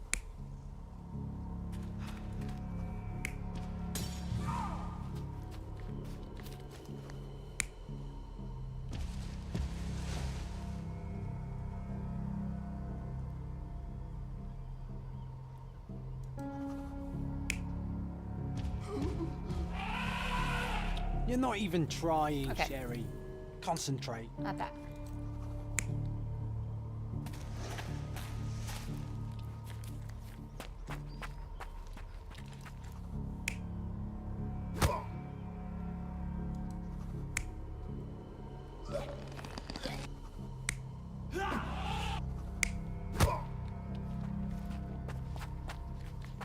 Let's try that.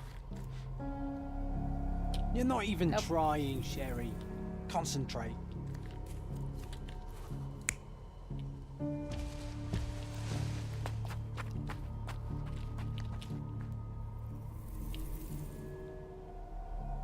You're not even trying, Sherry. Concentrate.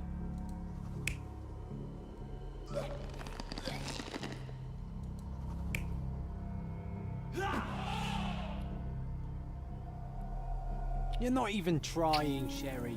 Concentrate. Okay, what am I missing?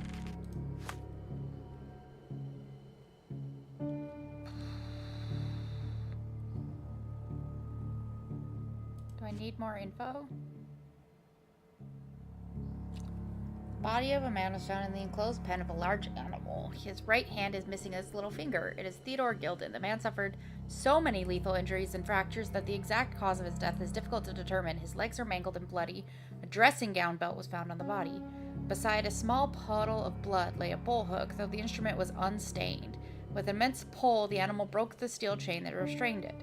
The shed holds a coal gas tank that appears operational. Someone fell there recently, hitting the wall and dropping their knife. It was not a soft landing.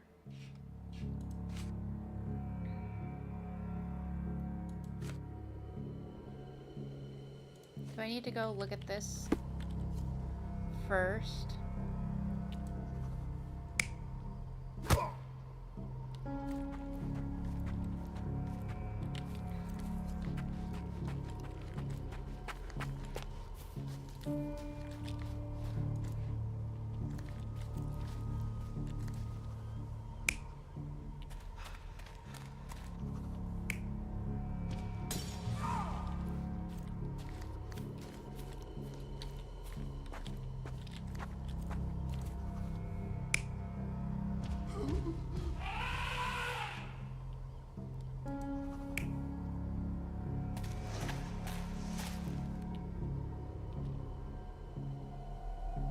You're not even trying, Sherry.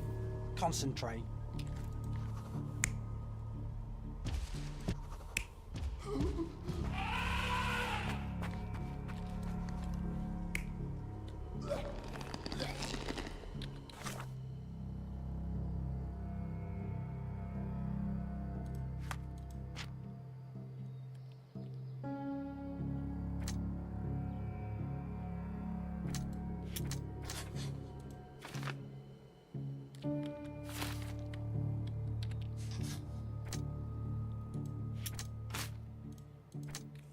Okay.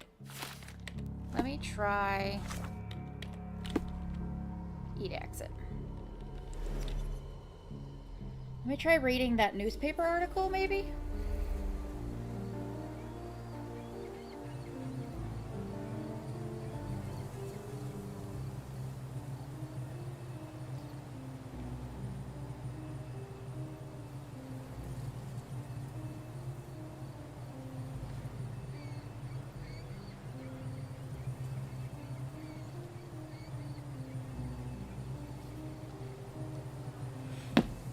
Okay.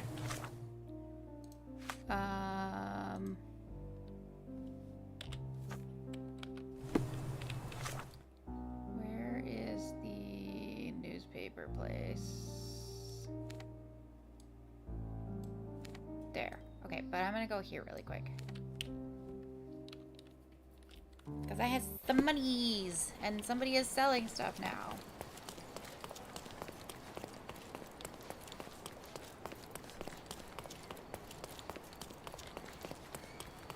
Landscapes and portraits. Find my goods will brighten up your house. Thank you.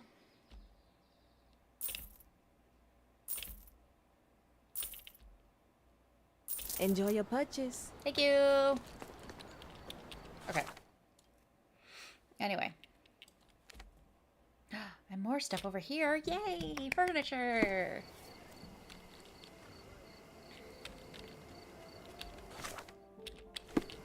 Gordon Chronicles over here.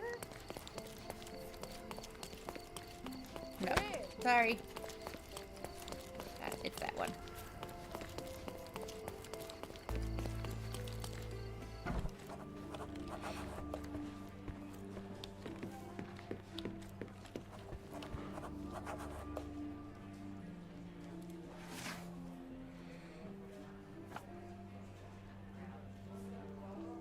Science journalist, published 10 years ago. Front page story.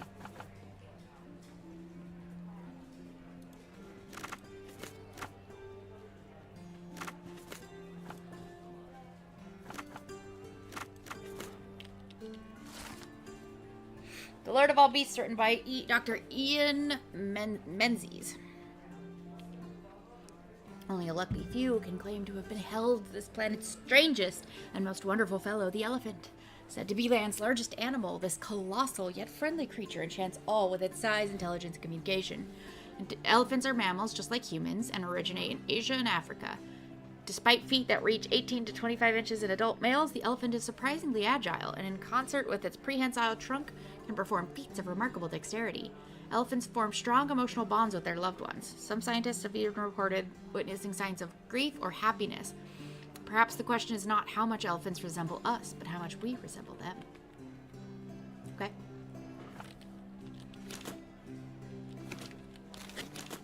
That's the article. Feeling old already? Oh, was that just a challenge? It wasn't actually... Oops. Well. Okay, so I gotta go back and do that.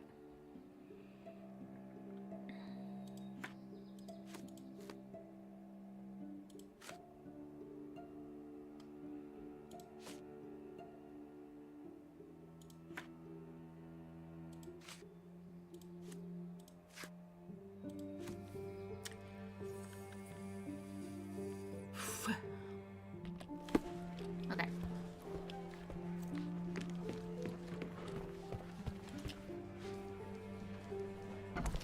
Itchy eyeball.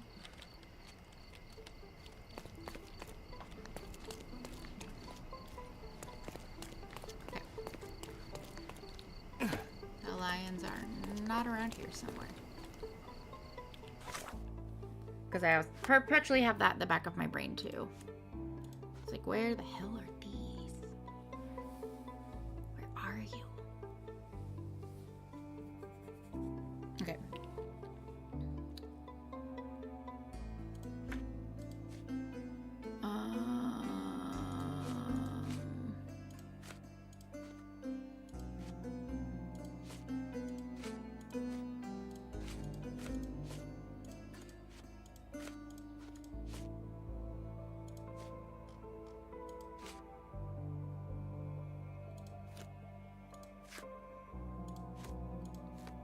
Where?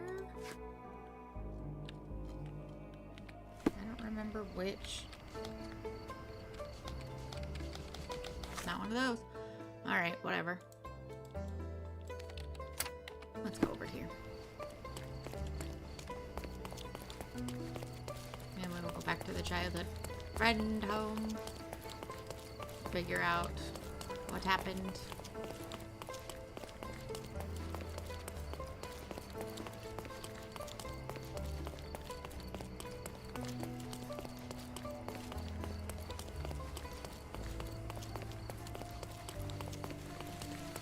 You have some fancy furniture. The best for me. antique.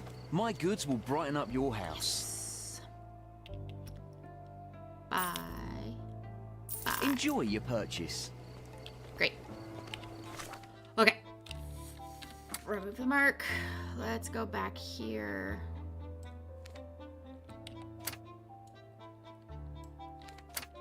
No. Fast travel.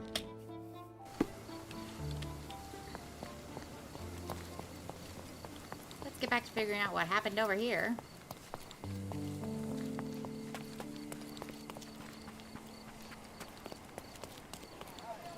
What's happened?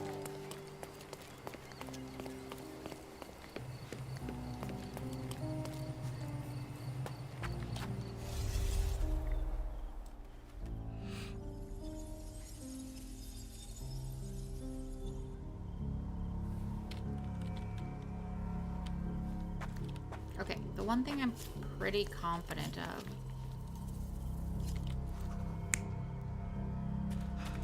is this one. He got knocked back against the wall here. I'm not so confident about the chain of events for these other things.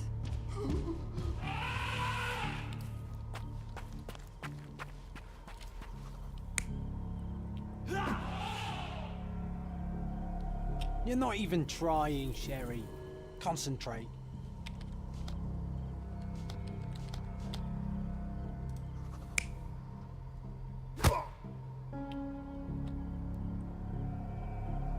You're not even trying, Sherry. Concentrate. You're not even trying, Sherry.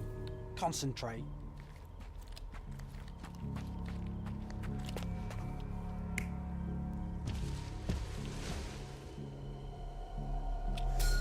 In a fit of rage, the elephant broke the chain and threw its victim on the ground with a fierce power. Escaping the scene, it pulled the body with it, but dropped it at the gate. At least some of this was witnessed by a third party who was hurled against the shed. The elephant can't have gone too far. I can still track it. Good. Well, suppose you find it. Then what? Push it all the way back to the manor?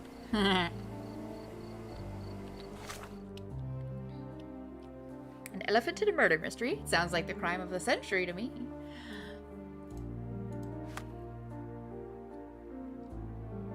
That's the one I'm looking for.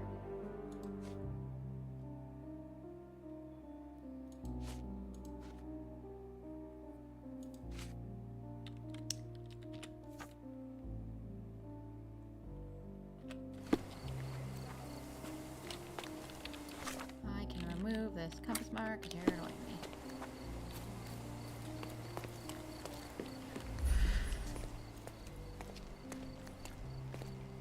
I need to pick up the trail back here.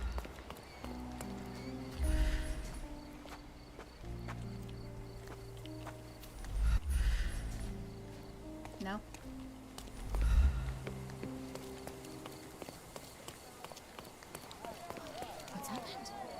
Can you satisfy my curiosity? That's a question I can answer. The elephant named Goliath crossed the Greek bridge in the direction of the forest where Theodore used to walk it.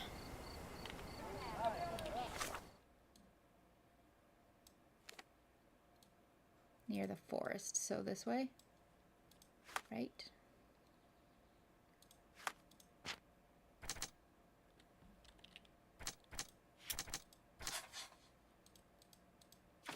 There was a witness to the chaos on Gilden's property. They dropped their knife and may have injuries from the fall.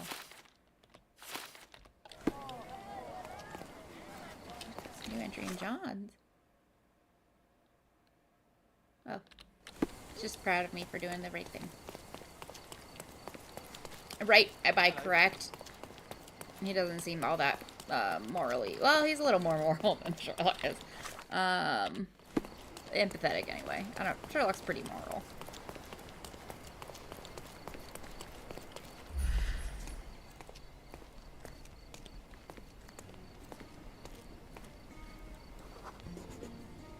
The elephant barged into this cart of olive oil.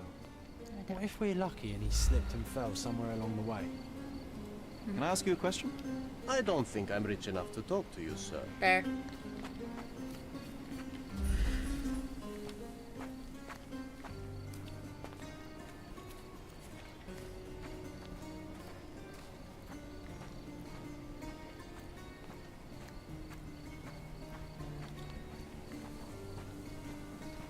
Not that you're not rich enough to talk to me. That's not what I was saying fair too. It's fair that you refuse to talk to me.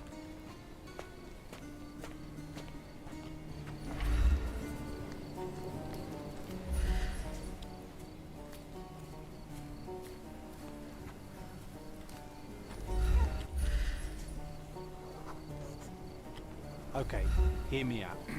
If an elephant falls in the forest and there's no one around to... John, no. You're such a killjoy.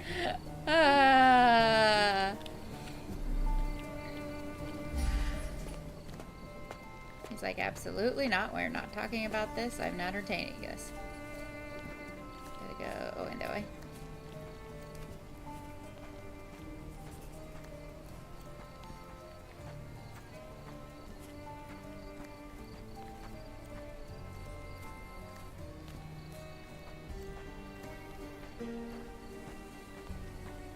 I like that his concentration mode is very sketchy, but it also, with the grid, looks kind of computery, which I'm sure they did not intend.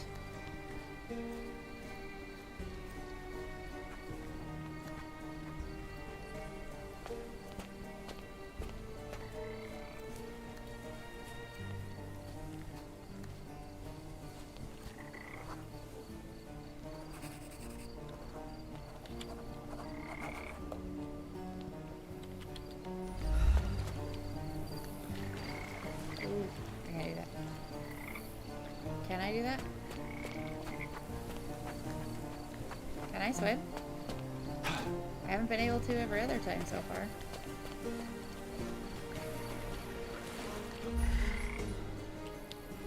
Do I have to go around somehow?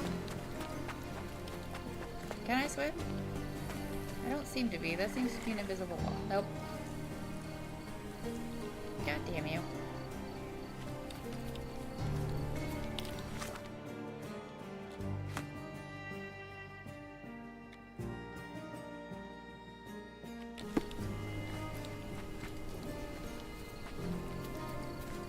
That's very annoying.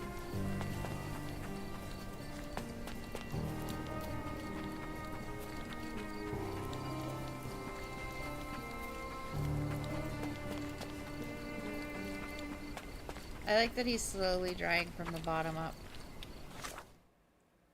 Oh no. I'm wrong.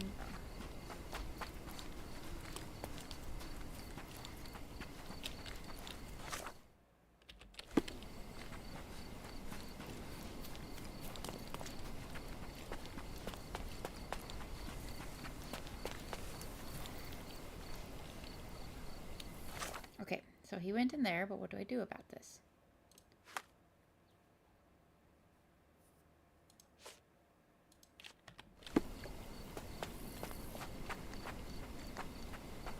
I'm not allowed to go in the water. Maybe can I come up this way towards the cemetery? Oh my god, calm down. It was a slight step down.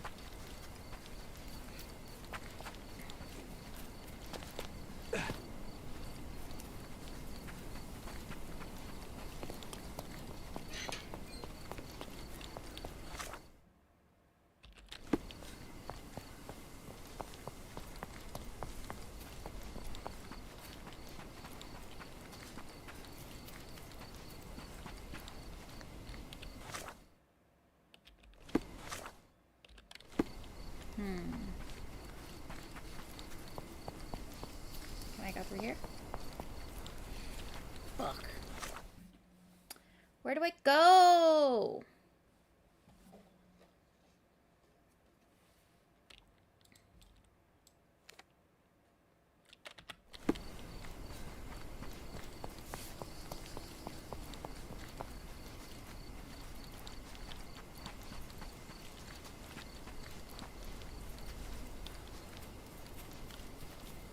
Nope, that just leads into a wall.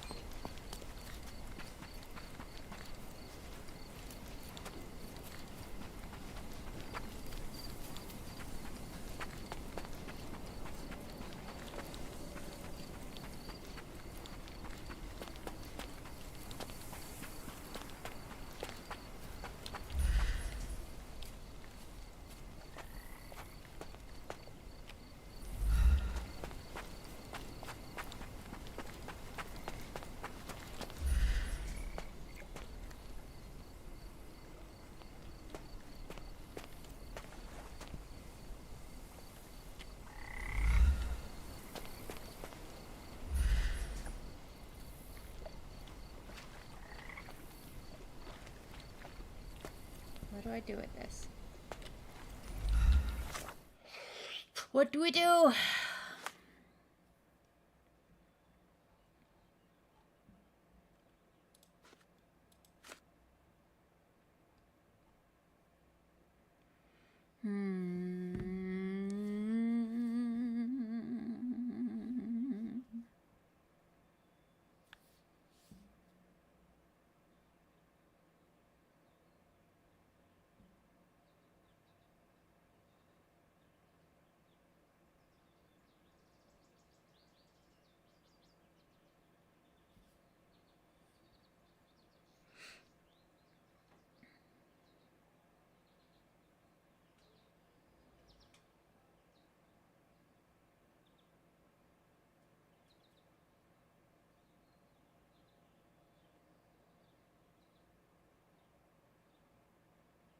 Oh.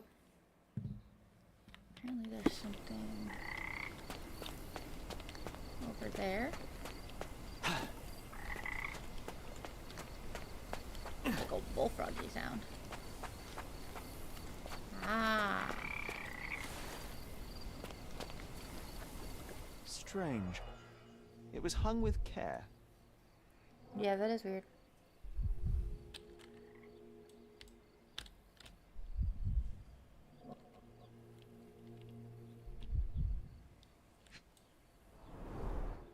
The game has escaped us for now. We'll find a solution to the elephant problem later.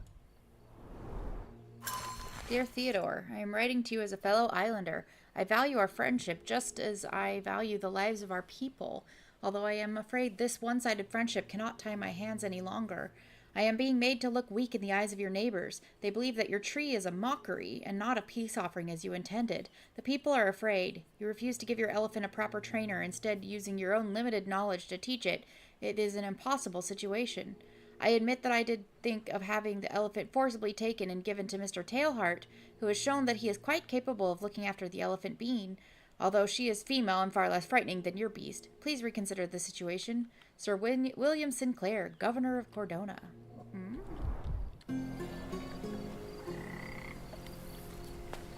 All right.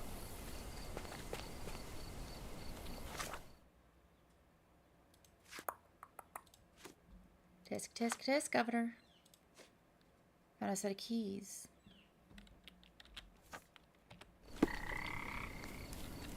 What do we do about this? Governor. Do we gotta go talk to the governor?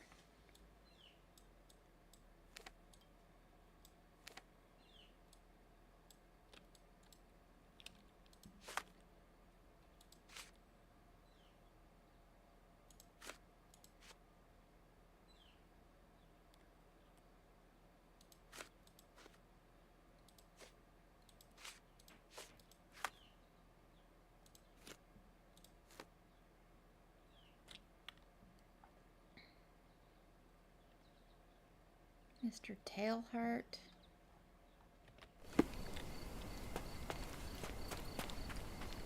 What do we do with this? Questions, questions. Key evidence collected. Does that mean we're done with that?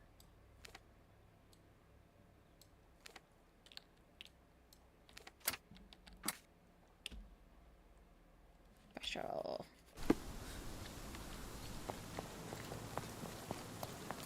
Will the key let me into the house?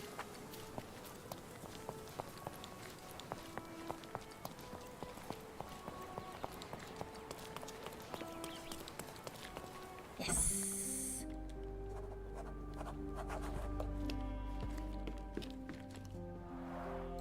This young lady has a childish interest for her age. Shut up, dolls can be cool.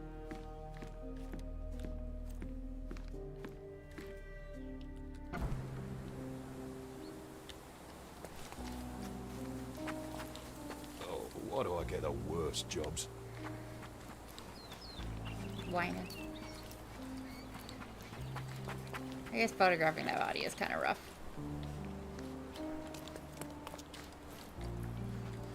He was certainly under pressure. John! Inappropriate. But really funny.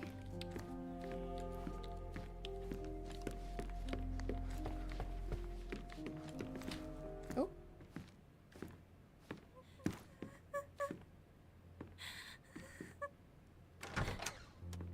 Just open the door? Why My don't name you is Sherlock Holmes. knock?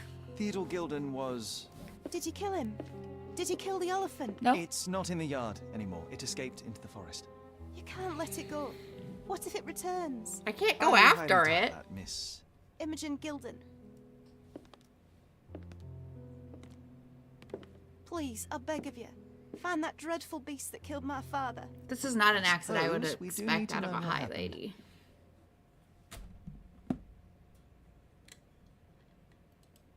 Can you tell me what happened? From the very start. I was here, so I didn't see how it began. My father visits the enclosure every morning to wake up Goliath. Today, I heard the elephant scream. I've never heard such a horrifying sound.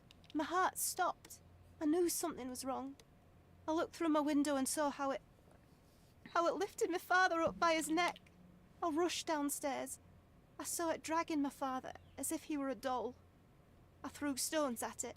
It dropped my father's body and charged outside, screaming. Its roar was almost human. I was frightened, so I ran inside and hid here. That is a terrifying experience, Miss Gilden. Just I'm trying to be a sorry you had little to go through it. sympathetic, huh? Thank you. Goliath must be caught, Mr. Holmes. Well, thank you for the information, Miss Gilden. I did have some questions for your father. Perhaps you might help me with them? I wasn't privy to much of my father's life, and it's very hard to think of anything at all with Goliath still loose. Please, Mr. Holmes. Very well. Mr. Holmes. Do you mind if I ask you more questions if I find anything that might help? Anything to catch that monster. It's not a monster. Miss Gilden, I was on this island 10 years ago, and your father knew my mother. I believe I even had the opportunity to ride that balloon outside, but I do not recall seeing you. I lived at my late mother's in Sheffield at the time. Ah, she's from I'm Sheffield. in no spirit to reminisce right now. The elephant is out there. You've never heard the name Violet Holmes before? Perhaps your father... Please, Mr. Holmes. She's like, focus. With that beast roaming free, I can't think of anything. Very well.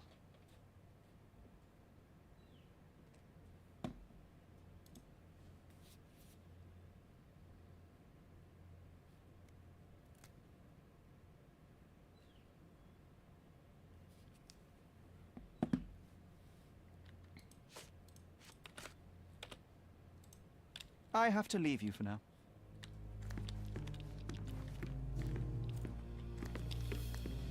Yeah. Leave the bird alone. Who's a cute bird? He is very cute. Oh my gosh. Oh, so cute. Are you still relatively new here?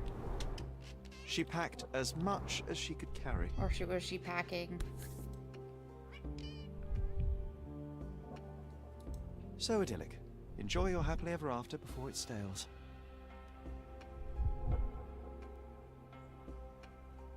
Paul, this victory is for you and you only.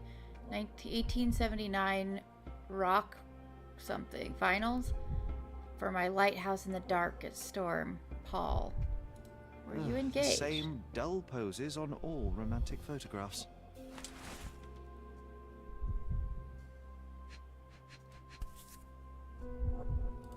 False idols? Oh, sounds utterly true. Bazookaology. Hey, Sherry, we need to talk.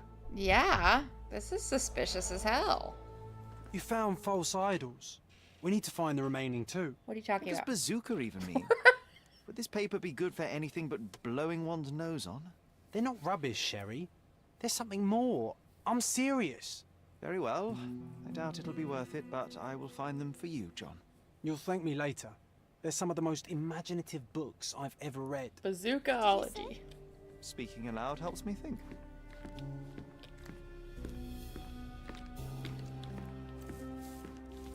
God, I love the mirrors are like, they're not perfect, but they're good.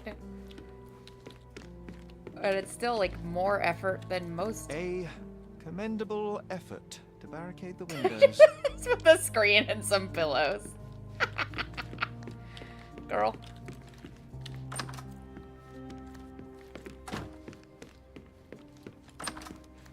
Whoa.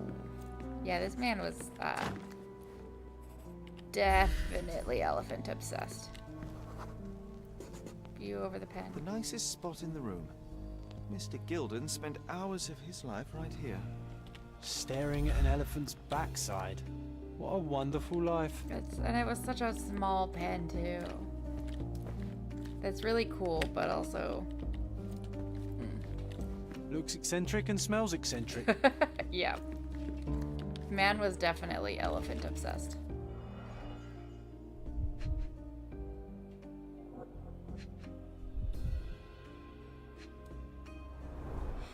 A relatively functional choice to replace the finger. Oh yeah, it's a prosthetic finger. That's interesting. Of course, there's a fucking elephant on it. Oh, the pungent stench of an animal. Did Theodore seek some pink elephants with this? Interesting choice.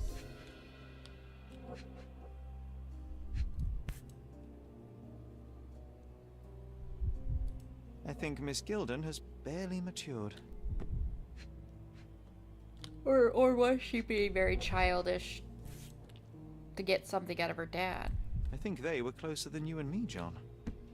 I'm hurt. John's like, how fucking dare you?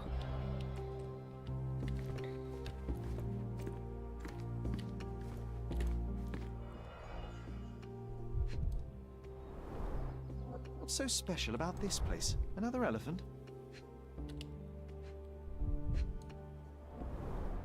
A partnership annulled with a single stroke of a pen.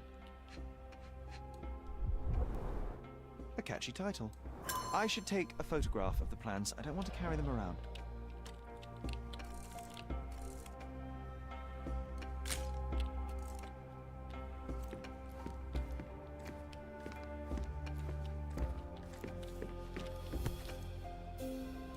Mother. It's nice to see her young and smiling. Is that a smile? From before Mycroft was born, our family loves to prod at the past. Holmes's desire to rake up the past is hereditary. Quite the spectrum. From the history of the Roman Empire to conspiracy theories of the French Revolution. Fascinating. Conspiracy theories, huh? Elephant's Man, Cordona Chronicle in 1875. A local wealthy resident, Theodore Gilden, 55, has purchased an Indian elephant from a traveling circus. Mr. Gilden commented, "It is a wonderful opportunity. There is no one on this island better suited to provide such a comfortable home for this elephant. It is a paradise for a noble creature. No longer will this animal be locked in a tent with clowns. He will be my companion from now on, my second child, and I will protect him. Don't be jealous, people of Cordona. I am your best citizen." Okay. Only time will tell if this is a midsummer madness or not. The neighboring elite of Cordona are shocked to read the news, and furthermore to hear the terrible trumpetings of the beast. But they are having to accept the eccentricity of Cordona's most powerful. Now we can all say that the richest of our island have troubles to bear too, the same as the rest of us. His second child? An apparent son and heir, I'd say. Is there anything else in here? Don't think so.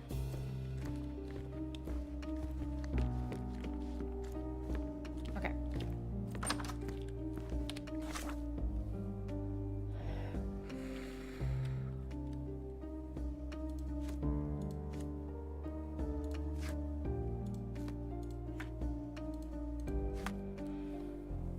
Construction plan for Ivory Baths. The name A. Swift was listed as a partner but has been crossed out. Perfume with a transparent substance inside and an engraved elephant's head on the side. It smells truly terrible.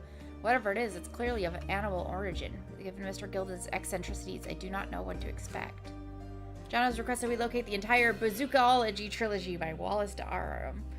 I found the first book in Imogen's room. This humiliation of the written word is unfathomably rather popular. I suppose I can at least attempt to understand why. Photo of Imogen with a young man on the back of the frame is a note. This victory is for you and you only. 1979 race finals for my lighthouse in the darkest storm. Paul.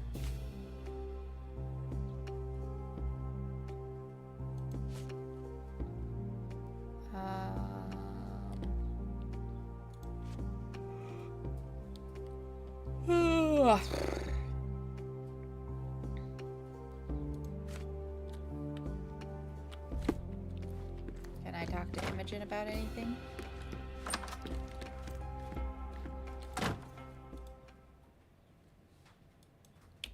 A. Swift, is this name familiar to you? Your father had it removed from this plan. Oh, that's Arthur Swift. I've seen him a couple of times here. He works with my father in the old city, digging up something ancient. He is an archaeologist? That's the word, yes. That's the but word. To be truthful, I really don't think Mr. Swift is fit to be one.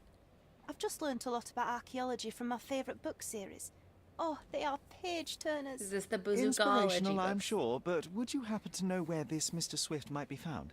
I don't, but perhaps you can find out somewhere. My father's work with him is all official. Lots of boring legal papers with signatures and stuff. Where can I find those? Partnership involves a lot of paperwork. And, which part of the elephant is in here? It's quite pungent. Oh, that. It's elephant sweat. Father believed that it might replace traditional ambergris. Well, that's true entrepreneur spirit. How can you read something like this? It's hard to swallow, and that's not due to the hard cover. You're hardly serious. Any library without Nabe and Laura is incomplete. If you can read, then these books are an absolute must. Love and adventure. They're about life. Oh, I wasn't aware that exploding pyramids were a part of daily life on Cordona. You haven't seen life, so you might try reading about it at least. I found this. Who's this young lad next to you, your faithful knight? Paul. He's my pirate. He's not really a pirate. I just call him that. It probably sounds very silly. Your secret is safe in my hands. Does Paul work somewhere? What is his surname? His name is Paul Perks. He and his yacht Whirlpool are the champions of the Salacia Yacht Club. He sails there. I'll show you where it is on the map if you need to meet him. A yachting champion? Oh, well, that will be a first. I prefer dry That's land. because you get... And so does my That's suit. because you get deeply seasick, sir. These bags of yours, it looks as if you've packed your entire room.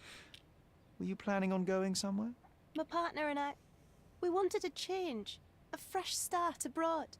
But now I have to stay here. Here, an orphan. You could just sell the house. I don't have any thoughts on this.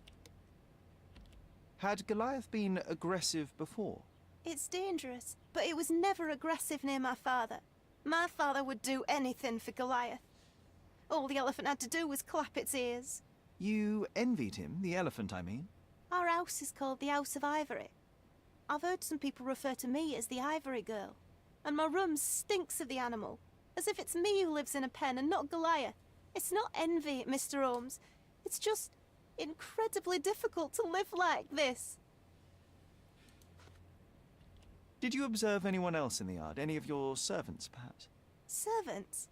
Do you imagine that we would have any with Goliath? No one wishes to work in this house, even for double pay. Does that mean you I have to, didn't like, see cook anyone and else. stuff? Only my father and that diabolical beast.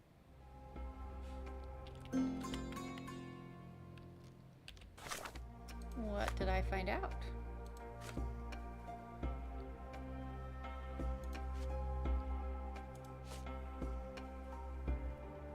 Okay, I could go talk to him.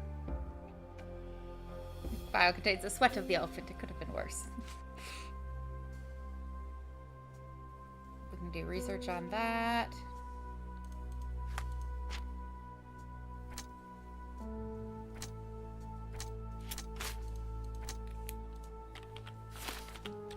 Okay.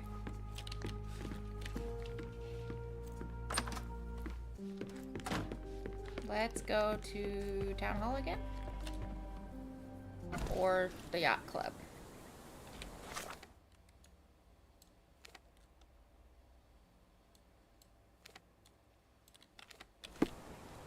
Is there anything more out here?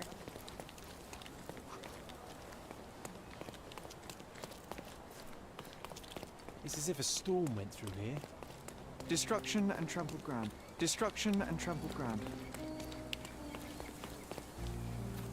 Oh, why do I get the worst jobs? An amount of attention that most can only dream of. A royal suite, Brooklyn. This is quite comfy. Okay. My finger is itchy.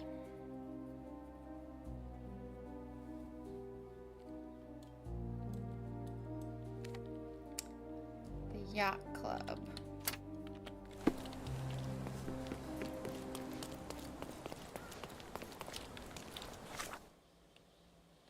Go this way.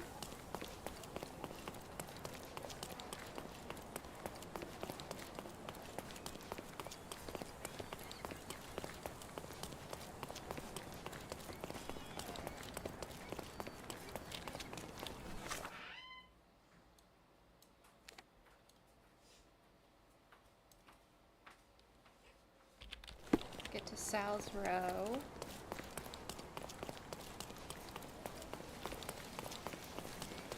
Sorry. You just keep running into all the small children, don't I?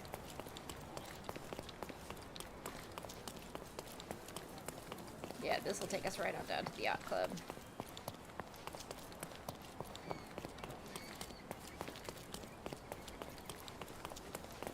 Sorry.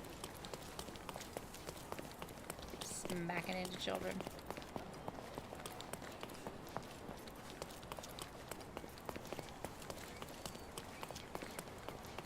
Is this the Yacht Club?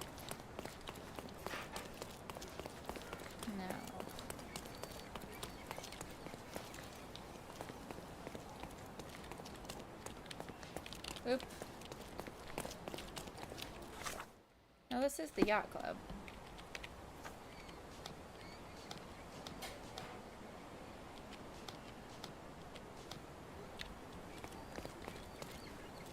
May I ask for your assistance? That's a question I can answer. Yacht Club members mentioned that Paul missed the race and no one has seen him since morning. He might be in his room in the workshop south of the Yacht Club. So somewhere down here.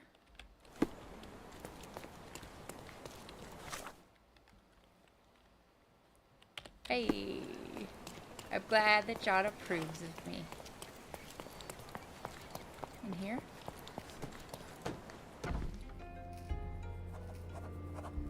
Boat workshop.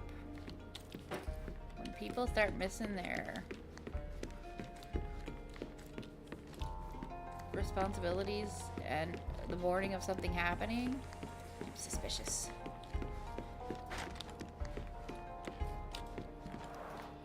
Bloodied bandages. Has someone been hurt?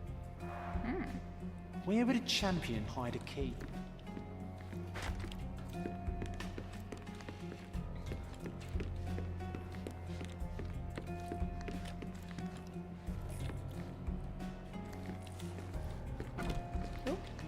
That door opened right up. A foghorn to navigate and warn others at sea. You should have a warning to cover your ears. Very fun. Look at all this. What is it?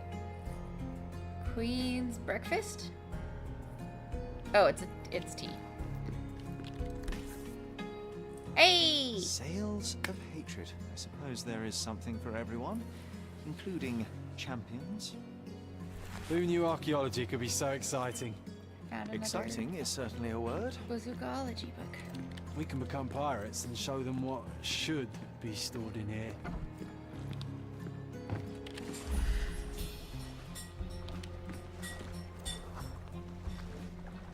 The champion's whirlpool. Pools bread and butter.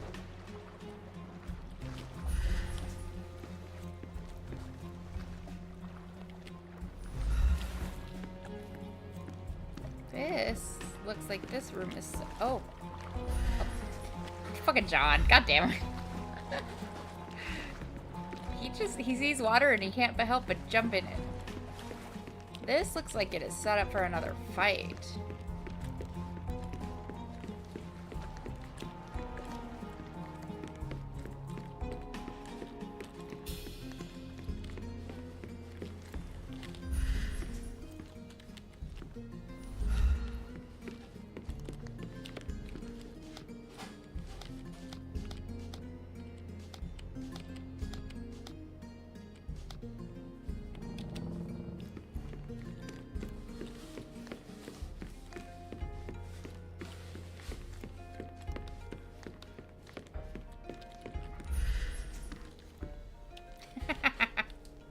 Fucking John, man.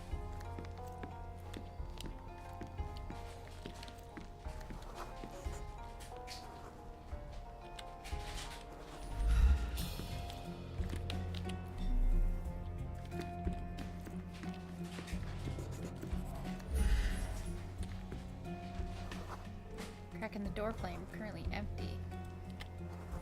What do you mean a crack in the door frame?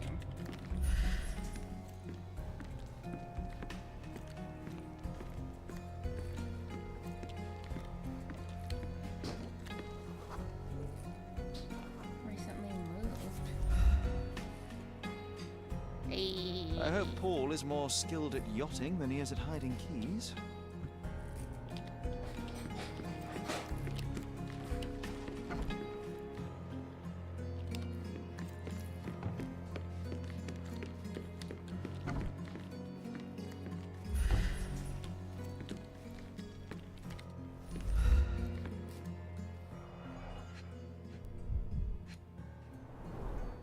To earn big, you have to spend big.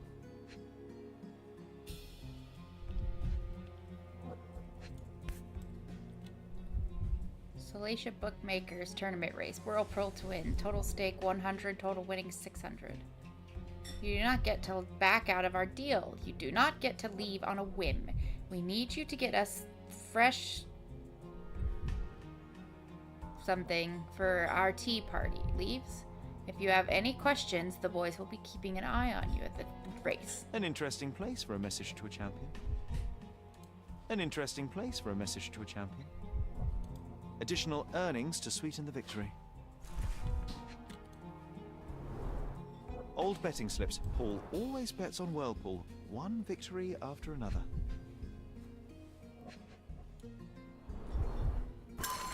You gormless gilly-wetfoot. You think you can leech off of my family? Steal my money? Exploit my daughter? This ends today. Your career is over. I shall give you one final warning. If you refuse to cooperate, you'll find yourself in deep water. Gildan. Okay, so Gildan threatened. Mr. Gildan wasn't afraid to get his hands dirty.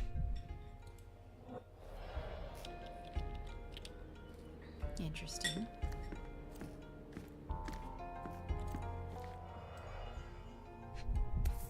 Right, same darts I used. A box full of darts. Each has a needle and can be loaded with drugs. Shipbuilding, shipwright's tricks, sail weaving. An expensive set of tools for woodwork. An amateur wouldn't know how to use these.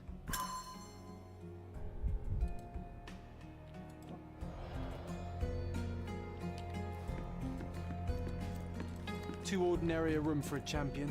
There's no incentive to put in any effort.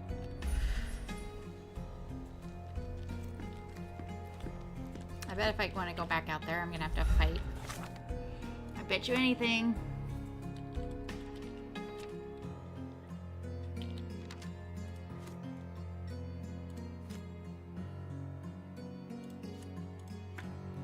Wallace de Aram brings you along on an explosive trip by the most crucial couple in the history of archaeology, Nabe and Lara. Follow the path of love, betrayal, and revenge in the first part of the trilogy of the Bazookaology. Steel-muscled Nabe and flexible Lara attempt to find the lost city of the moon. However, there is a somewhat oversized monocle that has been focused on them since their journey to the center of the Earth. Dr. Madbone. Giant underwater spiders, poisonous parrots, and bloodthirsty mummies will test the luck and knowledge of our characters. Will our beloved pair of scientists survive? Find out in this first part of the adventures of Nabe and Lara. Sails of Hatred. Wallace de Aram continues his experimental trilogy with an innovative second part concerning the most crucial couple in the history of archaeology, Nabe and Lara. They have achieved success, although their victory comes at a cost. Dr. Madbone's true identity has forced Nabe to question his life and that of everyone around him, even Lara. His greatest enemy is his father. His greatest friend might be a monster. In this second installment, readers will learn more about the scientific past of both characters, how they survived for so long in the heart of the desert, and if archaeology can resurrect the dead. No, that's not how archaeology works. For after all, Dr. Madbone was only a pawn in the game of the larger threat, Sir Dread. Great.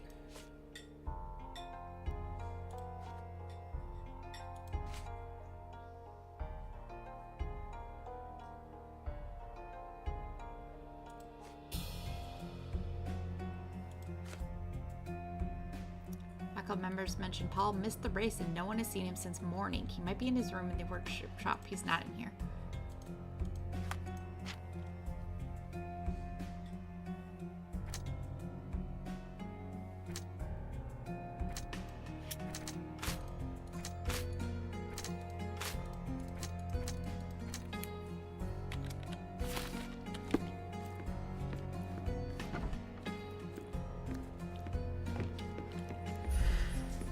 Oh wow. Maybe later it'll be a... Did I miss anything else? It's not a very big room.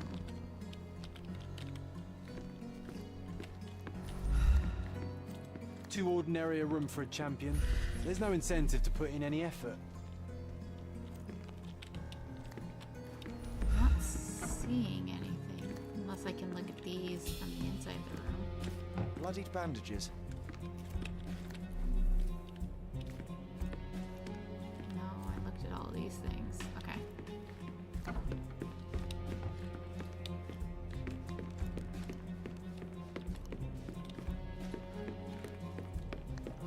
Can I go talk to Laura again?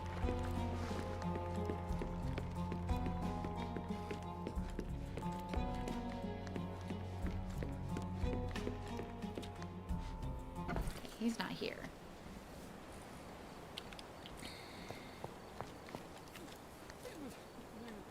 Do you know anything about this?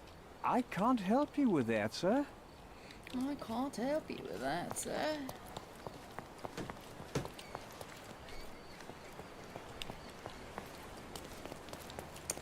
Okay.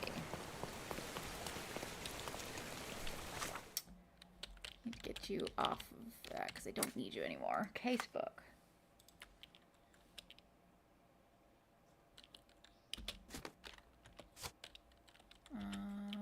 Casebook. Maybe these I gotta go back and talk to Laura about.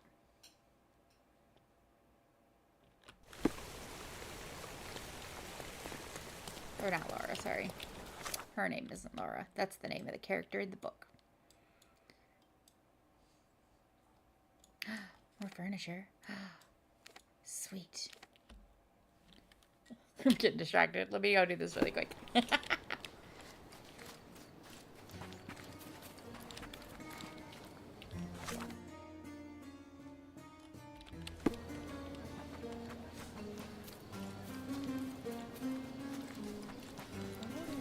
The best of flea market?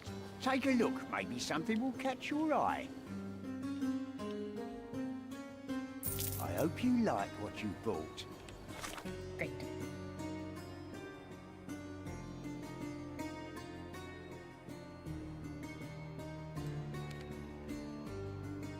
Okay, let's go try talking to the girl again.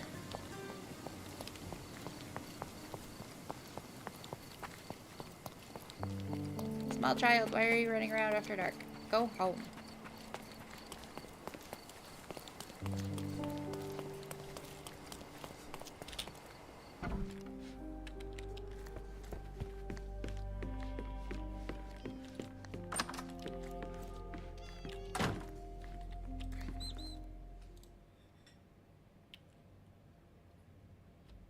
I've nothing to say about this. Have you seen what your father sent to Paul? This is despicable. My father was never a gentleman, but this crosses the line. I knew that father wasn't fond of Paul, but this is just awful. If only he could have seen how good Paulie is to me. Are you aware that Paul smuggles drugs for a dangerous gang? Oh, snap. Mr. Holmes, I've already told you. I call him a pirate in play. He's not an actual pirate. He's a champion and a brave gentleman, Well, do you know where not he a is? thug. Let us agree to disagree on that. But don't be surprised if one of his clients knocks on your door. It's chilling to think the monster is free. Okay. Apparently that is everything I could get.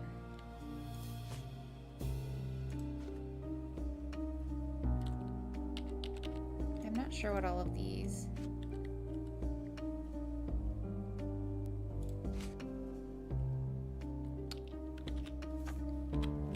Let's go to Town Hall, maybe?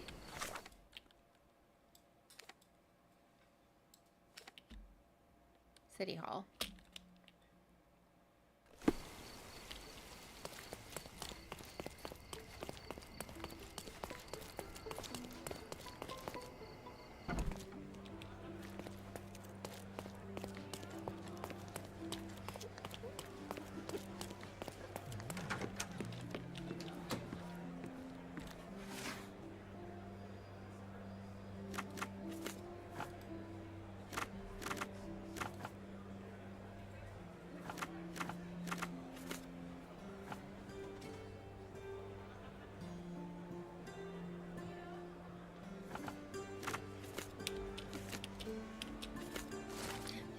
Registration of Gildan and Swift Ltd.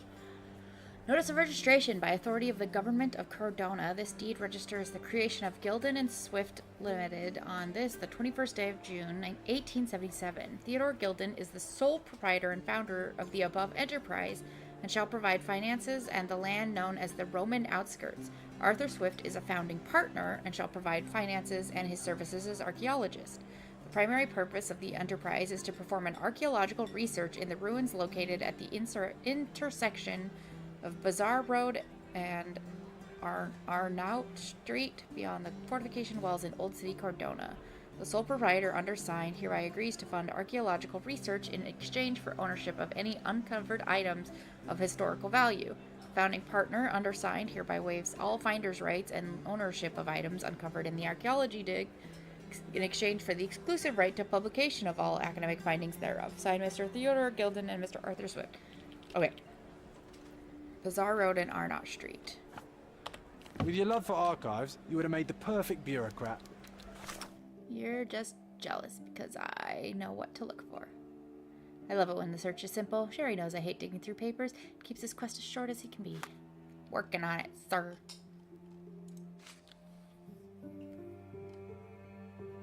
Okay.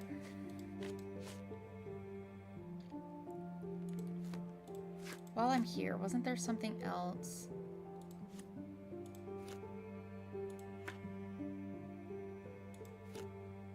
This one. No, this one. No, that's police here. Okay. Casebook.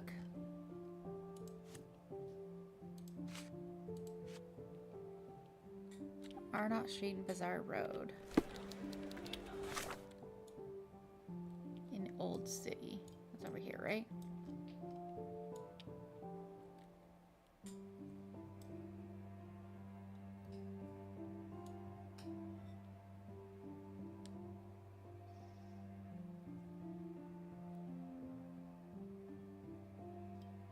Aha, over here.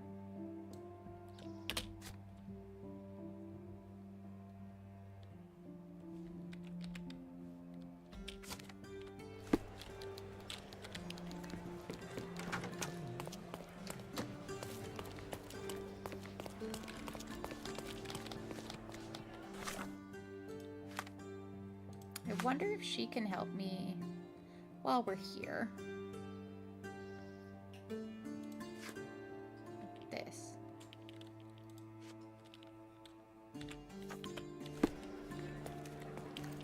Have you found anything helpful? No, she can't.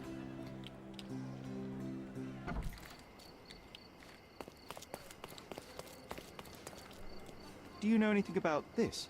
Oh, I'm sorry, but that's beyond my knowledge.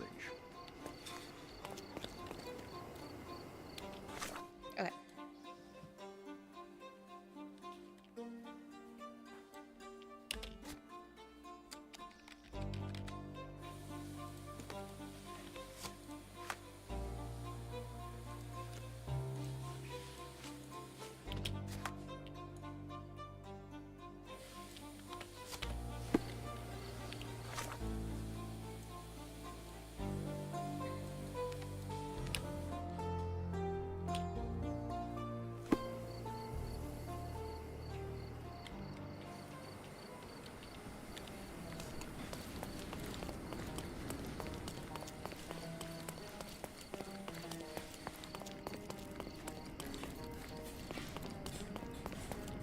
I remember the monument, Cordona's legendary pirate, the Robin Hood of the place.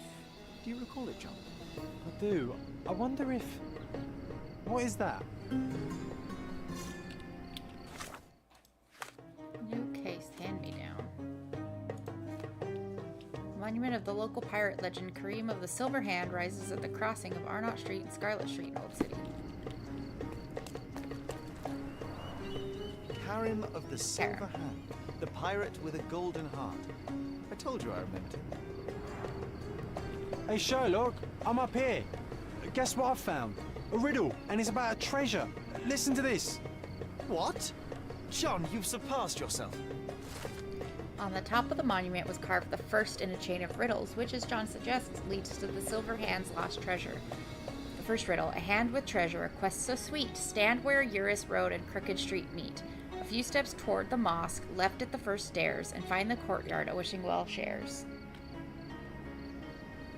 Eurus Road and Crooked Street. Come on, Sherry. This is just like the old days. Sherlock and John on a pirate's treasure adventure. I got completely sidetracked for what I was doing. Okay.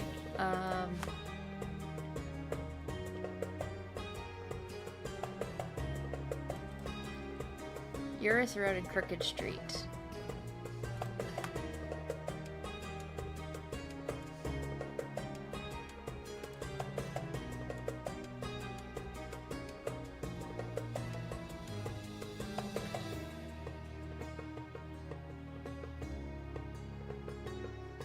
Down here.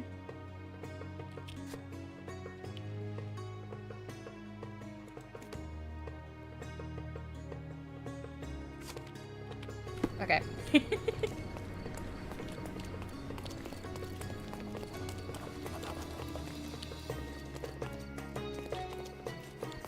Screw finding a murderer or whatever. Let's go hunt for treasure. I love some of these quests and how silly they are. This is way too much fun.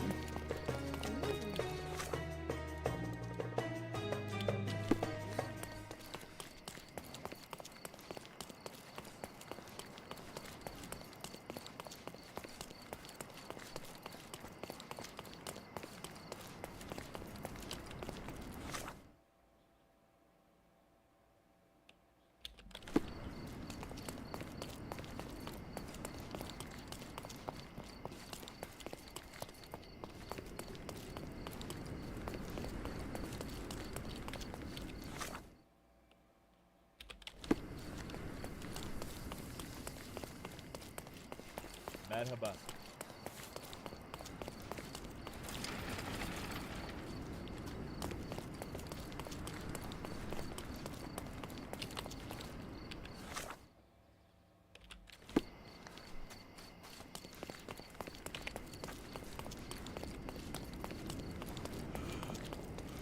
Okay.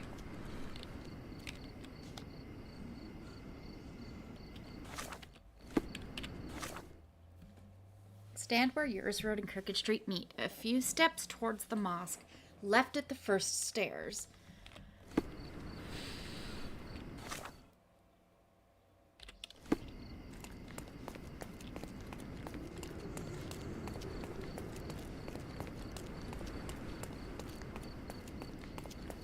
Hi, John.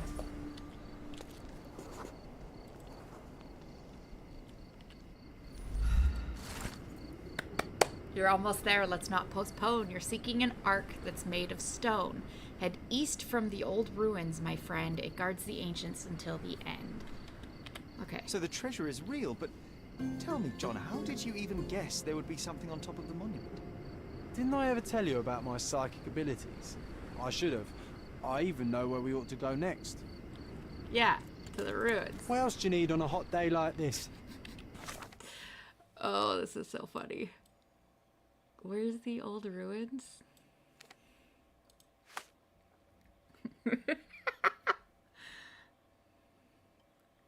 Head east from the old ruins, my friend. I don't know where the...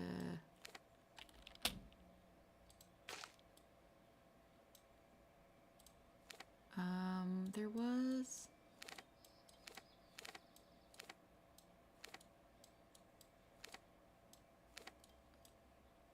Is that all the way over here? Old ruins, east from the old ruins.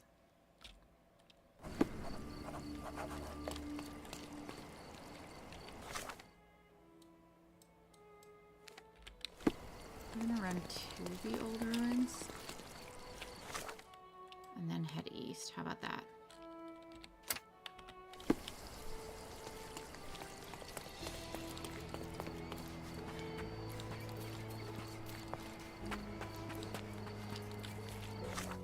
Nope, not in here.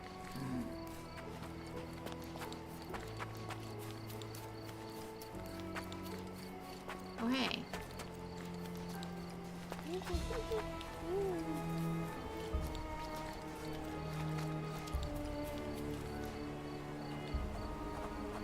Where?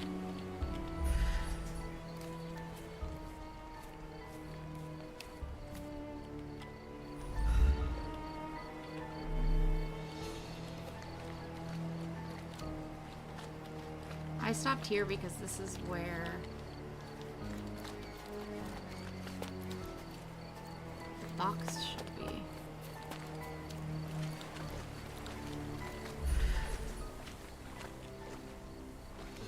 Oh.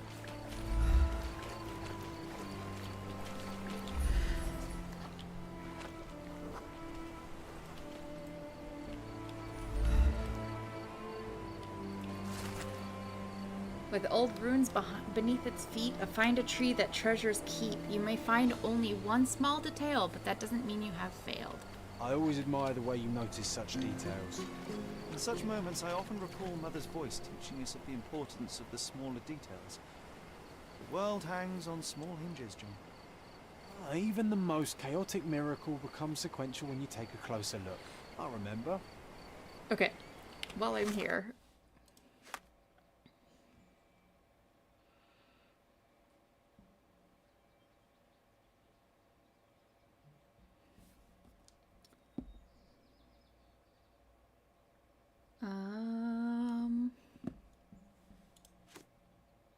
this one. Okay, it's back here. Can I go back this way? Apparently I can. Or not. Jesus, oh god. Am I stuck? Oh no. Okay, there we go.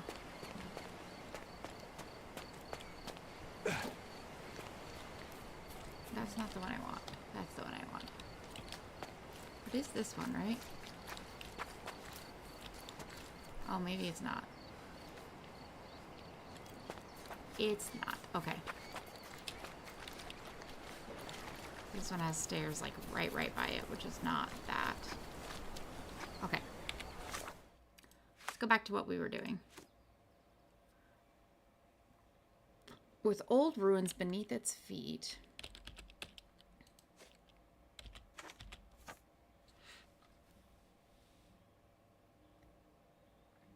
Find a tree that treasures keep. You may find only one small detail, but that doesn't mean that you have failed.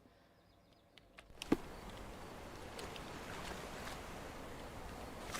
we need to go back to the old ruins?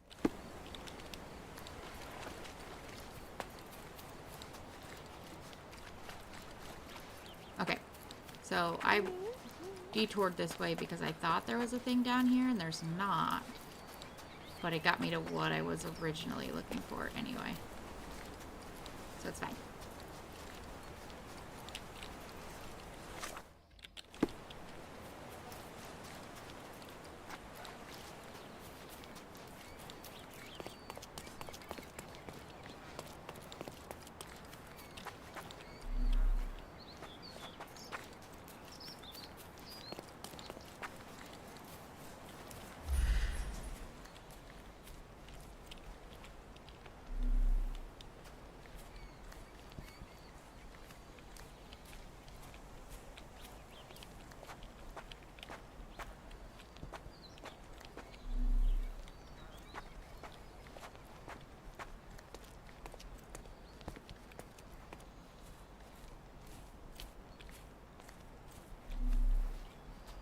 Maybe not.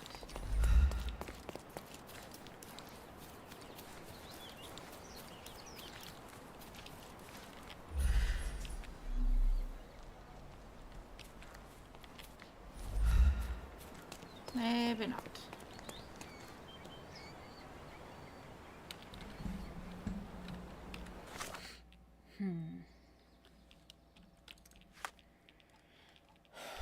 With old ruins beneath its feet, find a tree that treasures keep. I'm not sure what that means. You may find only one small detail, but that does not mean you have failed.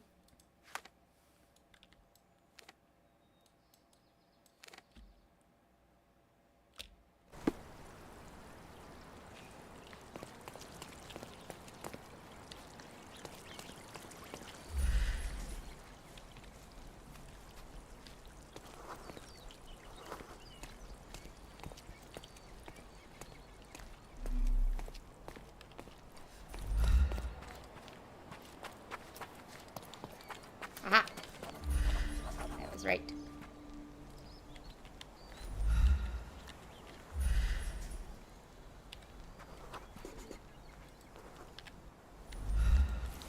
Oh, it's a little magnifying glass. Cute. Wait, what? Is this Mother's magnifying glass? How did it end up here? What happened? Did we put it there? Sherry, you really need to learn to let miracles happen. The whole world is one big, unresolved, chaotic miracle. But they will become sequential if you take a closer look. I do remember what Mother told us, but that explains nothing. Just let things happen, all right? Besides, this little miracle will look perfect in our manor, don't you think? Very fun. Who gave me $15 for that?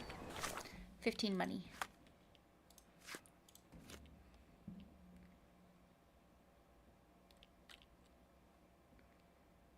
Yeah, we definitely are the ones that hit it when we were kids.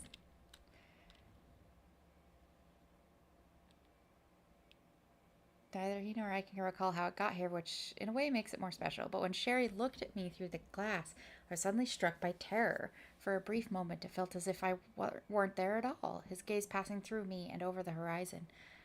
Yeah, he's starting to outgrow you, bud. Sorry. Okay.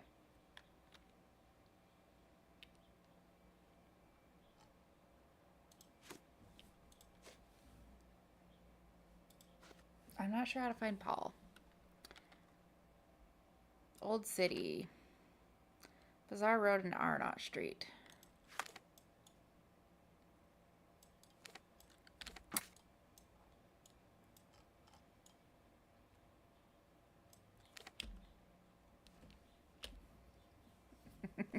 Sorry, we got massively sidetracked there.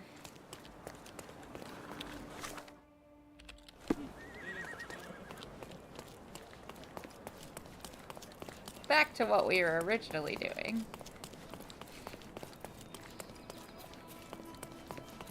We just ran past the statue and we're like, hey, wait a second. Quest. From day to night, Aiden stands there, recruiting non-rebellious workers for the dig.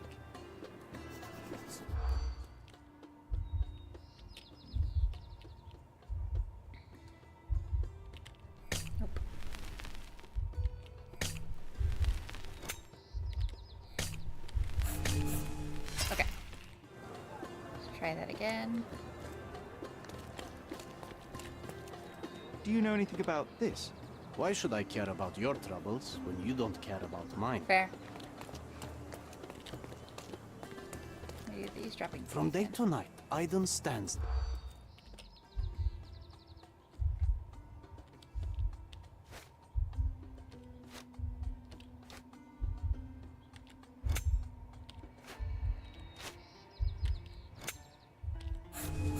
Oh yeah.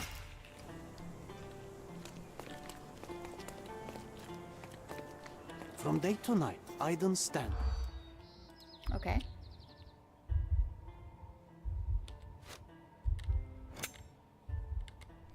Nope.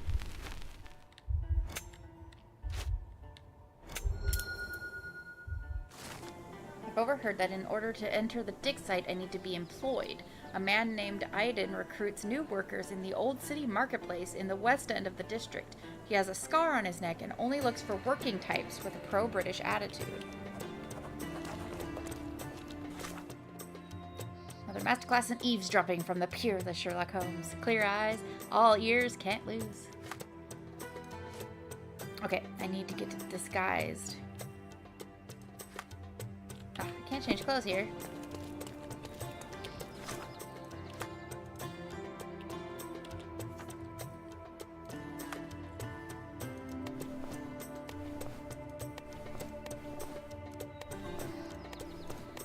I wonder if this would work.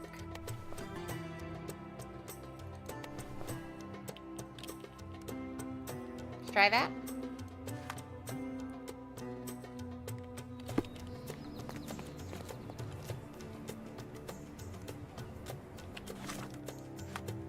I need...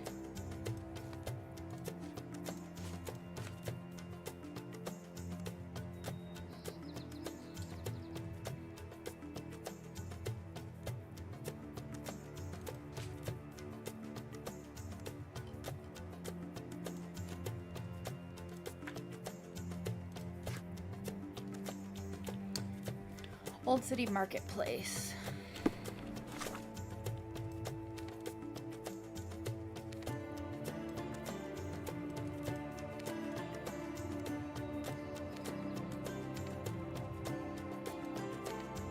That one.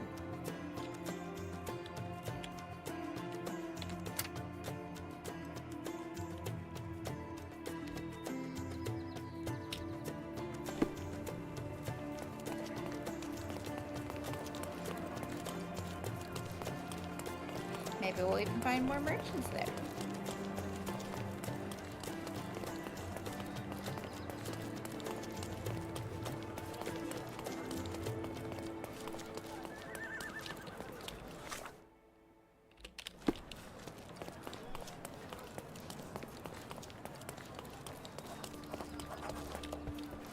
All fresh issues are sold out.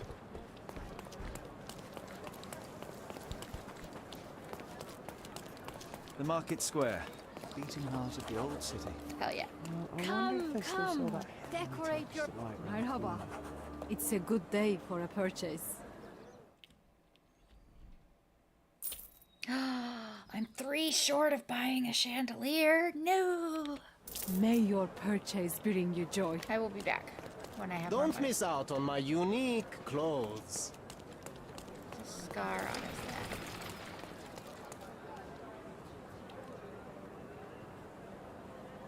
You don't look like you've got a scar.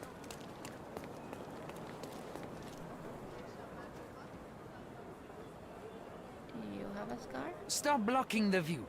No. I didn't mean that. I meant that. Scar on his neck.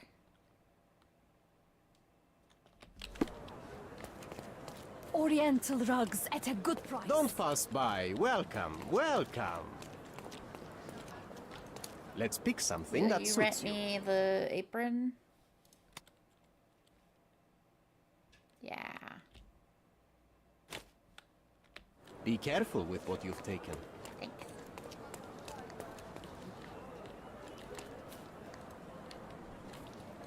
Excuse me, just one question. Sounds familiar, but no. Ask someone else. But he's over there pretending to be. No scar on your neck.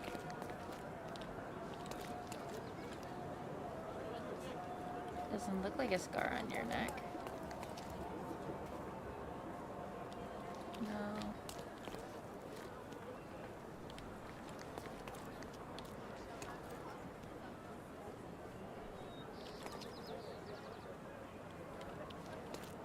Maybe he's around the outside of it.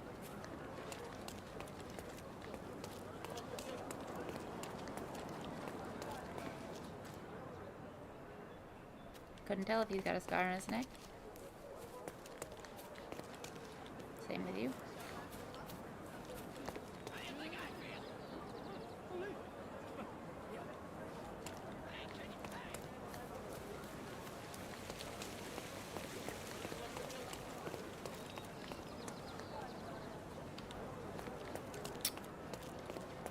Where, oh, where can he be?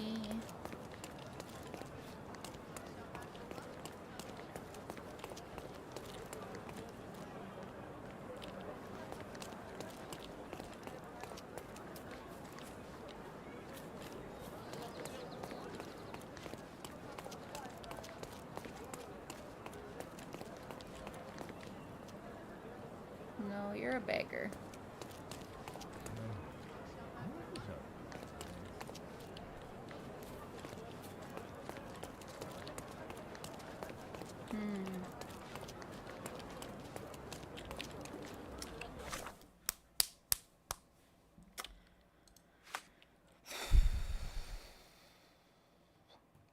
Scar on his neck and only looks for working types with a pro-British attitude.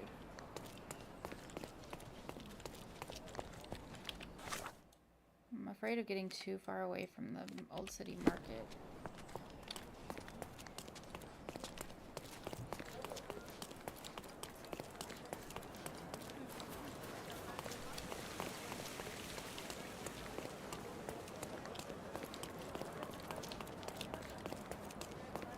Here you go.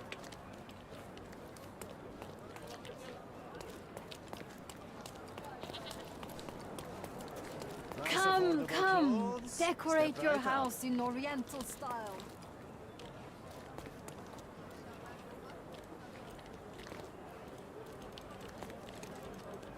You say I can click on you, but I can't.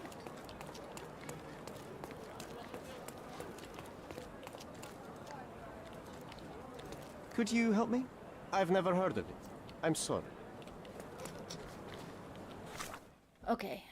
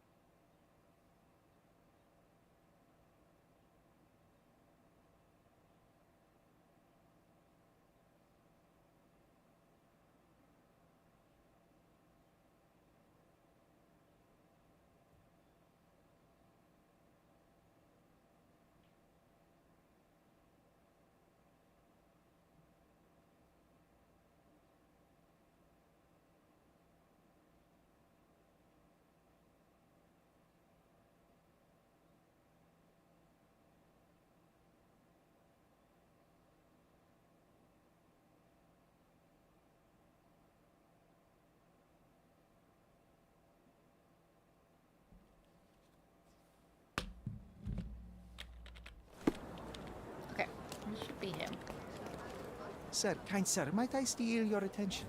I'm not buying. Ah, that is the thing. You won't waste a single mangir.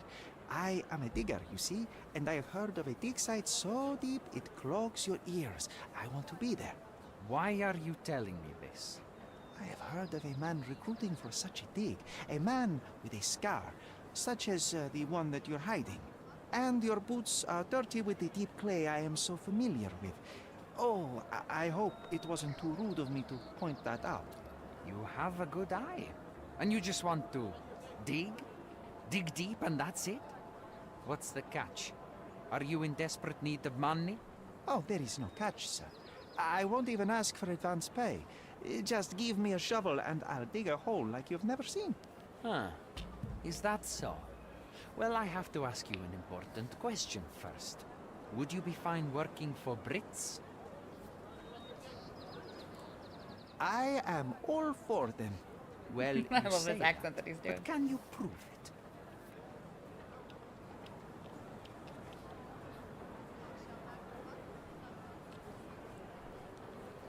Oh no.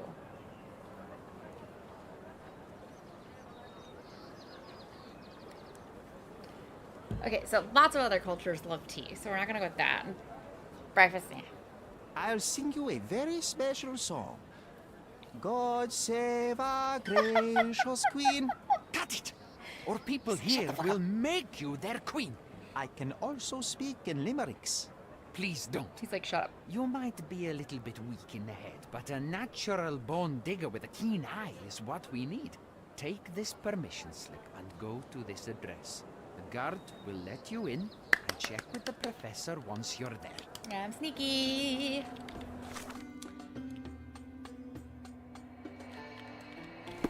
Okay, we're gonna run that way again.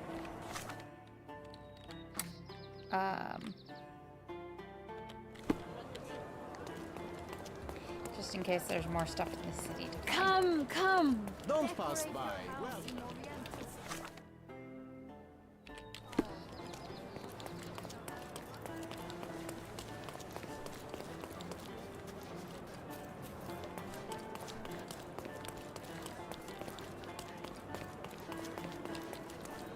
Which road do we want to go down?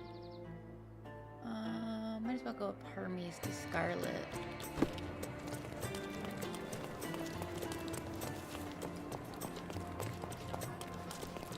Is this Scarlet? No, that's Olive. One more street up.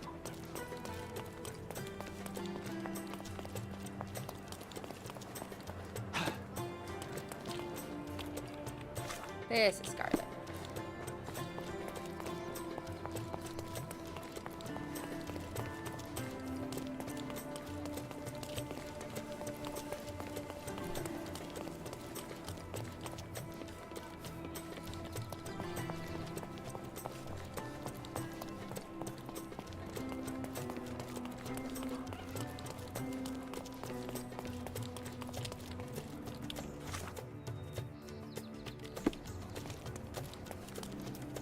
Very good.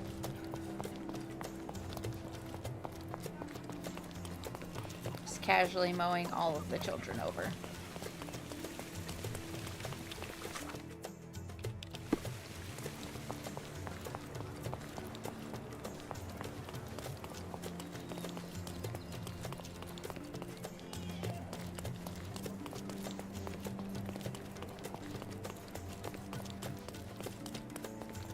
stop loitering and get inside. Great, thanks.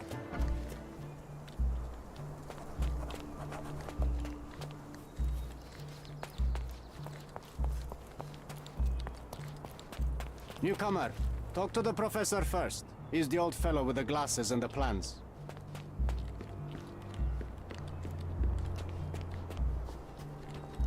Where's the fire in your eyes? Where's the smile? I am sick and tired of seeing apathy among the new workers. About that. Sir, believe me, I do have the spark. I want to start work straight away. It's as important to me as it is to you.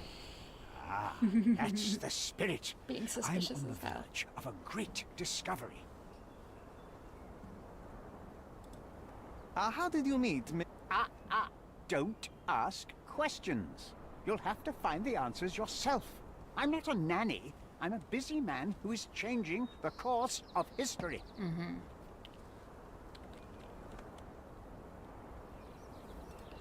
I am ready to work.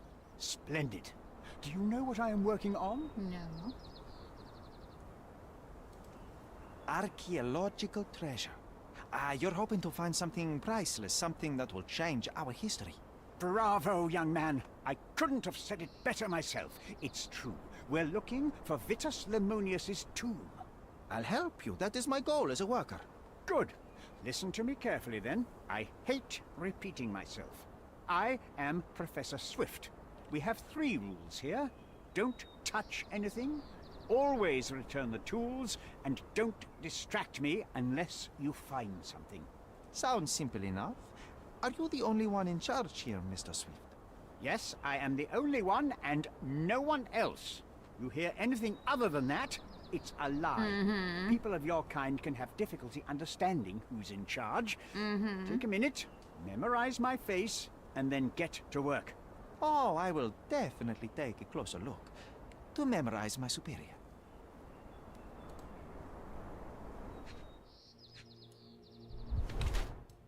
Inconvenient, but continues to wear broken glasses.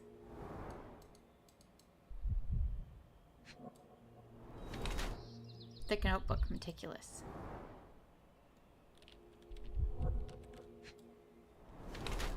Elbow bruises, fresh and untended.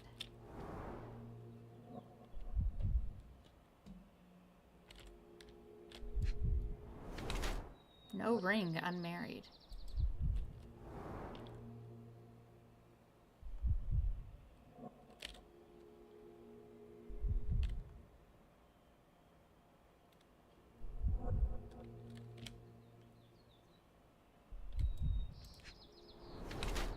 Dirty clothes, indifferent or poor.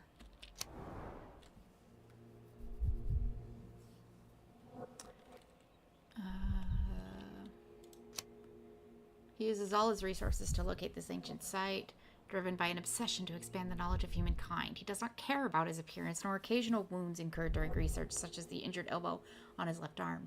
His life is documented in meticulous detail in a diary he treasures. Arthur Swift has sacrificed almost everything he has in a thankless attempt to uncover more about the past.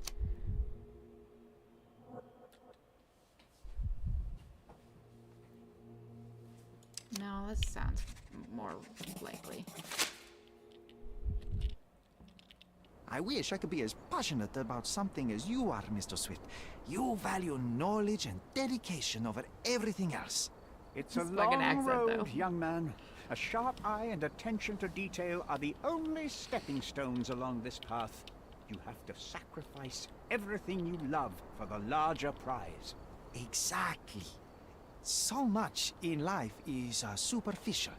I wish more people would understand. I never heard a truer word, lad. Folk will ignore what truly matters in life, and for what? Convenience. Bold words indeed. I doubt that many scientists would be willing to support their bragging with fieldwork. The academic world is full of restrictions. Our honorable professors are too afraid to dirty their hands.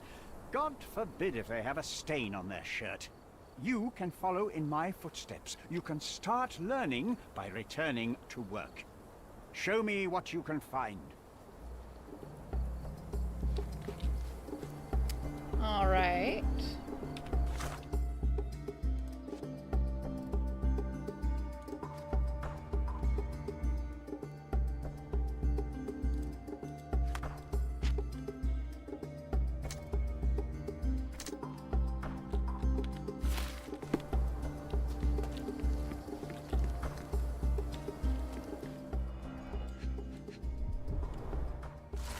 Titus and Vitus conquest.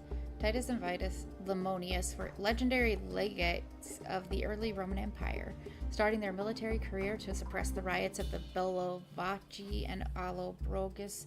They were the key commanders during the siege of Mutina and the Battle of Actium. With the new Emperor Augustus, the brothers received twin swords, presumably the ones previously belonged to Romulus and Remus. The brothers served as legates and legates, I'm not sure, to conquer the Dalmatian and African provinces. and were famous for their worship of minor gods. Titus honored Eurus, while his brother prayed to Zephyrus. Not much is known about the brothers except for the description by Pliny the Elder. Titus wore the skin of a lion with its head on the helmet, a tradition he picked up while being a signifier. Vitus held a shield large enough to cover the sky. Though the exact locations of the tombs remain unknown, historians know that Titus died in the spring of 10 AD, while Vitus in the autumn of 12 AD. Interesting. Straw dolls. Eerie, but effective for a scene recreation. Oh, I want one of these. Or two. Oilcloth. Won't fade and waterproof. Enough here to make 10 sails and more. Okay.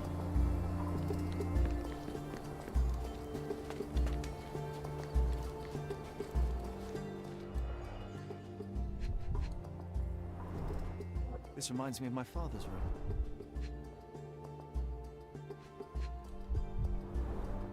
A plan for this whole operation.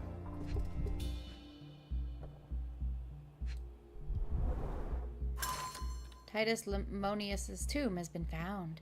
Near the city of Corinth, British archaeologist Sir George Griffiths has discovered the well-preserved tomb of a Roman legate, General Titus Lemonius, owner of the legendary twin sword of Romulus, gifted by Augustus himself, first emperor of the Roman Empire.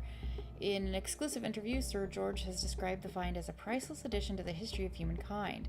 The entrance was found by the removal of several blocks of soil around prominent statues revealing the tomb. According to Sir George, the statues represent the life of Titus. A female statue, presumably a mother holding a basket of fruits, looks to the west. Another female figure, perhaps Autumn, with a sickle in her hand, looks to the east. Sir George presumes that these statues are hidden allegories of Zephyrus, a minor god of the west wind, and the other Eurus, god of the east wind. All of this being played in a circle with the statues of the two brothers, Titus and Vitus. The achievement of the archaeologists have been acknowledged by the crown. This might prove useful. I'll note it down. Don't touch anything here. Get back to work.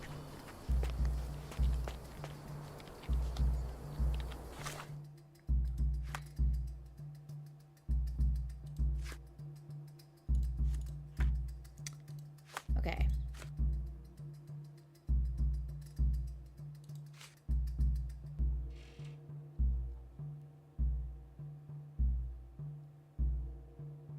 So we're looking for Vitus. Sword and shield.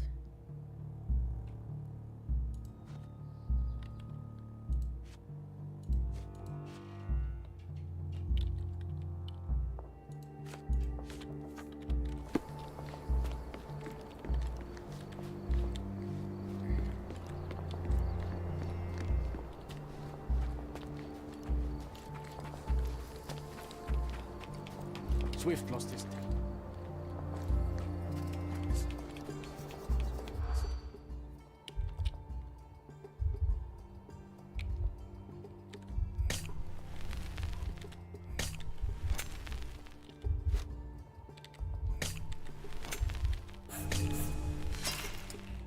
Okay. Swift lost his temper when he learned what happened to the statue.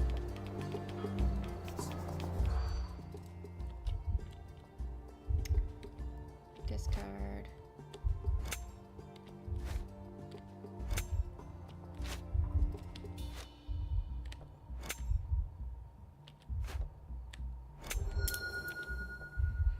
Workers at the dig site found a statue with a lion helmet head. It originally lay on the pedestal closest to the beach, but someone kicked it over the edge. As a result, the statue broke and the pedestal remains tilted. Quite daunting to see how deep the dig is.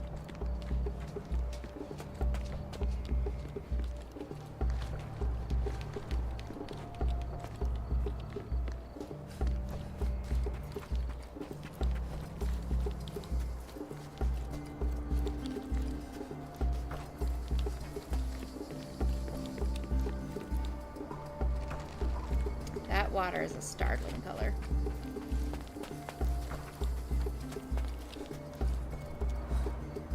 Somehow the text remains legible. Let's see if I remember my Latin. An inscription near the 4 pedestals translates to Vitus rests nearby. Beware the one who wishes to disrupt his sleep, for he is guarded by the gazes of his brother and the autumn wind.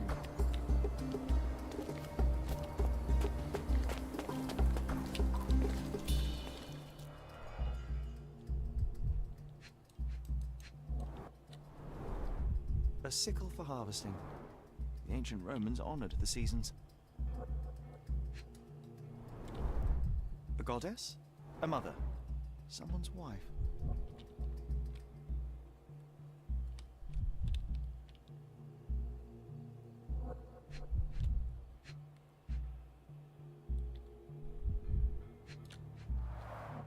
There were 4 statues here originally. I wonder what the 3 other statues look like. I see now. Mr. Swift didn't realize the significance of the statues. Okay. So the Adam was here and the Titus one was there.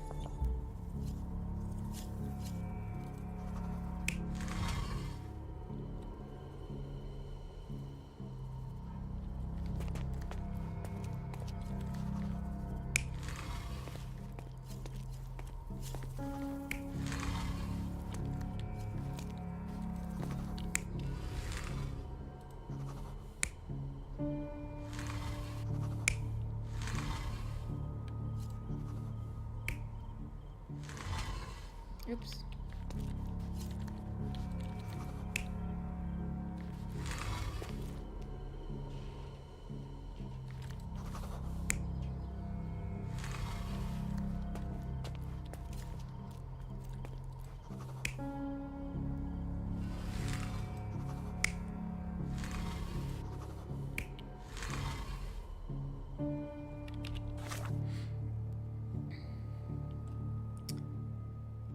Female statue looking west with a basket of fruits in her hand. Looking east was another female statue, an allegory of the wind god Eurus with a sickle. Between those two were the remains of the statues of Titus and his brother Vitus.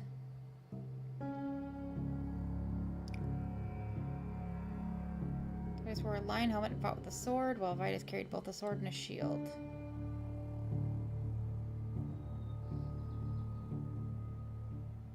Okay, so I've got the placements right. I'm just not sure which way. Okay. So that way is west. Who's supposed to be facing west again? Zephyr looking west.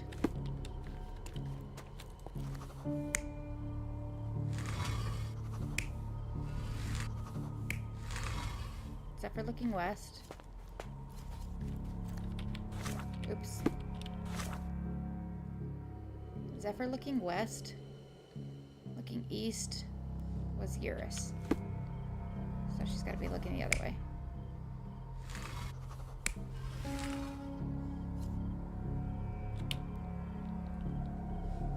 You're not even trying, Sherry. Concentrate.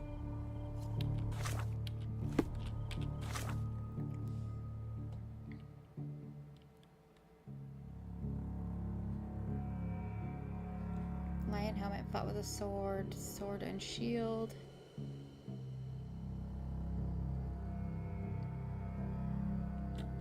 Okay, so I know I've got these spots right. I wonder if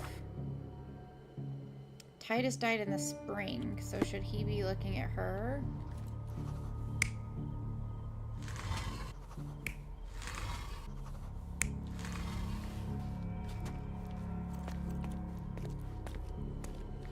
And you died in the fall, so you should be looking the other direction.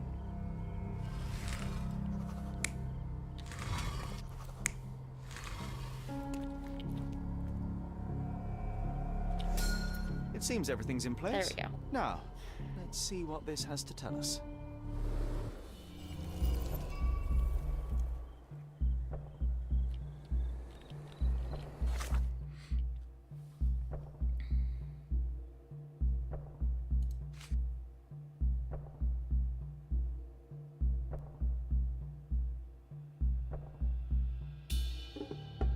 guarded by the gazes of his brother and the autumn wind.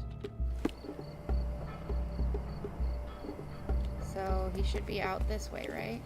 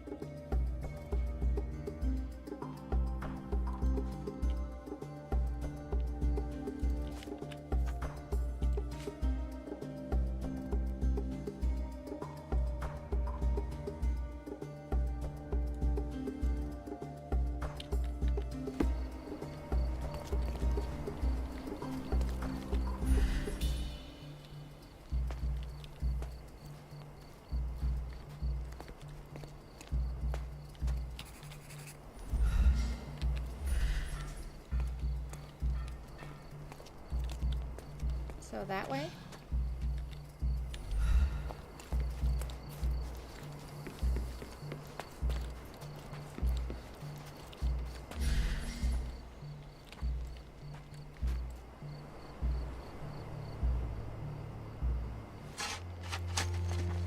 Here is your discovery, Mr. Swift. Hey, look at this. What have you found? Don't let anyone touch anything there. Eureka! I found you, my friend.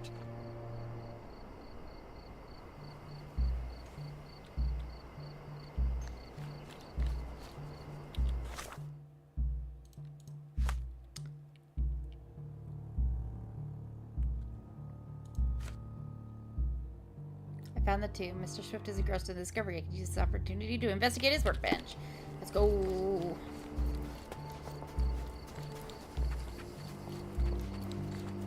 Being sneaky.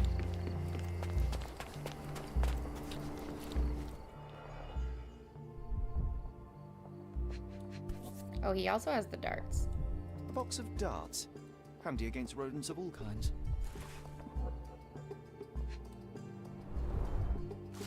Tusks and Trunks. The zoological bestseller Tusks and Trunks provides a most rigorous scientific description of the elephant. It is almost encyclopedic in its analysis of the creature's life, both in the wild and captivity. One crucial chapter describes the elephant's mating season, in which they become extremely dangerous. Furthermore, the book features guidance on how to communicate and interact with the big mammal.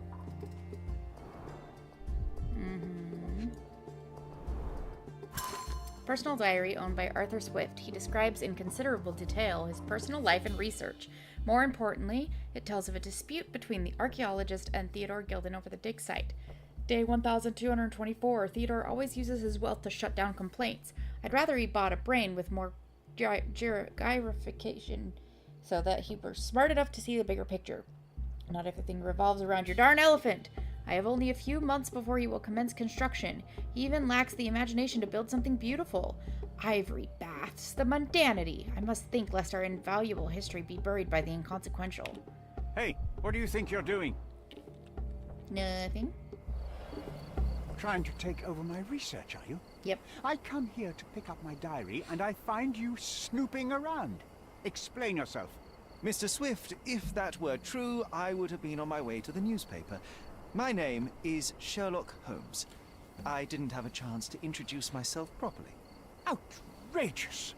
You deceived me, sir. What is the reason for your being here? Who sent you, I said Mr. to myself. Holmes? Theodore Gilden's premature death brought me here. Theodore is dead? How can that be possible? I'm thinking of all the possibilities, and I'm not crossing out anyone who might have been involved. Even his elephant. The land you're excavating belongs to Mr. Gilden, does it not? Did I hear an accusation? I have nothing to hide. You can ask me whatever nonsense you've prepared as a token of my diminishing respect towards I found your thing. Very well, Mr. Swift. I appreciate your cooperation. Thanks for the cooperation. When was the last time you saw Mr. Gilden? A couple of days ago. We discussed the site. I believe in the tomb and its secrets. Theodore's patience was stretched, however. He was already inventing new projects. It wasn't a long conversation. I suppose that his daughter will inherit everything now, along with all of the eccentricities and problems. And not forgetting Goliath. Eccentricities and problems, Mr. Holmes. One of many. Let me stress this again. He's a nut. Were you at the site this morning? Affirmative. This project is taking a lot of my time, as you see. I spend more time underground than on the surface. When did you learn about Theodore's death?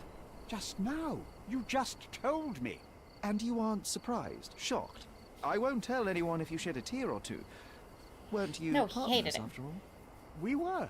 And it is a real shame. But I've seen too many deaths in my life, Mr. Holmes, for the news to truly shake me. Will you allow me to return to my research? Or are you insisting on remaining an obstacle? Oh, I haven't even started yet.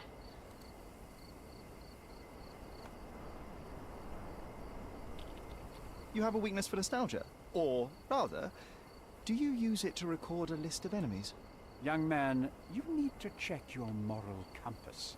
Reading another person's diary is a sin in every culture that I can think of. I don't think it's a sin. I think it's just a faux pas. You've already read it. Why bother? I simply record my life to keep my memory clean from misinterpretation. Letters and pages don't lie. But the writer of the text can. With this book, you attempted to plan an attack on the elephant? Your insinuations are out of place. Goliath is a frightening animal. All I wished to do was to understand the creature. As any scientist would do, I researched, analyzed, and drew conclusions. And what conclusion did you draw? That Theodore Gilden made the animal miserable. He couldn't provide the proper environment for the beast. Yeah. My interest in the subject ended there. Very true.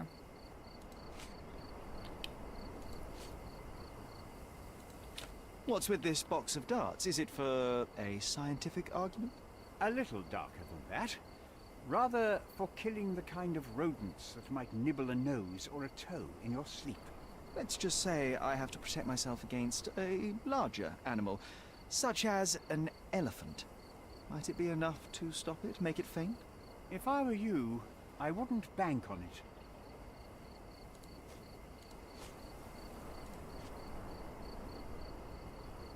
Okay, use that.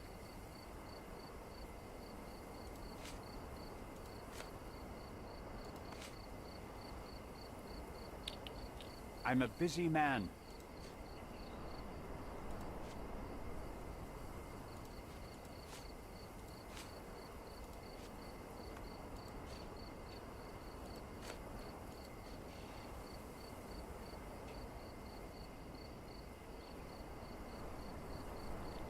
Remember one of the rules? It seems that you didn't return a tool. Is this knife yours? Do I look like a fellow who carries a knife? I don't need it. There are plenty of uses for it on the site, and outside of it. I have other people to cut ropes for me, Mr. Holmes.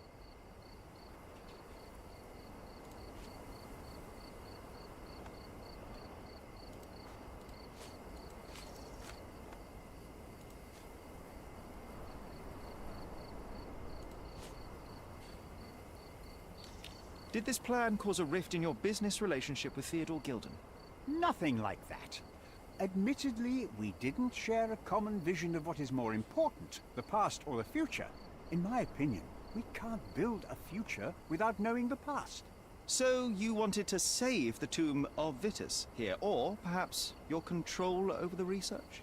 Only the knowledge that rightly belongs to humankind, nothing less and nothing more.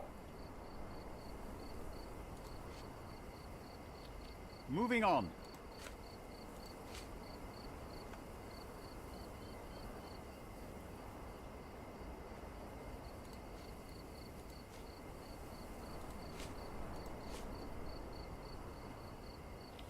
Moving on. I don't really need any of this other stuff. Moving on. I'm a busy man. I'm a busy man. What's with this intricate recruitment process? Pro-British workers charge less? As a head of this organization, I need to secure a productive environment. It's impossible to do so if there are political differences. especially here, where the native population doesn't support our efforts to find the ancient artifacts. Decent pay can also stimulate productivity and shut down any political discord. Hadn't you thought of that? You're young. You have time to fritter and fight with everyone you meet. I don't have such a luxury. He does fight with everyone Our he meets. workers receive He right, enough though. pay for what they do. So don't start a discussion you know nothing about. Moving on. Your partner had a very specific attitude towards the things he treasured. Was this habitual for him? That would have been too much even for him. Don't get me wrong, he had a harsh temper. Like a true businessman, he was ready to burn his competitors to the ground. But threatening someone physically would have been something new even for him, am I correct? Absolutely. Besides, I had never seen him this angry. The fellow who received the letter must have been extremely alarmed. Moving on. I'm a busy man. Have you seen this person before? The one beside Imogen Gilden? No, but he's with Imogen, so I suppose that he's a friend of hers. That girl always has her head in the clouds. I could have said Theodore was different, but that wouldn't have been entirely true. Away with the fairies, was he? That's one way of putting it. Either way, I don't know much about Imogen's life or her friends. The type of elite that pretends to be educated. Yeah. Gilden's elephant is quite an unusual addition to Cordona's fauna. What is your scientific opinion on that? No matter how much Theodore loved it, it still remained a wild animal trapped inside a stone pen. Goliath needs savannas, He's fields, fucking right, though. lakes. I'm sure that Goliath did not have a plan to kill his owner to head to the savannas. What do you think? No, animals don't kill in a typical sense. I can only presume that it tried to protect itself from captivity. From Theodore. I don't suspect this man It was at a all. gilded cage that was predestined to break. Oh. Okay. Arthur Swift believes that the elephant sought to free itself from captivity, much like any wild animal. Arthur was surprised to see Theodore this aggressive and indiscreet. Arthur sincerely believes that the discoveries at the dig site will change humankind's understanding of their own history. Arthur Swift confirmed that he was partners with the victim Theodore Gilden, but said his work ended due to Gilden's lack of passion for the archaeological research. Arthur said it is not his knife and that he doesn't use one in his work. He claims that Arthur used to kill rodents at the dig site. Arthur Swift only read the book to understand the animal and how it should be treated. Arthur Swift uses his diary to document important moments. I'm gonna try, because there was all the tea in the back room. I'm gonna try that again.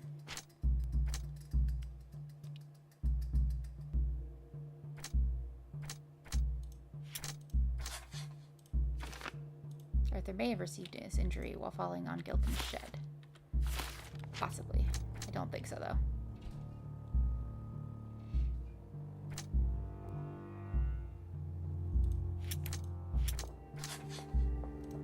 Arthur protected his research. Arthur Swift has dedicated his life to studying the history of humankind. He may not have been willing to see that end.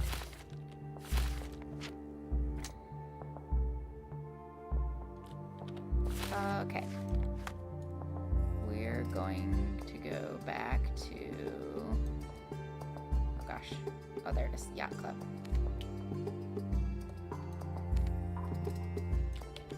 We have to leave here first.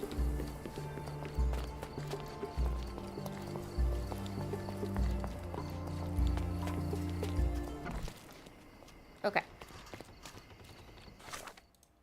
Gonna put our regular clothes back on. And then we're gonna jump over here.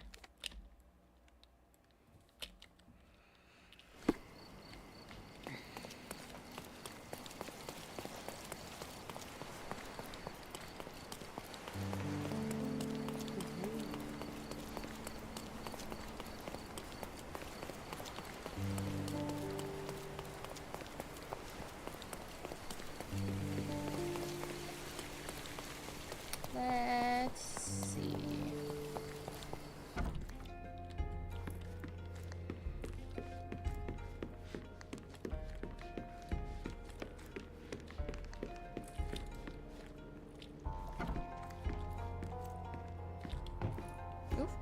Yay. Tea caddy, not smeared. What do you mean not smeared? Undeniably psychotropes. Not for toothache, I think. That's a lot of drugs. A typical tea tin. I wonder what he has for biscuits. You're so sassy. We can become pirates and show them what should be. Oi! Hands off my possessions before you lose your fingers. Hello. Are you illiterate? The rules are written everywhere. Ah, Mr. Perks, the cabin boy himself. Champion, you mean? I was right. You are illiterate. I think a couple of shiners might teach you. One last chance. Doesn't sound like a Who male are you? voice actor. I'm Sherlock Holmes, a friend of our mutual acquaintance, Miss Imogen. Look, you artichoke. Imogen has no friends. Except for me.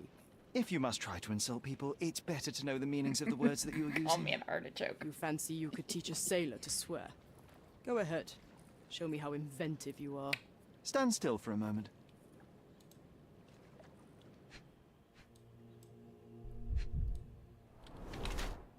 Smooth Adams apple. Oh, I was right.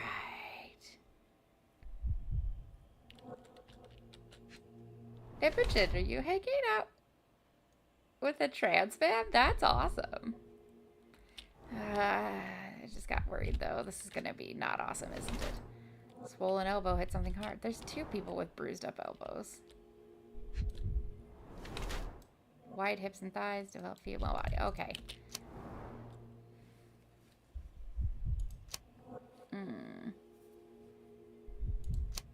Paul Perks is a woman who disguises herself as a man to achieve a higher social position. She uses the privileges of men to pursue her personal goals. She uses her career in yachting as cover to smuggle goods for various gangs on Cordona. Her injured arm reflects the dangerous nature of her life. Despite her fearless exterior, she is frequently in trouble due to her connections with the criminal underworld. And yet she has earned a place in that world as Paul. I see no reason to disclose to anyone otherwise. Yeah, let's go with that one. She puts all her effort into sport, even though it comes with the occasional accident on the open sea. Bruises and an injured arm are badges of honor in this dangerous sport. She is a fearless yacht woman, and I will not give it up, even when it costs her. And will not give it up, even when it costs her. And yet, that is a man's prerogative. I see no reason to disclose to anyone otherwise. Ooh. The thing is, it feels like Paul is more focused on being a yachter, like a sportsman, and got tangled up in the smuggling because they tried to back out.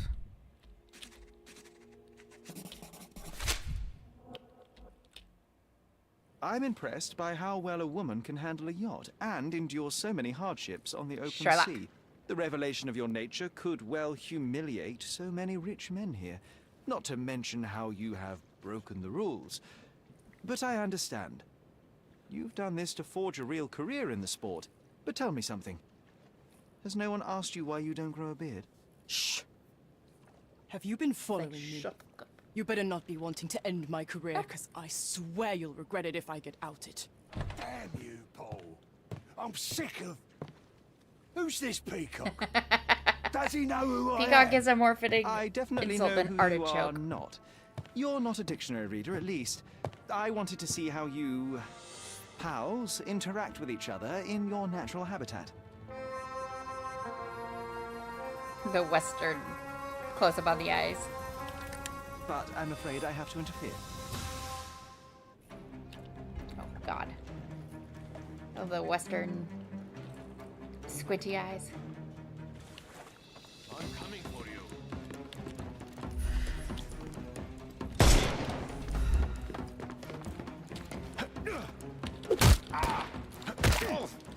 Right? Don't cry, you'll live. Take a rest. Damn. I'm gonna hurt you.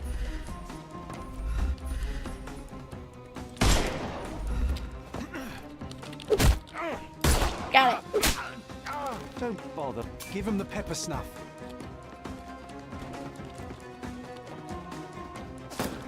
Oh, whoa, whoa, whoa. I'm gonna hurt you. Ow. Okay, don't do that.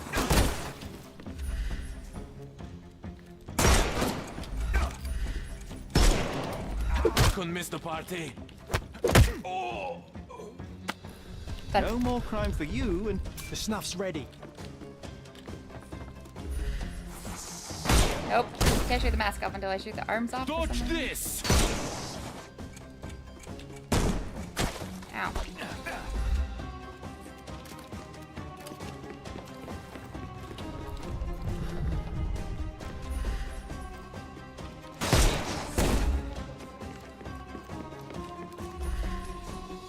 You can overcome the brute now. Yep, I just gotta get him somewhere where that'll work. No. There we go. Got it. don't bother moving. Give him the pepper snuff. No, more. Ah! Excuse you. Excuse you. Take this.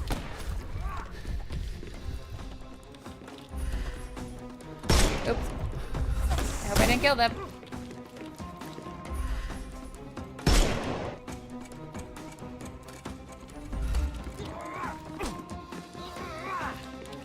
I couldn't miss the party. Take Great, a rest, bye. my friend. The snuff's ready. No. Woo! I'm coming. Just come on, No more crime for you until next month.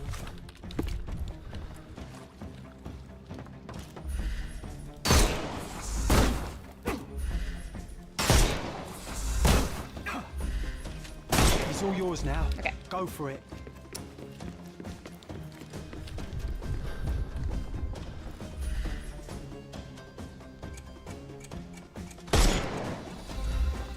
Dang it. Just die.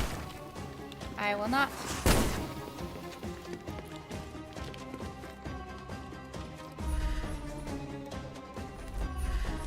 There we go. Please let that be the last one. Don't bother moving. You lost. Did it.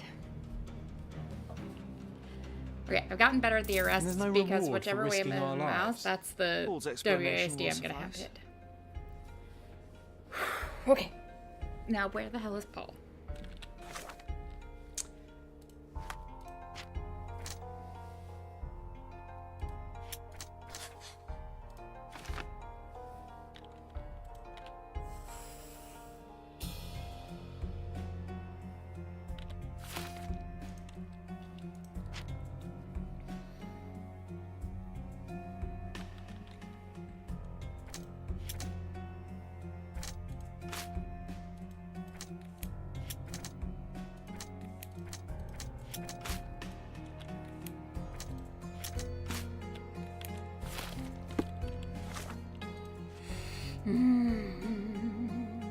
I hate that they gave Paul a woman portrait in the...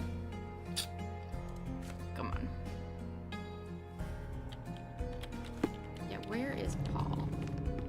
Can I talk to them again?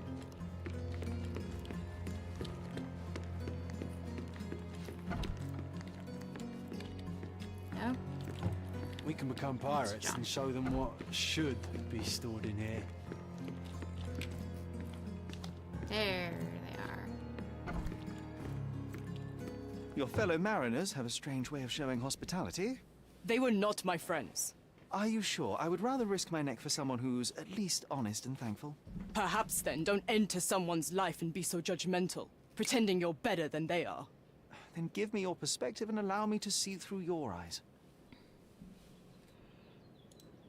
What were you doing this morning, Miss Perks? Don't call me that. I'm a champion. I was sailing. The other club members told me You that missed you the missed race. the race this morning. Do champions not need to practice? Ugh, you've talked with them already. Yes. No, I wasn't racing. I visited the doctor after that attack on me. And then I had to honor the deal with the bandits you just took care of. I tried to tell you before, but your partners interrupted. Have you heard the news? Theodore Gilden is dead. Do you have anything to say? Well, what a shock. To me, he was an angry old ogre. Good riddance. That what a shock Was wasn't it even Goliath that killed him? slightly honest. Did it crush him? Break his bones? Come on, tell me. I want all the details. You have an unusual way of showing grief. Imogen wouldn't appreciate that. But yes, the animal could have been involved. It's poetic in a way, isn't it? It takes a beast to kill a monster. I wish I could have been that elephant. This business of yours, you should be more careful. Ruining your life at such a young age is ridiculous. I am careful. Except for you, no one has noticed where I store the smuggled goods. Stop it. If the police arrive, there's no link to me. It's common storage, not exclusively mine. Don't be dumb.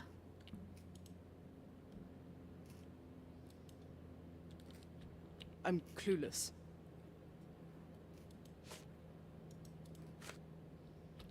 You smuggle illicit psychotropes on your yacht. Not a delivery for the hospital, I'm sure. Of course not. I've had to cut corners to earn some money.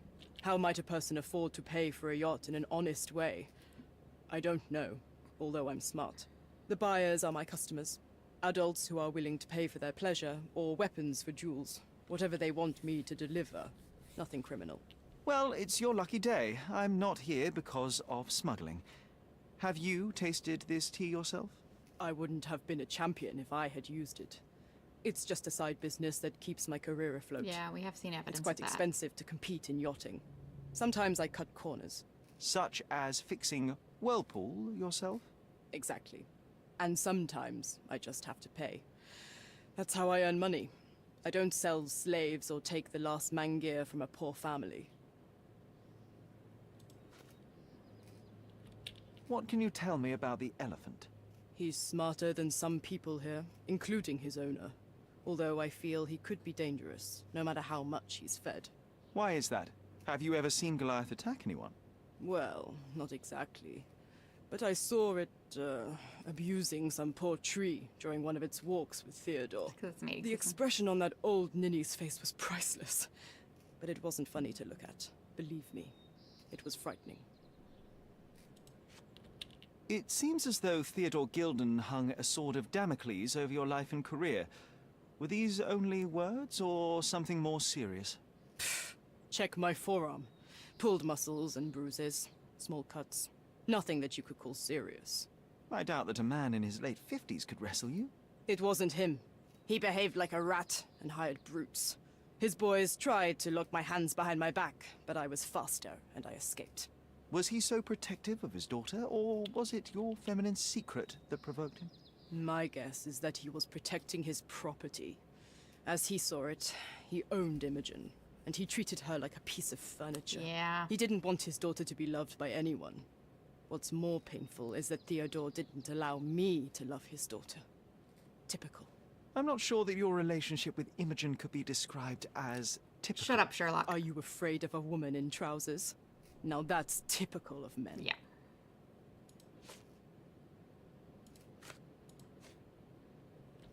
Does this knife seem familiar?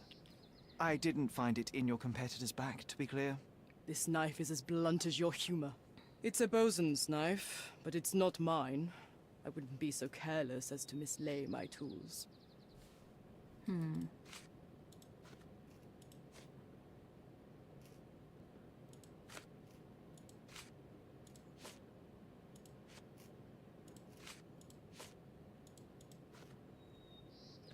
Look what I found.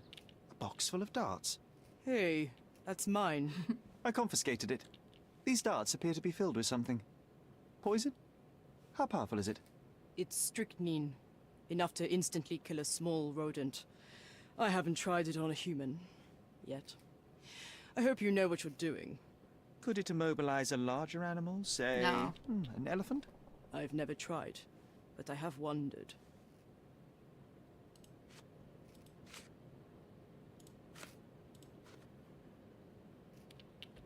I don't know what you're suggesting. I don't know what this means. Imogen doesn't strike me as an industrious young lady, so I find it strange that she was busy packing up all her belongings when Mr. Gilden died. That's some favorable wind in your sails, isn't it? Is it so suspicious that a couple might embark on a trip? I wanted to thank her, so we planned to go traveling. A Theodore-free place, without elephants. The timing of it is suspicious, however. Your lady friend becomes an orphan and heir, and there's a planned trip directly afterwards. An improvised romantic dinner will never please a spoiled girl. A planned voyage might. It's not spur of the moment. Yeah, they've been planning this for a while. A charming picture. I've heard that champions do often pose with their trophies. Cheeky. It is a lovely trophy, though. I'm sure you will agree. What is it that you like most about her? Her naivety? Her father's money? A somewhat difficult choice. Especially now that her father is out of the equation. Ooh, I don't like the sound of that.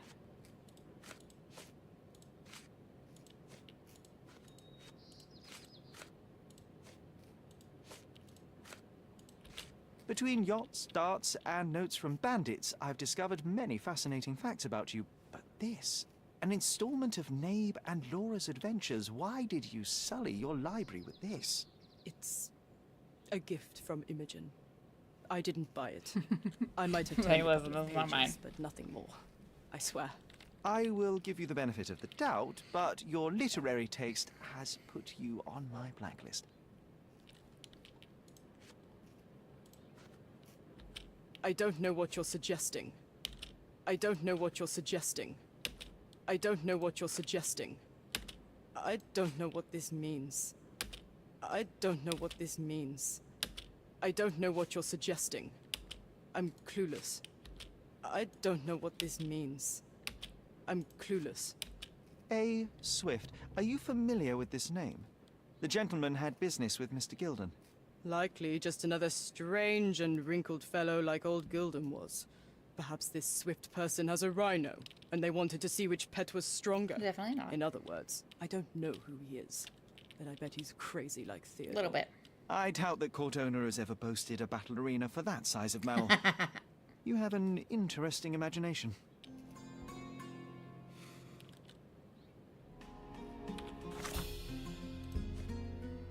Paul said that they wanted to leave Cardona to escape from Theodore's influence.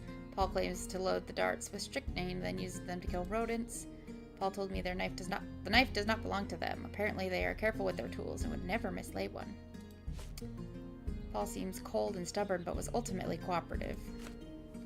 Paul confirms that they came into conflict with Theodore Gilden over Imogen. Paul is not surprised that Goliath killed Theodore and mentioned that it is mating season.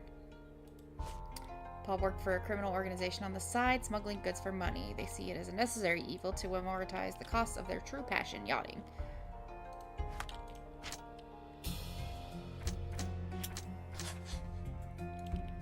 Theodore attempted to destroy Paul. Theodore Gilden was highly motivated to destroy Paul's career and well-being, even going so far as to hire criminals.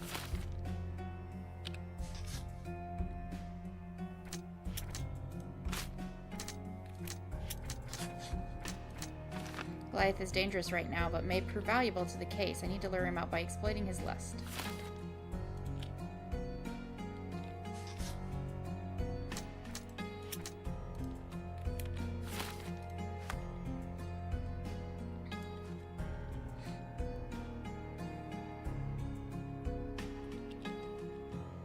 The elephant Goliath was present for Mr. Gilden's death and may hold the answer to how it happened. He is presently in heat, which I can take advantage of to lure him out.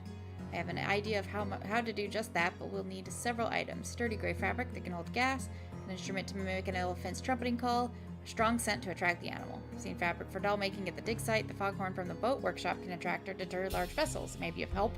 The perfume from Theodore's office can help if I extract pheromones from it.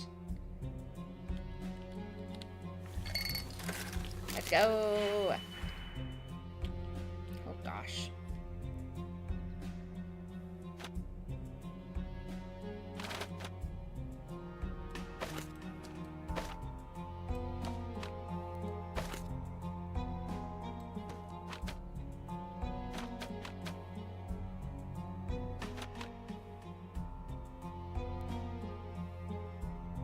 Oh, -3. -3.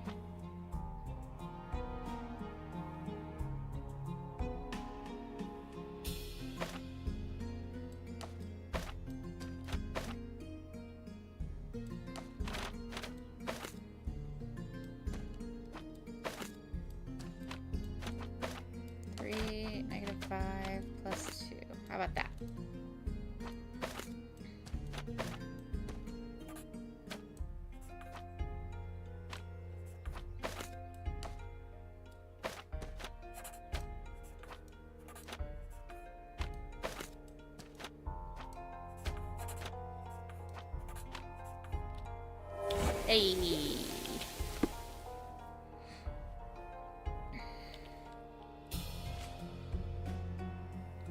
Okay.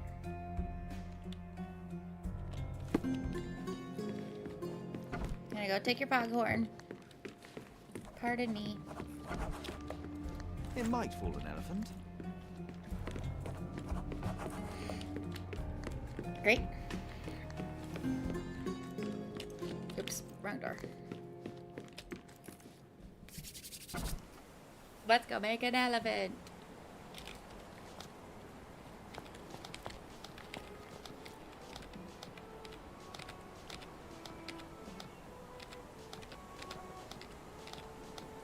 Okay.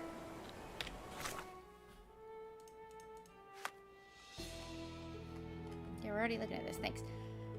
Okay. We gotta go get the fabric, so I'm gonna go quick bathroom break, and then we'll go do that. And then we'll probably wrap it up for the day soon. So, be right back.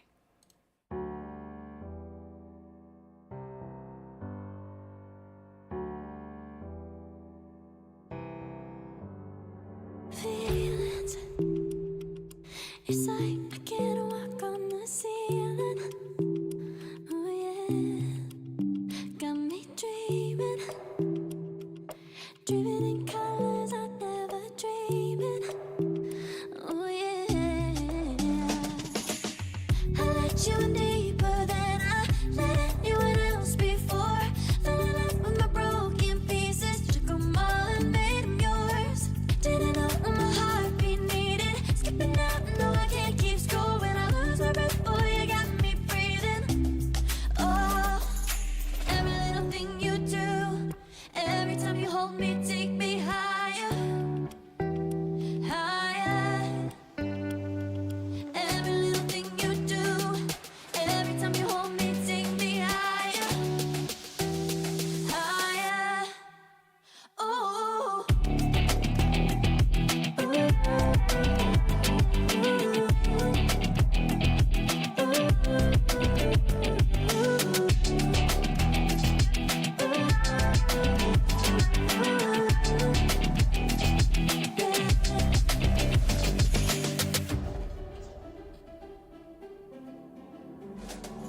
Magic. No, I'm never letting go. Now that I have it with you. When you kiss me, it's like the stars fall out the sky onto my heart to cover up what I don't wanna show. I let you in deeper than I let anyone else before. Fell in love with my broken pieces, took 'em all and made 'em yours. Didn't know what my heartbeat needed, skipping out, no I can't keep score. When I lose my breath, boy, you got me breathing. Oh, every little thing you do, every time you hold me, take me higher. All right, off we go. We are going over here because it's the quickest fast travel point.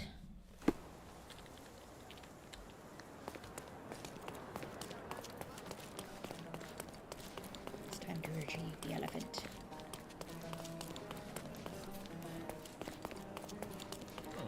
We're going to lure him out.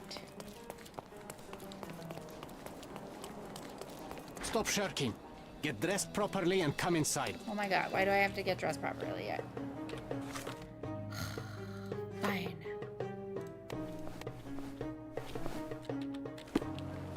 Guess we'll change. Stop.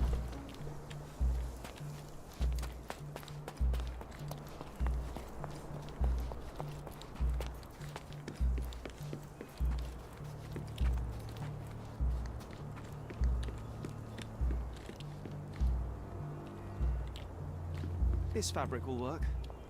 Mrs. Nini seemed to know her sewing inside out. I bet she missed us. I hope Miss Nini won't misunderstand me.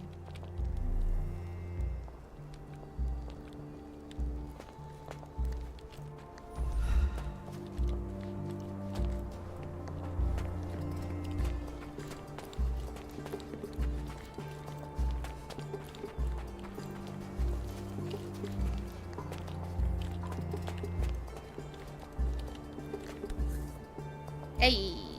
Sharpest pickaxe. A guilty pleasure of the real archaeologist. Missing your Laura, Mr. Swift? Hey, a word about the trilogy. Right then, you literary expert. What was so important about these books? Or did you simply need some kindling? It's inspirational. I have a plan. Are you listening? I wish I wasn't, but I am. So, we catch a monkey, a langur, for example, then we extract some blood from it. What? Why? It will make us forever young, Sherry. Page 127 of the second book. Oh, I am so done with this.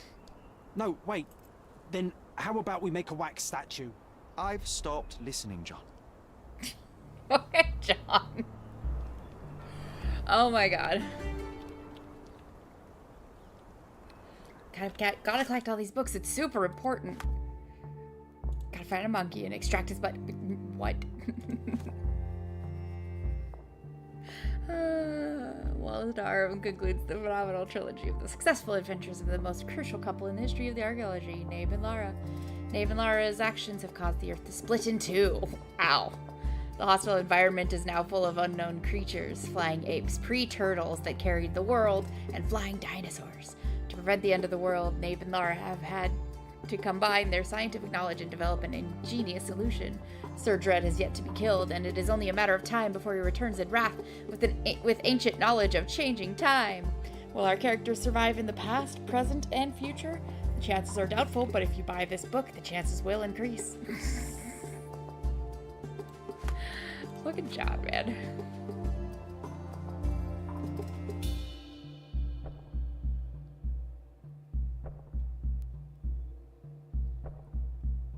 Oh boy. Okay. Go visit Mrs. Nini. Knights Road and Trinity Way in Scaladio. Put the shovel down, John. What are you doing? The Romans live in amphoras. I see nothing else here.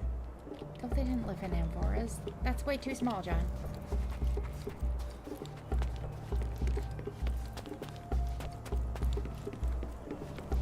John cracks me the hell up. Oh my god. He's such a weird character.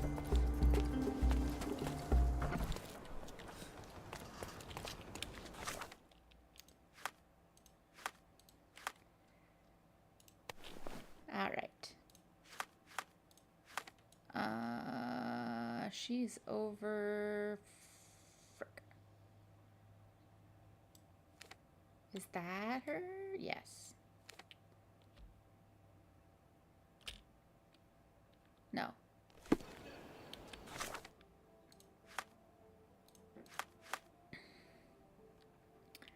Knights Road and Trinity Way. Back here, right?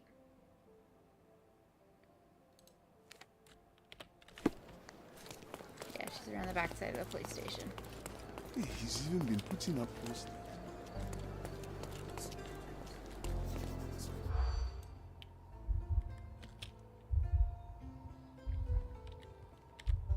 No?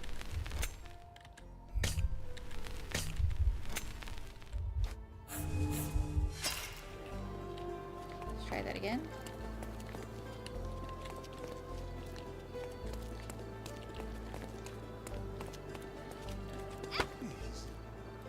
Could you help me? Emma like you should not speak to Emma like me. I wasn't trying to talk to him like that. I was trying to eavesdrop again. Hey, he's even been putting up posters.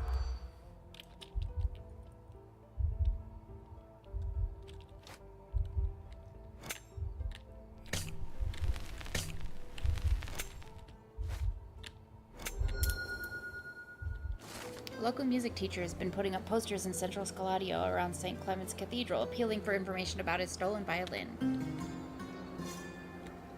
Okay.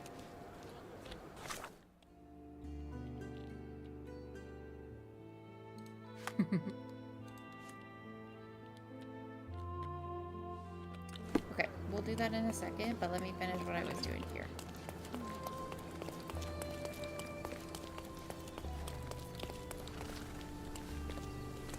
There she is. Good day, madam. I've come to you with a special requirement. The tailors on the street can't help me, I'm afraid. Could you make a doll for me? Oh, Senor Holmes.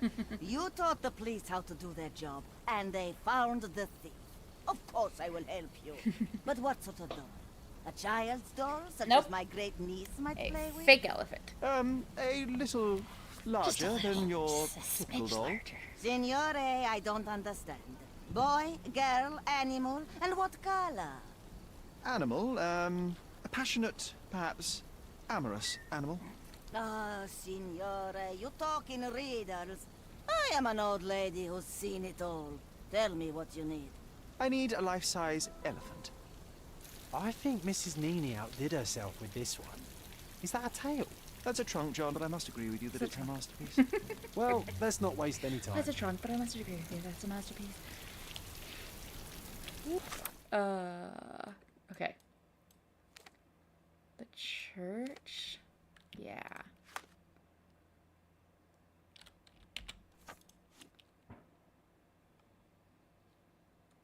The magnificent elephant doll now in my possession. I should use the coal gas shed in Gilden's yard to inflate the lure. Okay, but we're gonna do this first.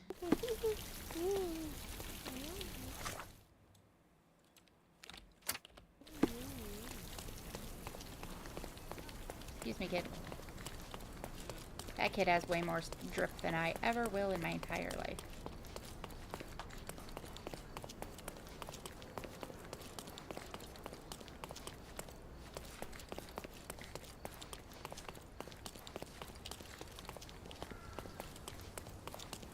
There's a poster.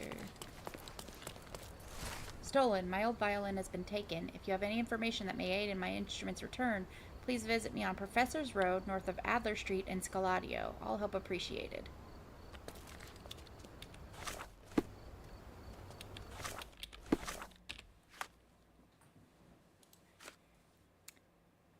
Professor's Road, north of Adler Street.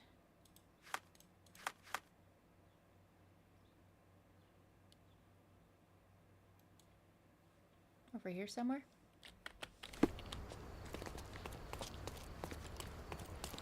Right?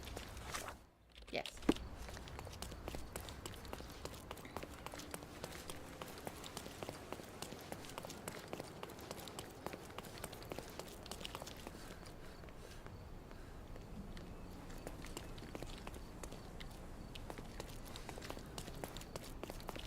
I'm having deja vu.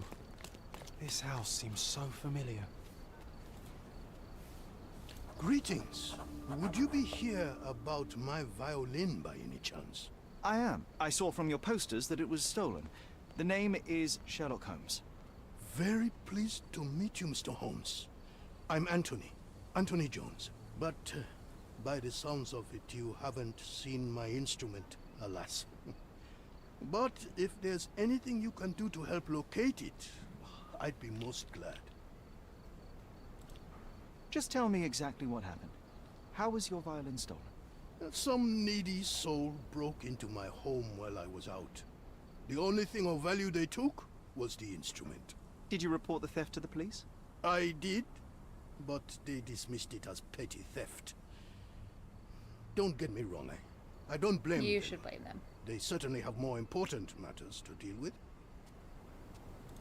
It would be another crime if I let some petty thief get away with your beloved violin. Let me help you find it. Oh, thank you very much. I cannot tell you how grateful I am. Come inside, I'll show you everything. Feel free to look around.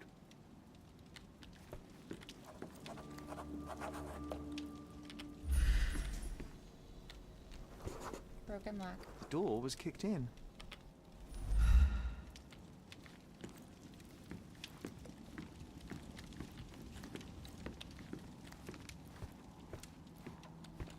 This cover is dusty. It hasn't been taken off for a long time. Wait. Oh, nice job. I thought you were... We could bake apples here, or smoke a duck. Ooh, or make pizza. Do you like pineapple? I do not.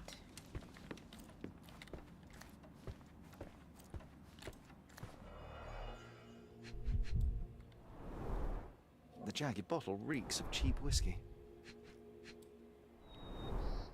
The thief left the bow. I suppose he prefers pizzicato. Clumsy of a thief to cut himself on the glass he just broke.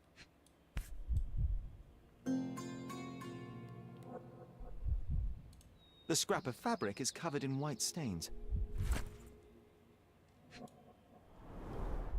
An utterly useless theft deterrent for a glass display case. Yeah. Nothing was taken except for the violin. How odd. These are intricate pieces of music, quite beautiful if my sight reading holds true. I see you've received many accolades. Ah, those are from a long time ago. I used to perform a lot in my youth.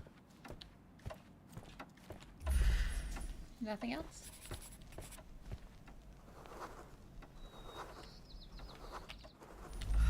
John, what are you doing? I can't hear anything. Has it got strings?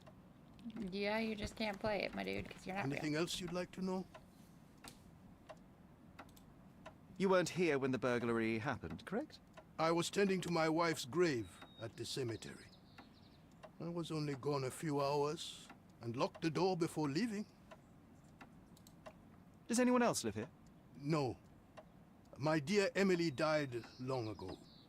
And God never blessed us with children. I used to give music lessons, but nobody visits me anymore.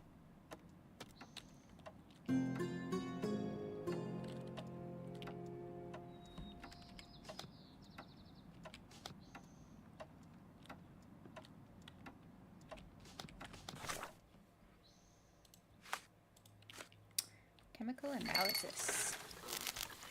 Let's go. Whoa, what is that?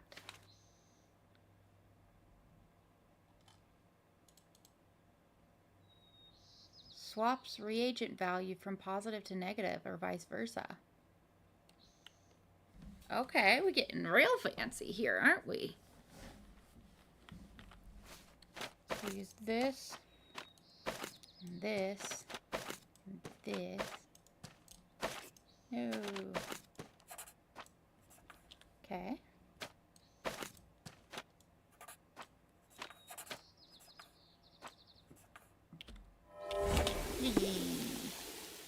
Salt and gunpowder.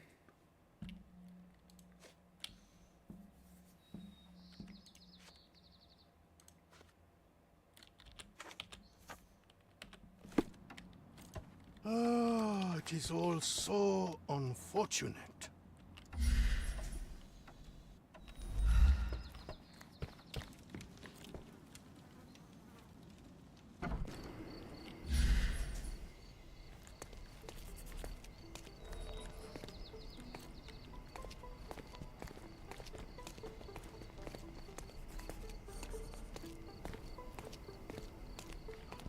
Is that background music or is it diegetic? Because it sounds like somebody plugging at a violin.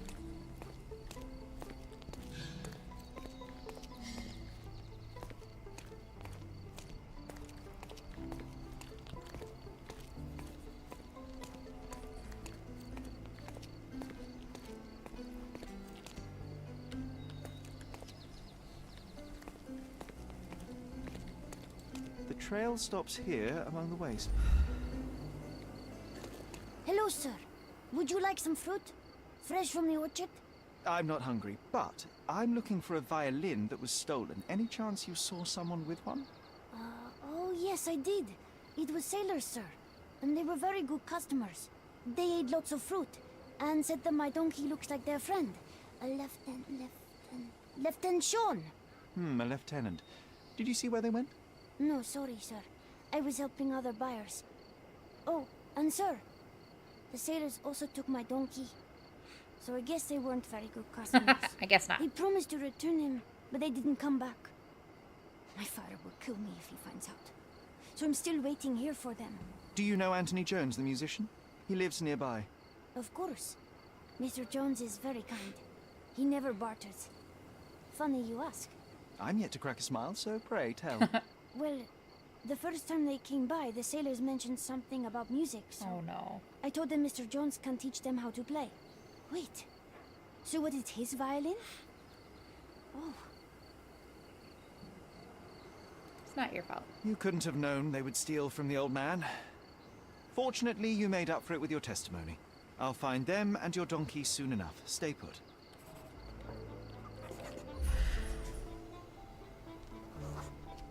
Someone must have seen where they took it. It's a donkey, for heaven's sake. Can you satisfy my curiosity? Mr. Fancy Clothes won't find any answers here. Okay.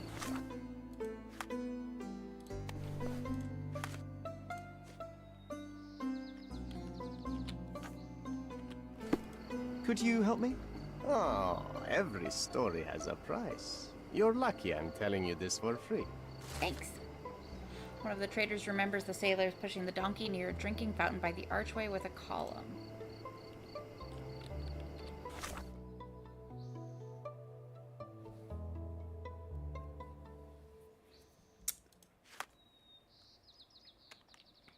Near a drinking fountain by the archway with a column. This way?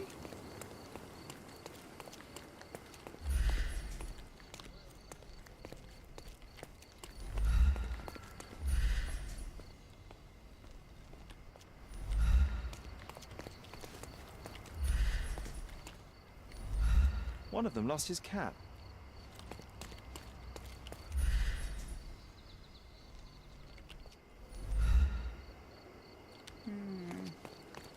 One of them lost his cap. Can you satisfy my curiosity? Men like me don't like to be bothered by strangers.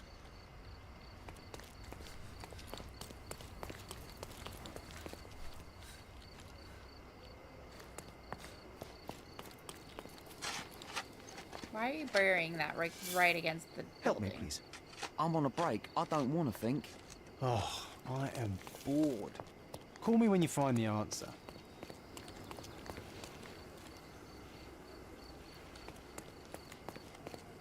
Can you help?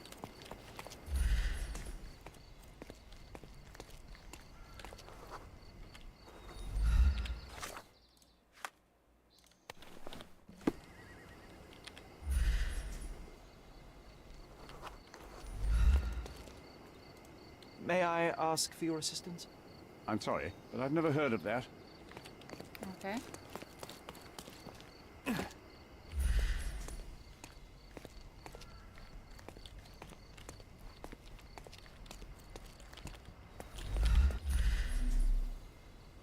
Oh.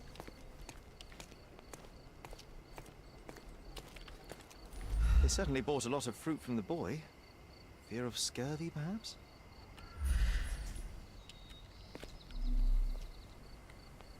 Did they go this way?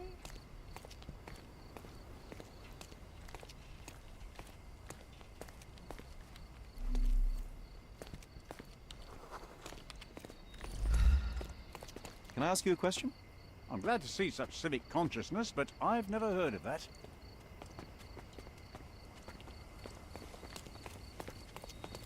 Oh. Was this always here?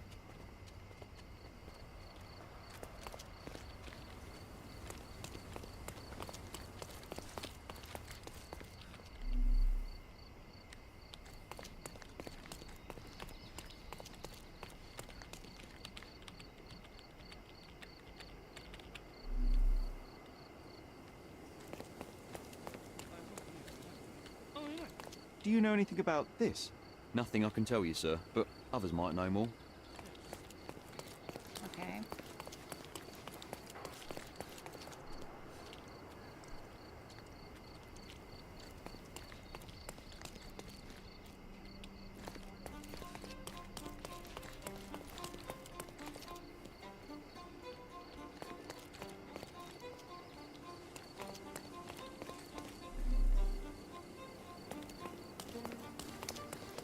So every time I go a really long way without finding anything, Nice I to get see you. worried that I missed something.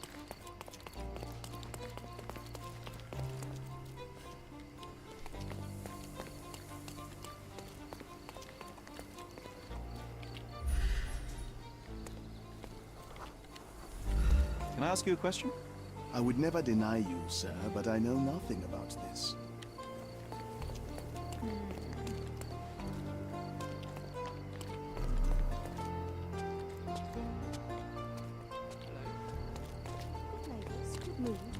All the newspapers are sold out. May I ask for your assistance? A solid question, sir, but I don't have the answer.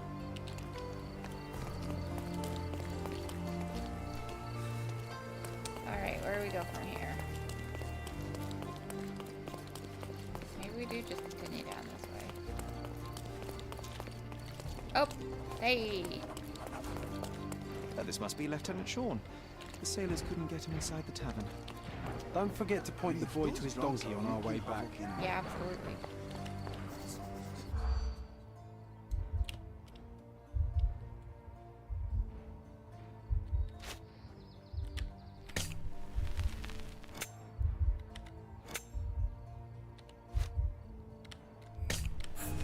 Bunch of sailors.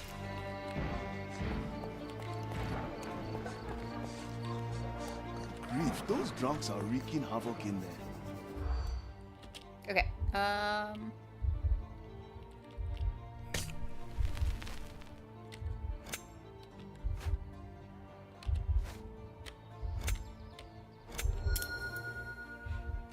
group of rowdy sailors are wreaking havoc at in the West Whiskers Tavern. They are raving mad and dangerous.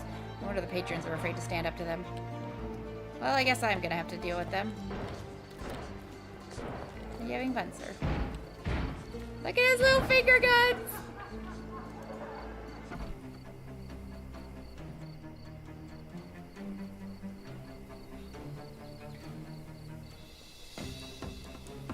One of your kickies out. Like hell. Got you.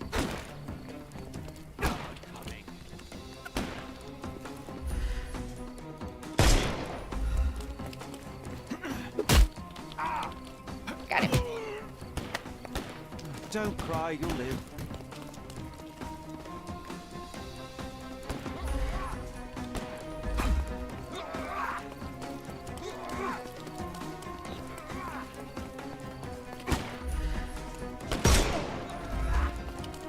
I'm coming. No more crime. Give him the pepper snuff.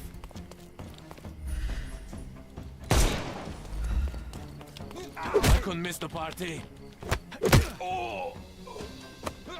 Don't bother moving. The snuff's ready.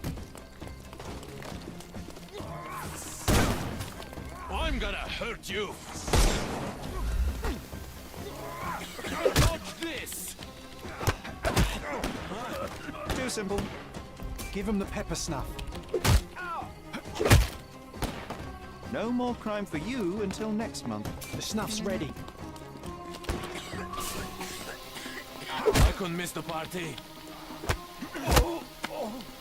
Don't bother moving. You've lost. No!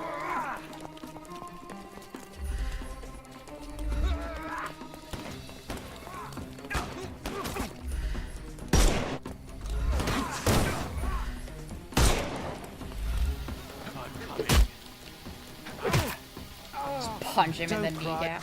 You'll live.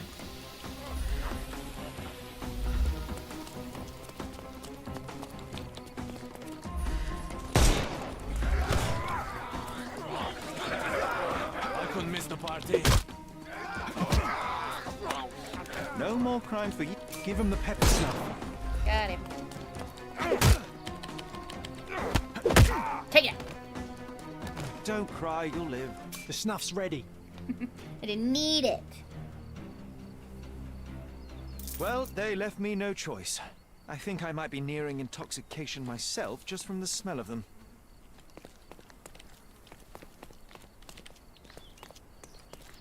These jackasses.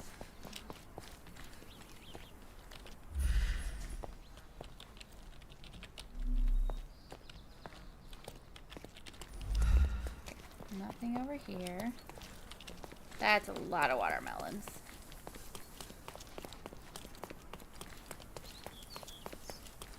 There it is. The maker's stamp suggests it was made by a student of Pressender. Quite a lovely instrument.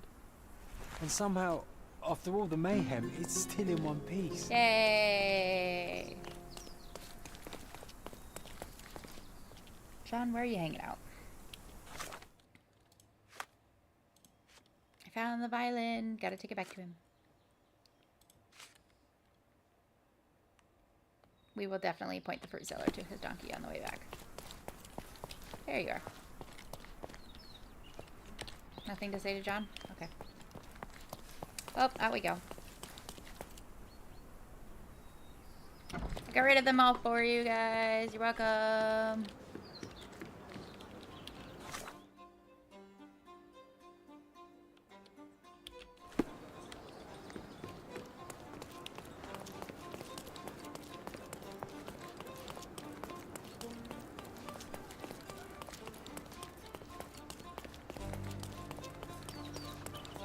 I found your donkey. It's not far from here, outside the Wet Whiskers Tavern. You'd better go after it before someone decides to borrow it again. Thank you, sir. I'll be quick as a flash. Hey, Yusuf, please look after my cart, okay? And don't eat anything. Well, you can have a couple of grapes, but only the small ones. Well done. I look forward to the beautiful reunion. Saving Sean.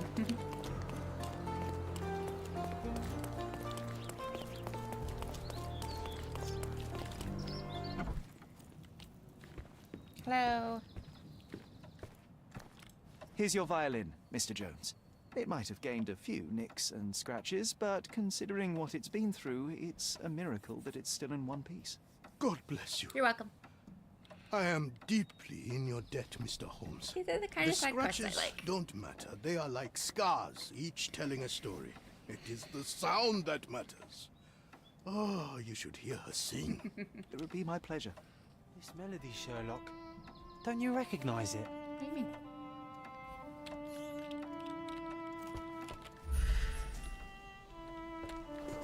Early memory. Look up, Sherry. There used to be an attic up there. Oh! We used to sneak in from the roof and listen to Mr. Jones play when we were children. You should tell the old man the truth. I think it will mean a lot to him.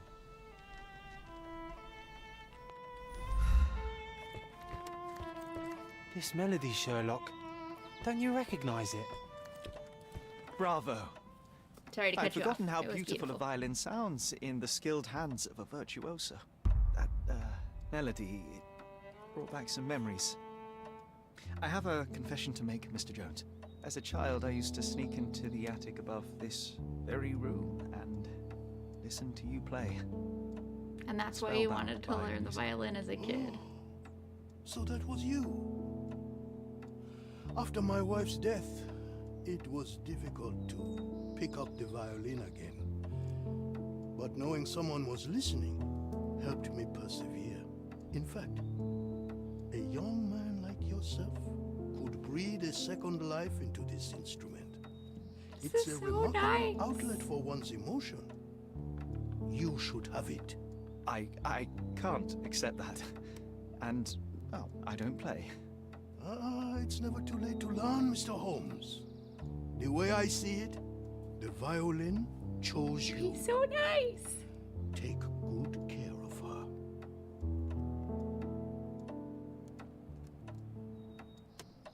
Sherry, I'm really glad we helped him.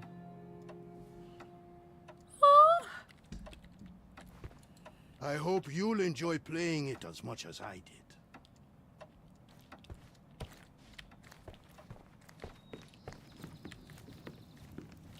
These bare shelves are actually rather convenient. Less washing up. Okay. That's so sweet. Oh my god.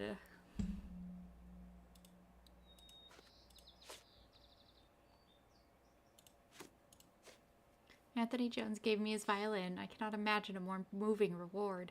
I feel indebted to learn how to play it, even if it were a trial upon John's patience. When we were little, John and I used to sneak in the attic and listen to Mr. Jones for hours. I told the boy where his donkey was. He was relieved.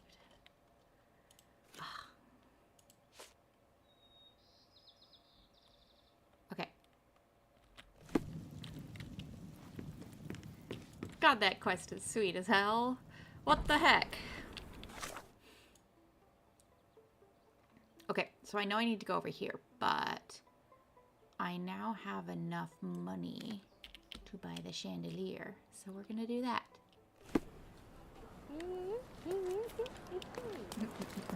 Some background sounds, I swear. Wait. Oh, this building.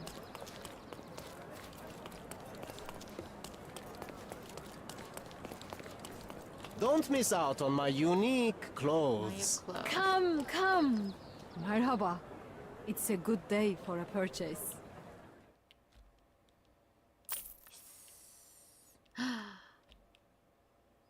May your purchase bring you joy. Yay.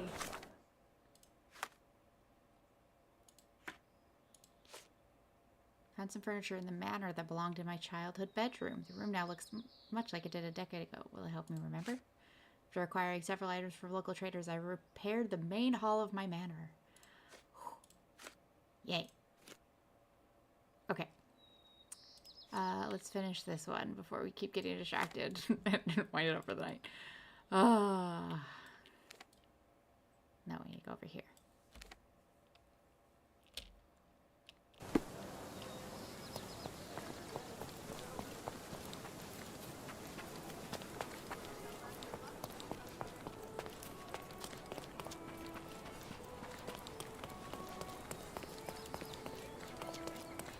Violin is in the background music. The game is on. So, what's the plan? I hope it all doesn't go horribly wrong. We know that the elephant is seeking a female. We can arrange that. A doll with the appropriate scent might do miracles. So you're a marriage broker? Well, I suppose that makes me a groomsman. Oh, she is a bit breezy, I must say. Well, Goliath is eager for a single female elephant in his area. It should be just enough for his taste. You'll need to trust me. Are we ready? I can't stand the tension. We're ready.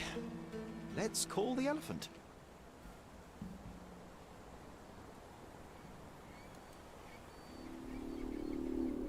Do you like raisins? How do you feel about a date? How could anyone resist? If I told you that you had a nice trunk, would you hold it against me? I knew a lady once who said just that. Please show me a night I will never forget. Too bad I'm not an elephant. If you were a chicken, you'd be impeccable. Take your time, Sherry.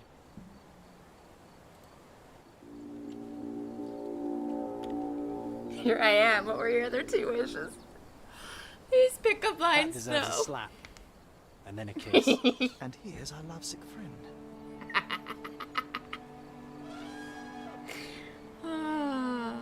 We got them elephant pickup lines.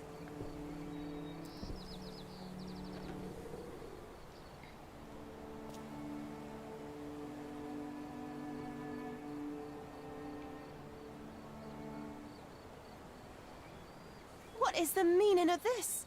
Why are you bringing it here? I won't allow you to leave it. I assure you that it is only a temporary measure. It won't be long until the elephant is gone, I promise you.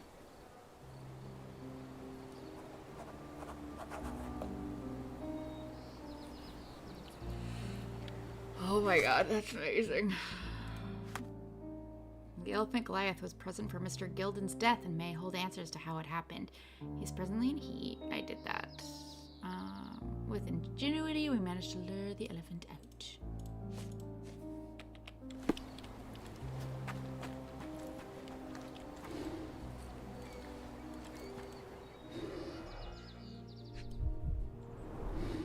It injured itself while running through the forest. Poor Goliath.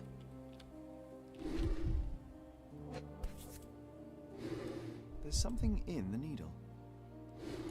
There's something in the needle. A feathered fletching. This might be promising.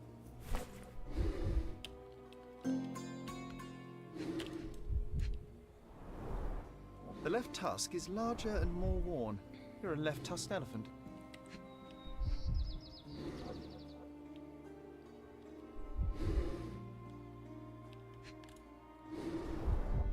Peaceful and compliant, almost a gentleman. Yeah, something got him all worked out.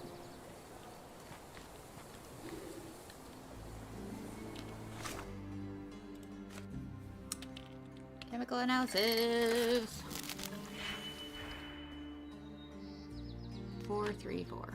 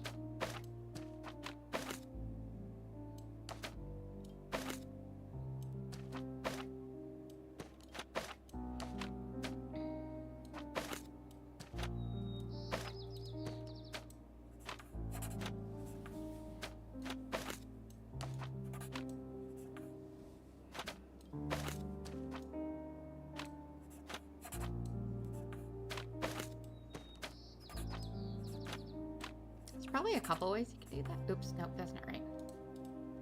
I need one more.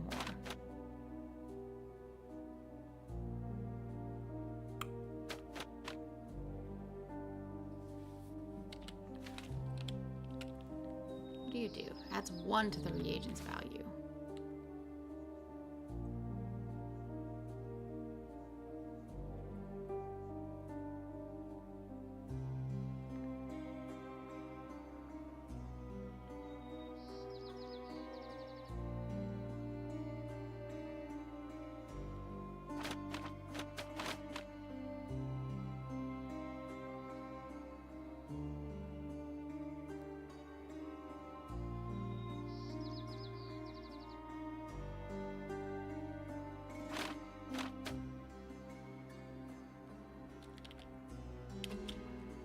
Let's see.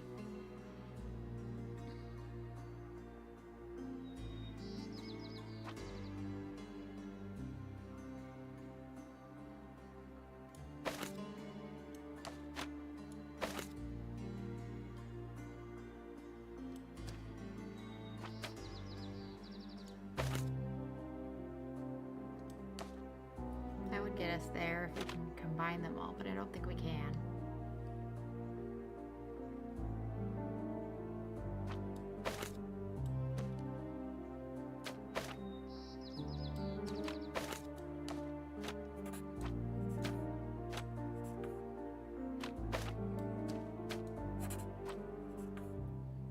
Oops.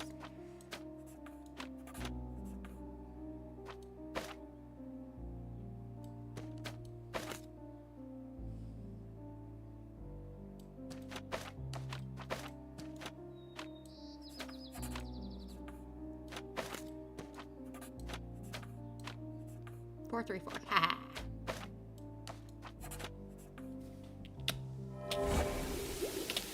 Sweet. There were traces of strychnine inside of it. That amount could kill a human, but was not enough to topple such a large animal. Instead, it most likely aggravated the elephant, causing a fit of rage and burst of strength. Dang it.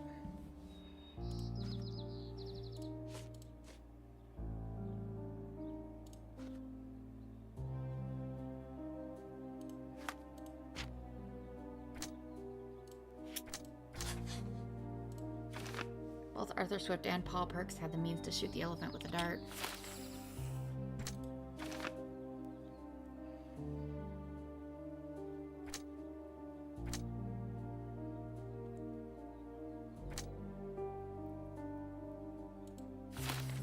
Yeah.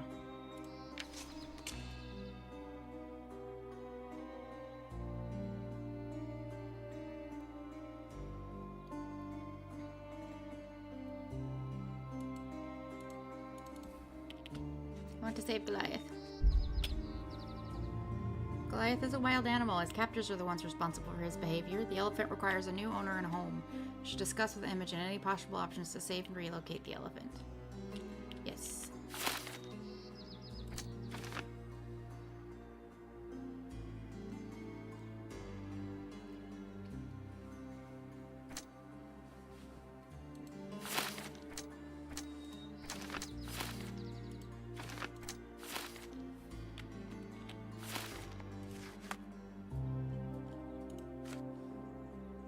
Was the elephant shot before or after Theodore's death, and does it matter?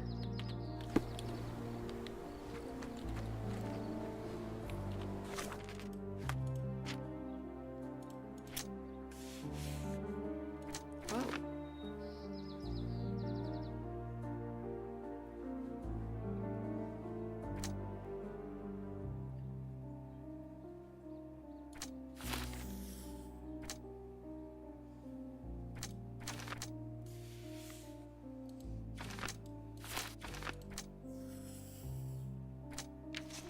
Ooh.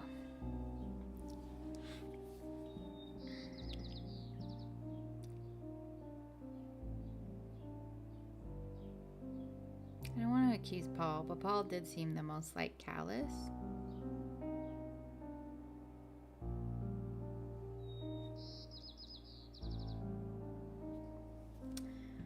Wait, let me go back and see.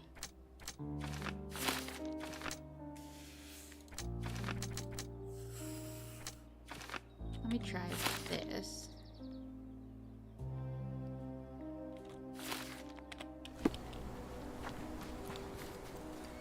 See what Imogen has to say about this.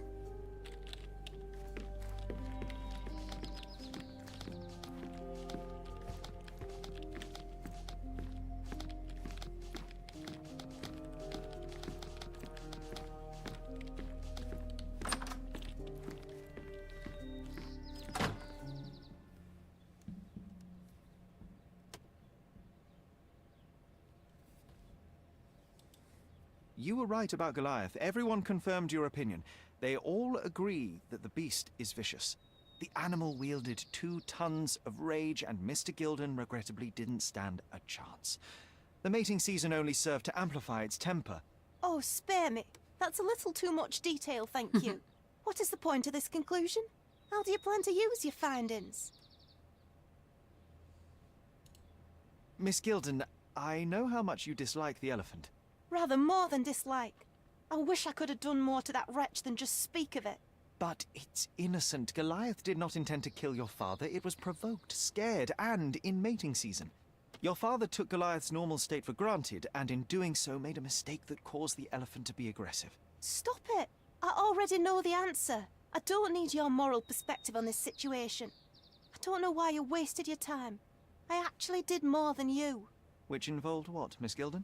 A man with a big wallet made an offer to take the elephant away. I accepted it. I was so naive, thinking that it was me who was so helpless. But you are useless too.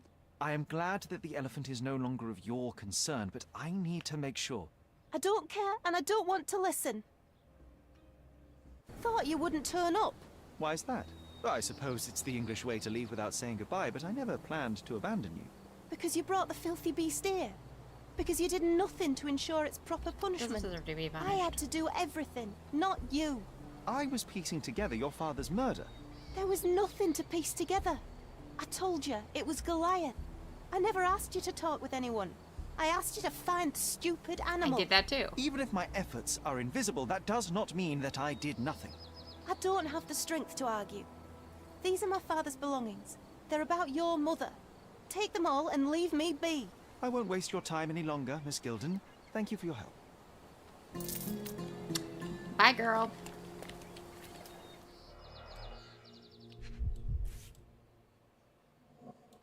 My mother always wore this around her neck until one day it disappeared. I was wondering where it went. She said it was a birthday present from a good friend. My dear Theodore, you know I value our friendship more than most other bonds. We share the same restless soul, and your acceptance and support in trying times has been a blessing. I'm endlessly grateful for the turn of faith I saw Sigurd and I join the same expedition as you. It changed my life for the better.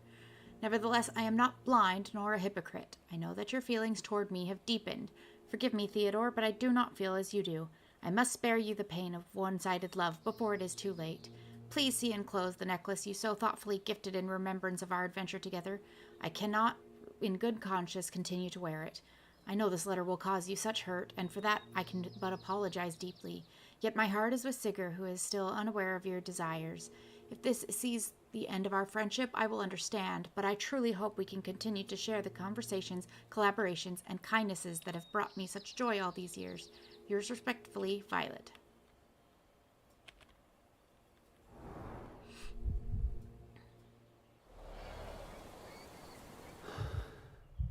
Oh, these close-ups, man.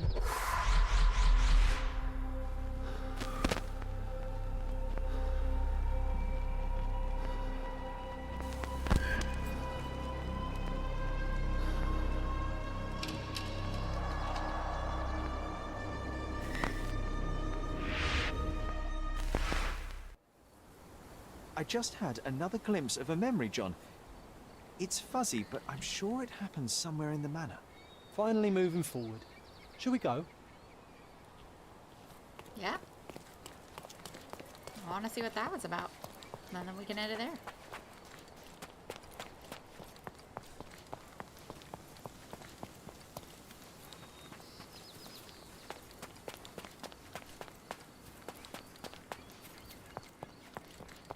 In fact, we should have a bunch to see here with all the furniture. Ooh, look how pretty. Well done, Sherry. The hall now looks much as it did in our youth. Brings back fond memories. Home, sweet home, Sherry. You know, I envy you, Sherry. You can talk to other people and they won't ignore you. And I envy you. You can ignore any person you're bored with. You don't miss out on much. Most men are dull, unlike yourself. Well, I'm flattered.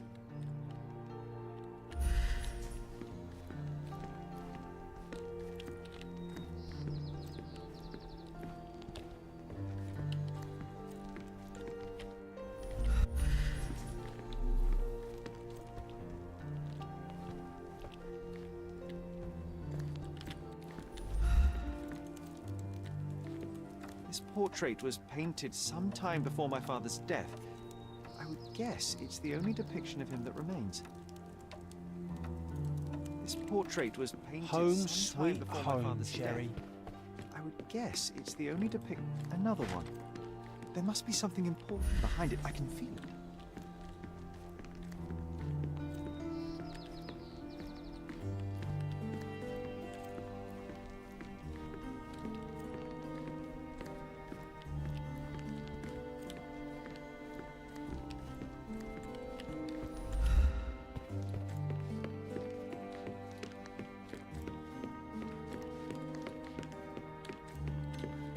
I don't remember buying that.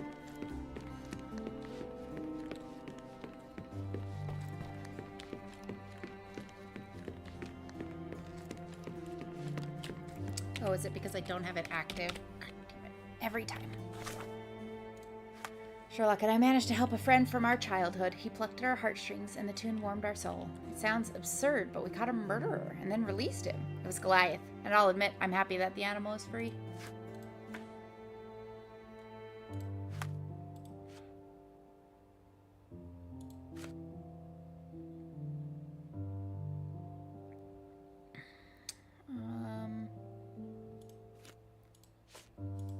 Main hall redux.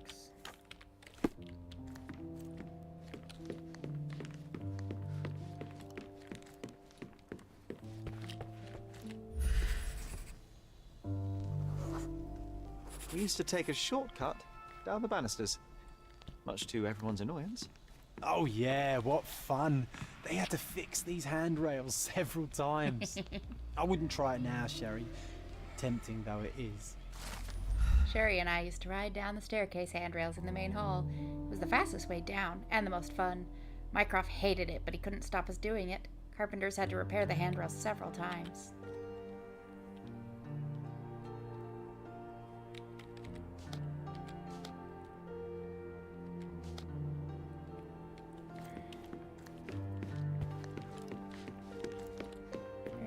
especially my bedroom. I can sense an incoming memory, Whoa! Sherry. A second bed! You?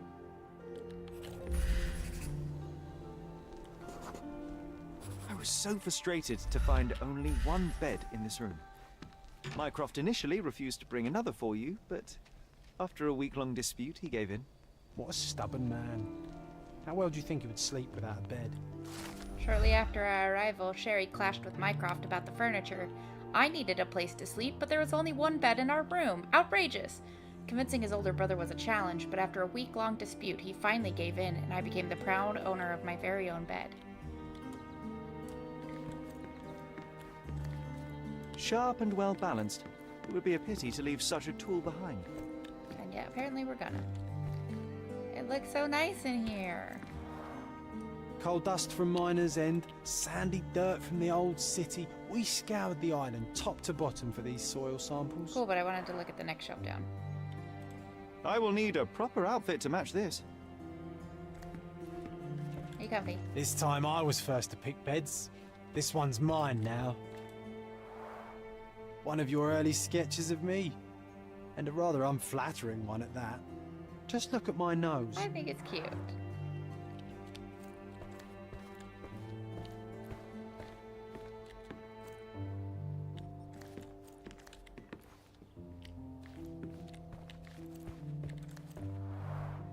You do miss her.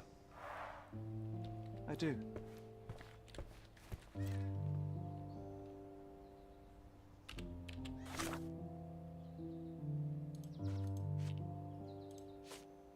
Okay, I think I did all of these things.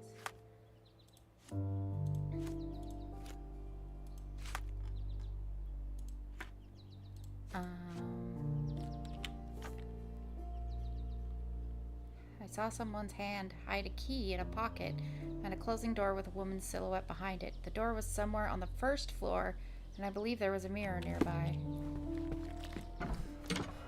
I didn't mean to do that.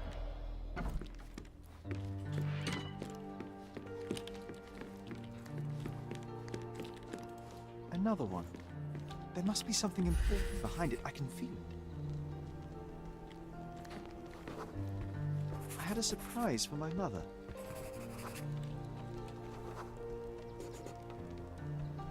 You had a shovel with you, John. I was holding an ancient Greek vase, or rather, quite a big piece of it. I remember now, we dug up the vase from Greek ruins here on Cordona, and were eager to show my mother right away.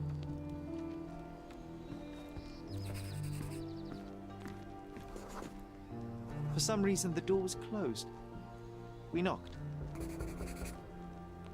But nobody answered. We thought that she was busy. So we left the vase and ran downstairs.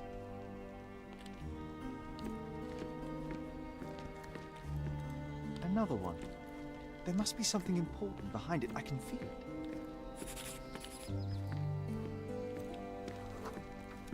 I decided to gather some archaeological tools in order to take a closer look at the vase. But then we heard something, didn't we? She tripped over it. Yes. It came from upstairs.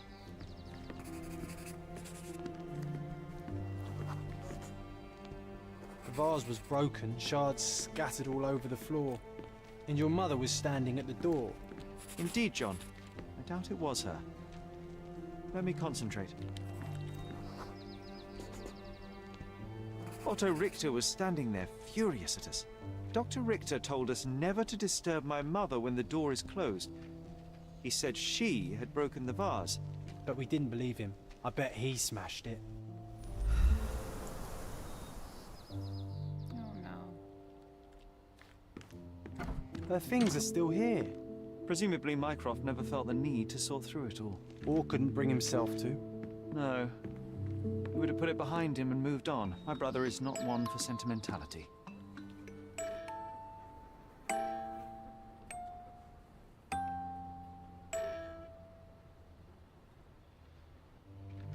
Oh dear.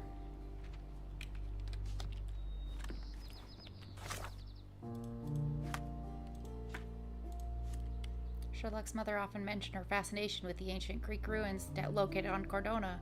One day we decided to surprise her, so took a shovel to the ruins and uncovered a nearly intact Greek vase. We wanted to show her what we found immediately. For some reason, the door to Mrs. Holmes' room was closed when we returned. We knocked, but nobody answered, so we left the vase near the door and retreated downstairs. Sherry wanted to get some archaeological tools in order to take a closer look at the artifact. Alas, it was not to be, as the manor echoed with the sound of shattering ceramic. We scurried upstairs to discover the vase broken and shards scattered all over the floor. Otto Richter was standing there with the door open. He was very angry with us. Dr. Richter told us to never disturb Sherlock's mother when the door is closed. He claimed that she broke our vase in an outburst, but we didn't believe him. I bet he was the one who broke it. Managed to access my mother's room. What memories will I uncover there? Look what I found. The White King is under attack. Sherry, can you save him and checkmate the opponent in one move? Can I? You're not obliged to be here, Sherry. We can leave any time you want.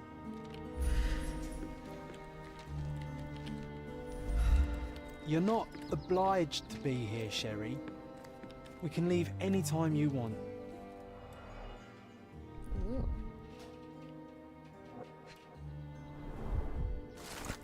Sigurd Holmes' obituary in the Times, London, August 21st, 1865. Mr. Sigurd Moreland Holmes, the renowned archaeologist, authenticator, and historian, is dead. A mere 51 years of age, he was seized by a cardiac event during the opera at the Covent Garden Theatre on Saturday. Despite a physician's best efforts, he remained insensible and died at 20 minutes past 6 o'clock last evening. His sudden end came as a severe shock to his large circle of acquaintances. Mr. Holmes is survived by his wife Violet and two sons, Mycroft 16 and Sherlock 6. Funeral services will be held Wednesdays at the Highgate Cemetery on St. James by Rev. W.E. Stanley. It's a strange feeling to read about my father's death in the newspaper.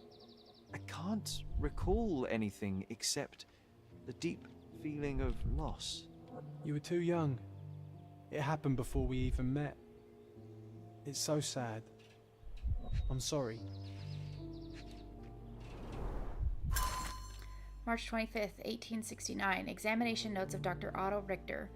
Over the last few months, I have asked Mrs. Holmes to sketch some landscapes. The first few were clear and accurate, but subsequent drawings quickly drifted away from reality. It appears her disease progresses rapidly and perhaps even affects her vision. I may need to consider trepanation.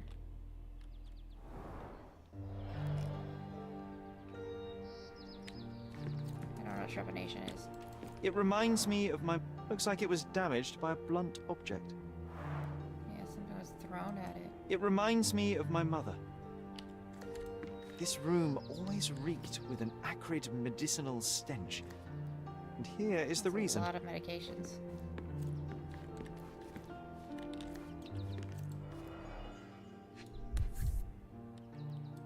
This picture was drawn by my mother.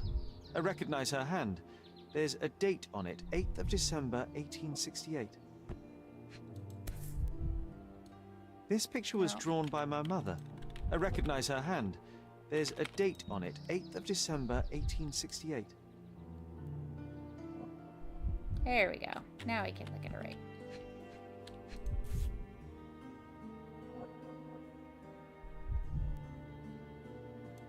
This seems a bit odd. I can recognize my mother's style, but it's far too sloppy.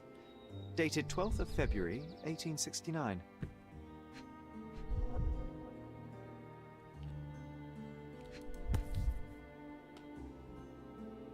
Oh dear.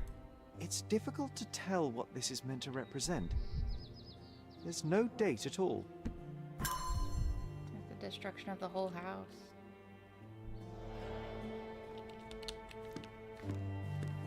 God, just straps on the bed? Straps on the bed. Just doesn't look right.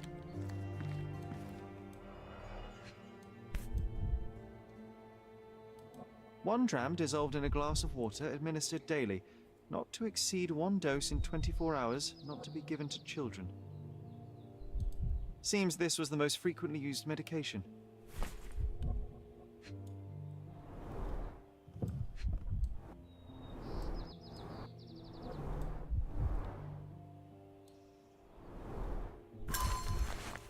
February 1869, from Violet to Seeger. My gentle Seeger, alas, I am yet to receive any correspondence from you. This well after his death. One presumes my previous letters are chasing you around the continent as you travel. I hope you are in good health and already on your way home. Forgive me my impatience, but life without your kind voice and bright eyes is scarcely worth living. The boys need their father around too. I can tell that they miss you, though, as you well know. Mycroft is not one to wear his heart on his sleeve. In case my prior letters have been lost, know that we have been relocated to Gordona. Please come back very soon. Forever yours, Violet, February 1869.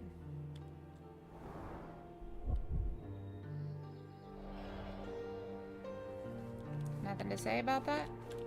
Oh, I would love to take a bath right now. Not this one. Surface corrosion suggests it was prone to extreme temperature fluctuations. For medical purposes, I suppose.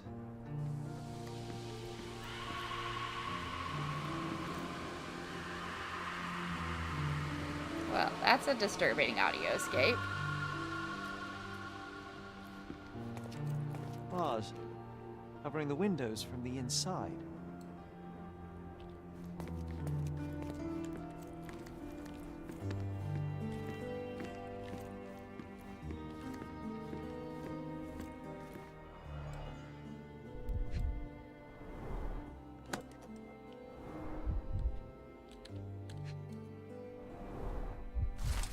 Observation Journal. Observations of Mrs. Violet Holmes, Dr. Otto Richter. 19th of May, 1868. Initial consultation revealed the patient suffers sleep problems, periods of anxiety, and slight confusion of memories. Prescribed a strong sedative to be administered daily and will continue to monitor symptoms. 3rd of August, 1868. So this is what? May, June, July, August. So 3 months later? Not quite 3 months. Sedation has helped minimize anxiety attacks, and Mrs. Holmes now experiences catatonia, apathy, and prolonged depressive states. Moreover, the patient's confusion has worsened, and she has begun writing letters to her deceased husband as if he were still alive. I have prescribed 6 further drugs to balance her mental state and weekly hydrotherapy. 27th of November, 1868, so another 3 months later. The current drug regimen has delivered middling results, with confusion worsening into near constant delusion. Patient grows aggravated when these beliefs are contradicted, prompting aggressive behavior. I have now witnessed several episodes of violence against her own family and towards herself. Consequently, I ordered that bars be installed on the windows and that Mrs. Holmes be strapped to her bed at night. The dosage of all medications has been raised. I have prescribed the patient additional hypnotherapy sessions, as well as some mild hallucinogens. Oh, man.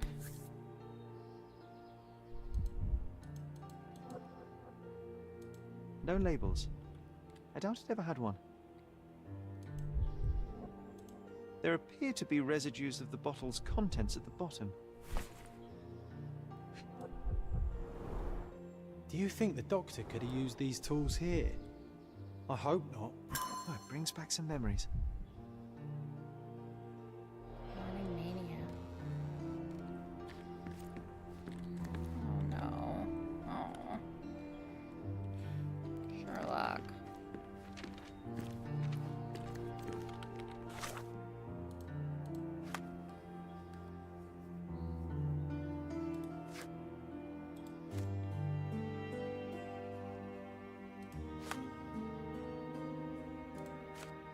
After examining my mother's room, I started remembering a chaotic morning together. Chemical analysis! I just keep not being able to put this down, huh? -3, -4, 5.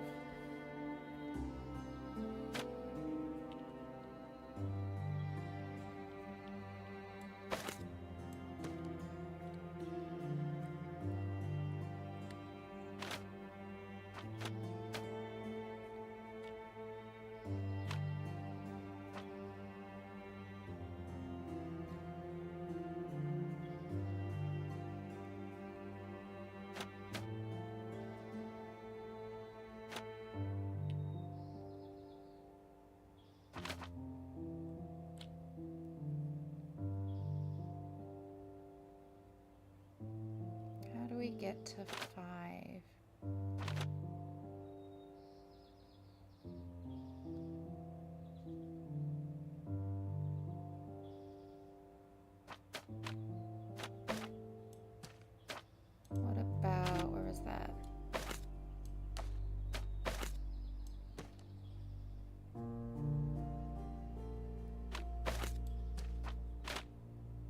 What does this one do?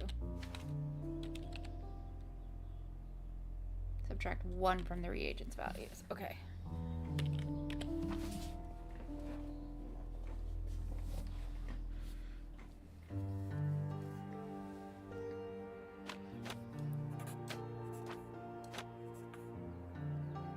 So I need to flip this 3, but...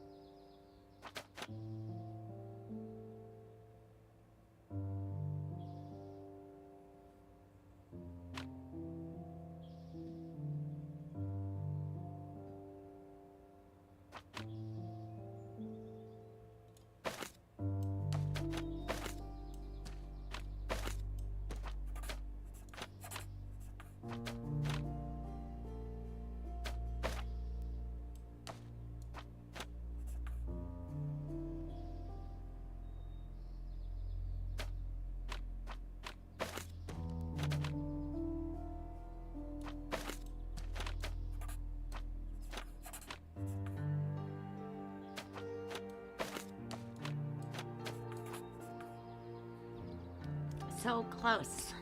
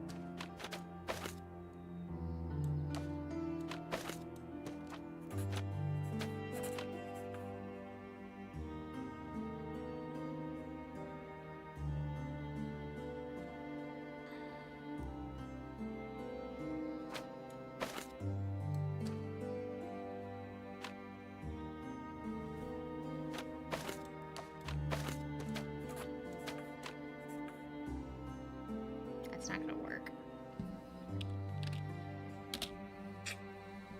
This one is tricky.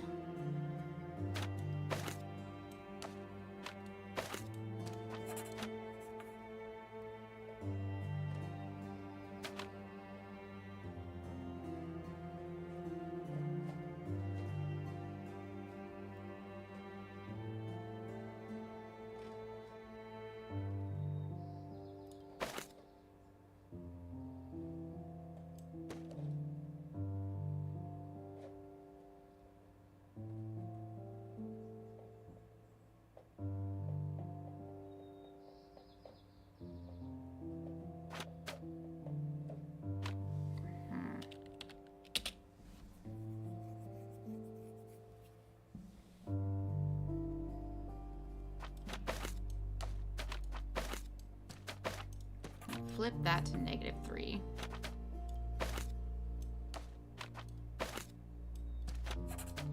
Flip that to -4, but now how do I get the 5?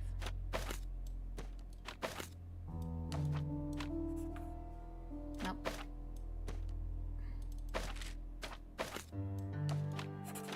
There we go. 3, 4, 5. Hey.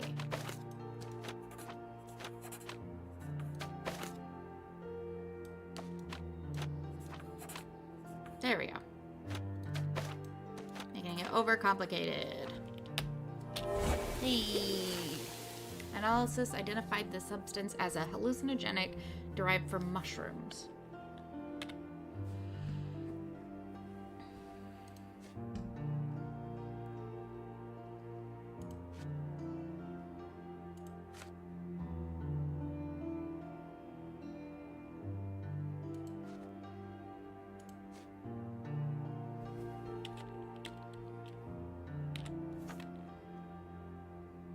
The engine made to play chess with him. The White King is under attack. I need to save him and checkmate the opponent in 1 turn.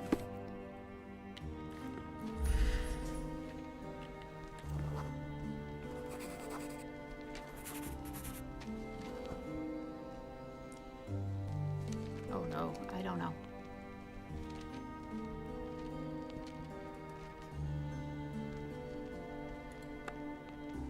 Oh, nice move.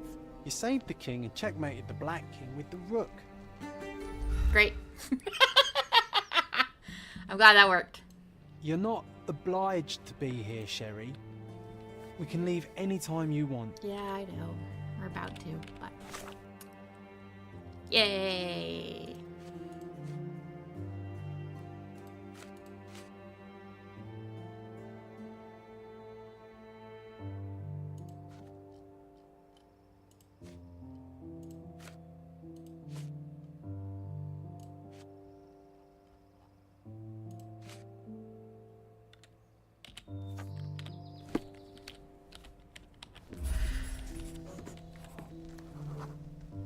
The broken plate shards were all over the floor.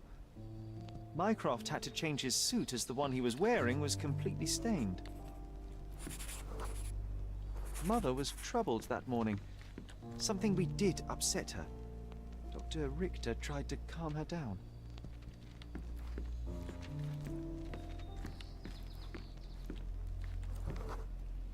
We had to put the tray with Mother's morning tea down, but why? It's starting to ring a bell. I think it happened in the morning.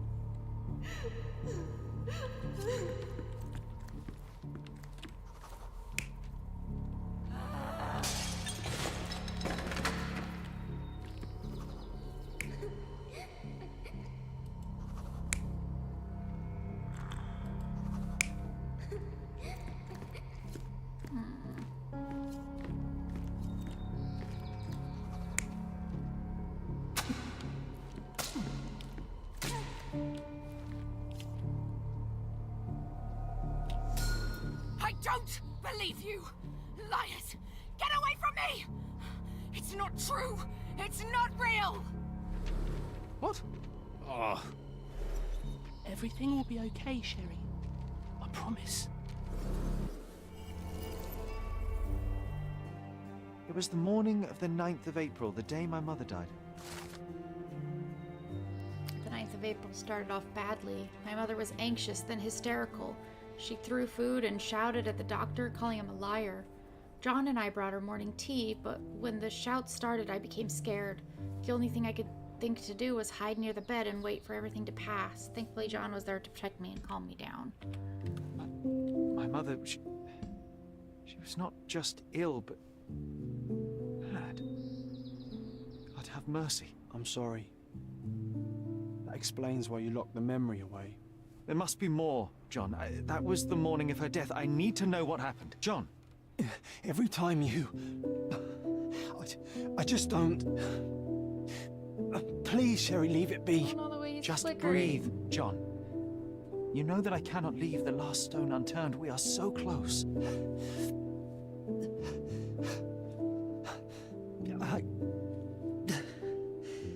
I know. But can we at least leave it for another day? Well, history tells us these memories are triggered by our investigation of other matters. I suspect it could not be forced even if I so desired. Thank you. How are you feeling about all this? Tell me, I'm not the only one reeling. It feels wrong, sad. Like they're the memories of another man. I'm struggling to reconcile my love for my mother with the reality of who she was. And worse, what possessed Mycroft to lie about it? Trying to protect There are you. precious few pieces of this puzzle remaining, John. Let us dawdle here no longer. Indeed. Wait, did you hear that? Yes. Metallic salts. What is this sailor doing here? Oh, well, on that heavy-ass note...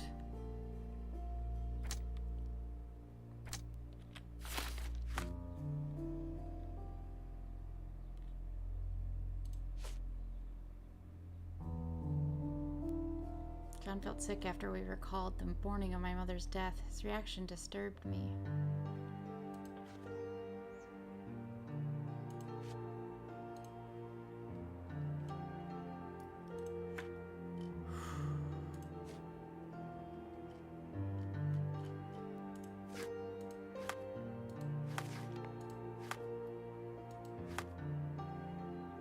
Okay, anyway, on that heavy-ass note, guess we'll leave it until Sunday, because I've been playing for way too long. Apologies for anybody trying to watch the stream later, but oh, that's really sad. I'm really enjoying this game.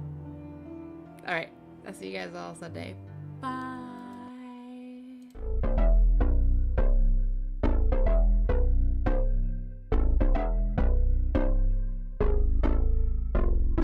Lights they flicker and the candles glitter like you're in a thriller. Heart goes pound, pound, pound. Ghostly figures, they can get so bitter. Sure you want to enter, you can turn back now. You don't know where I've been. What's going on inside? Where the monsters like to come alive, come alive. Do you really wanna know me? I'm really not that cozy. It's up to you, so you decide, you decide. Would you love me up my words till the coffin's in the dirt?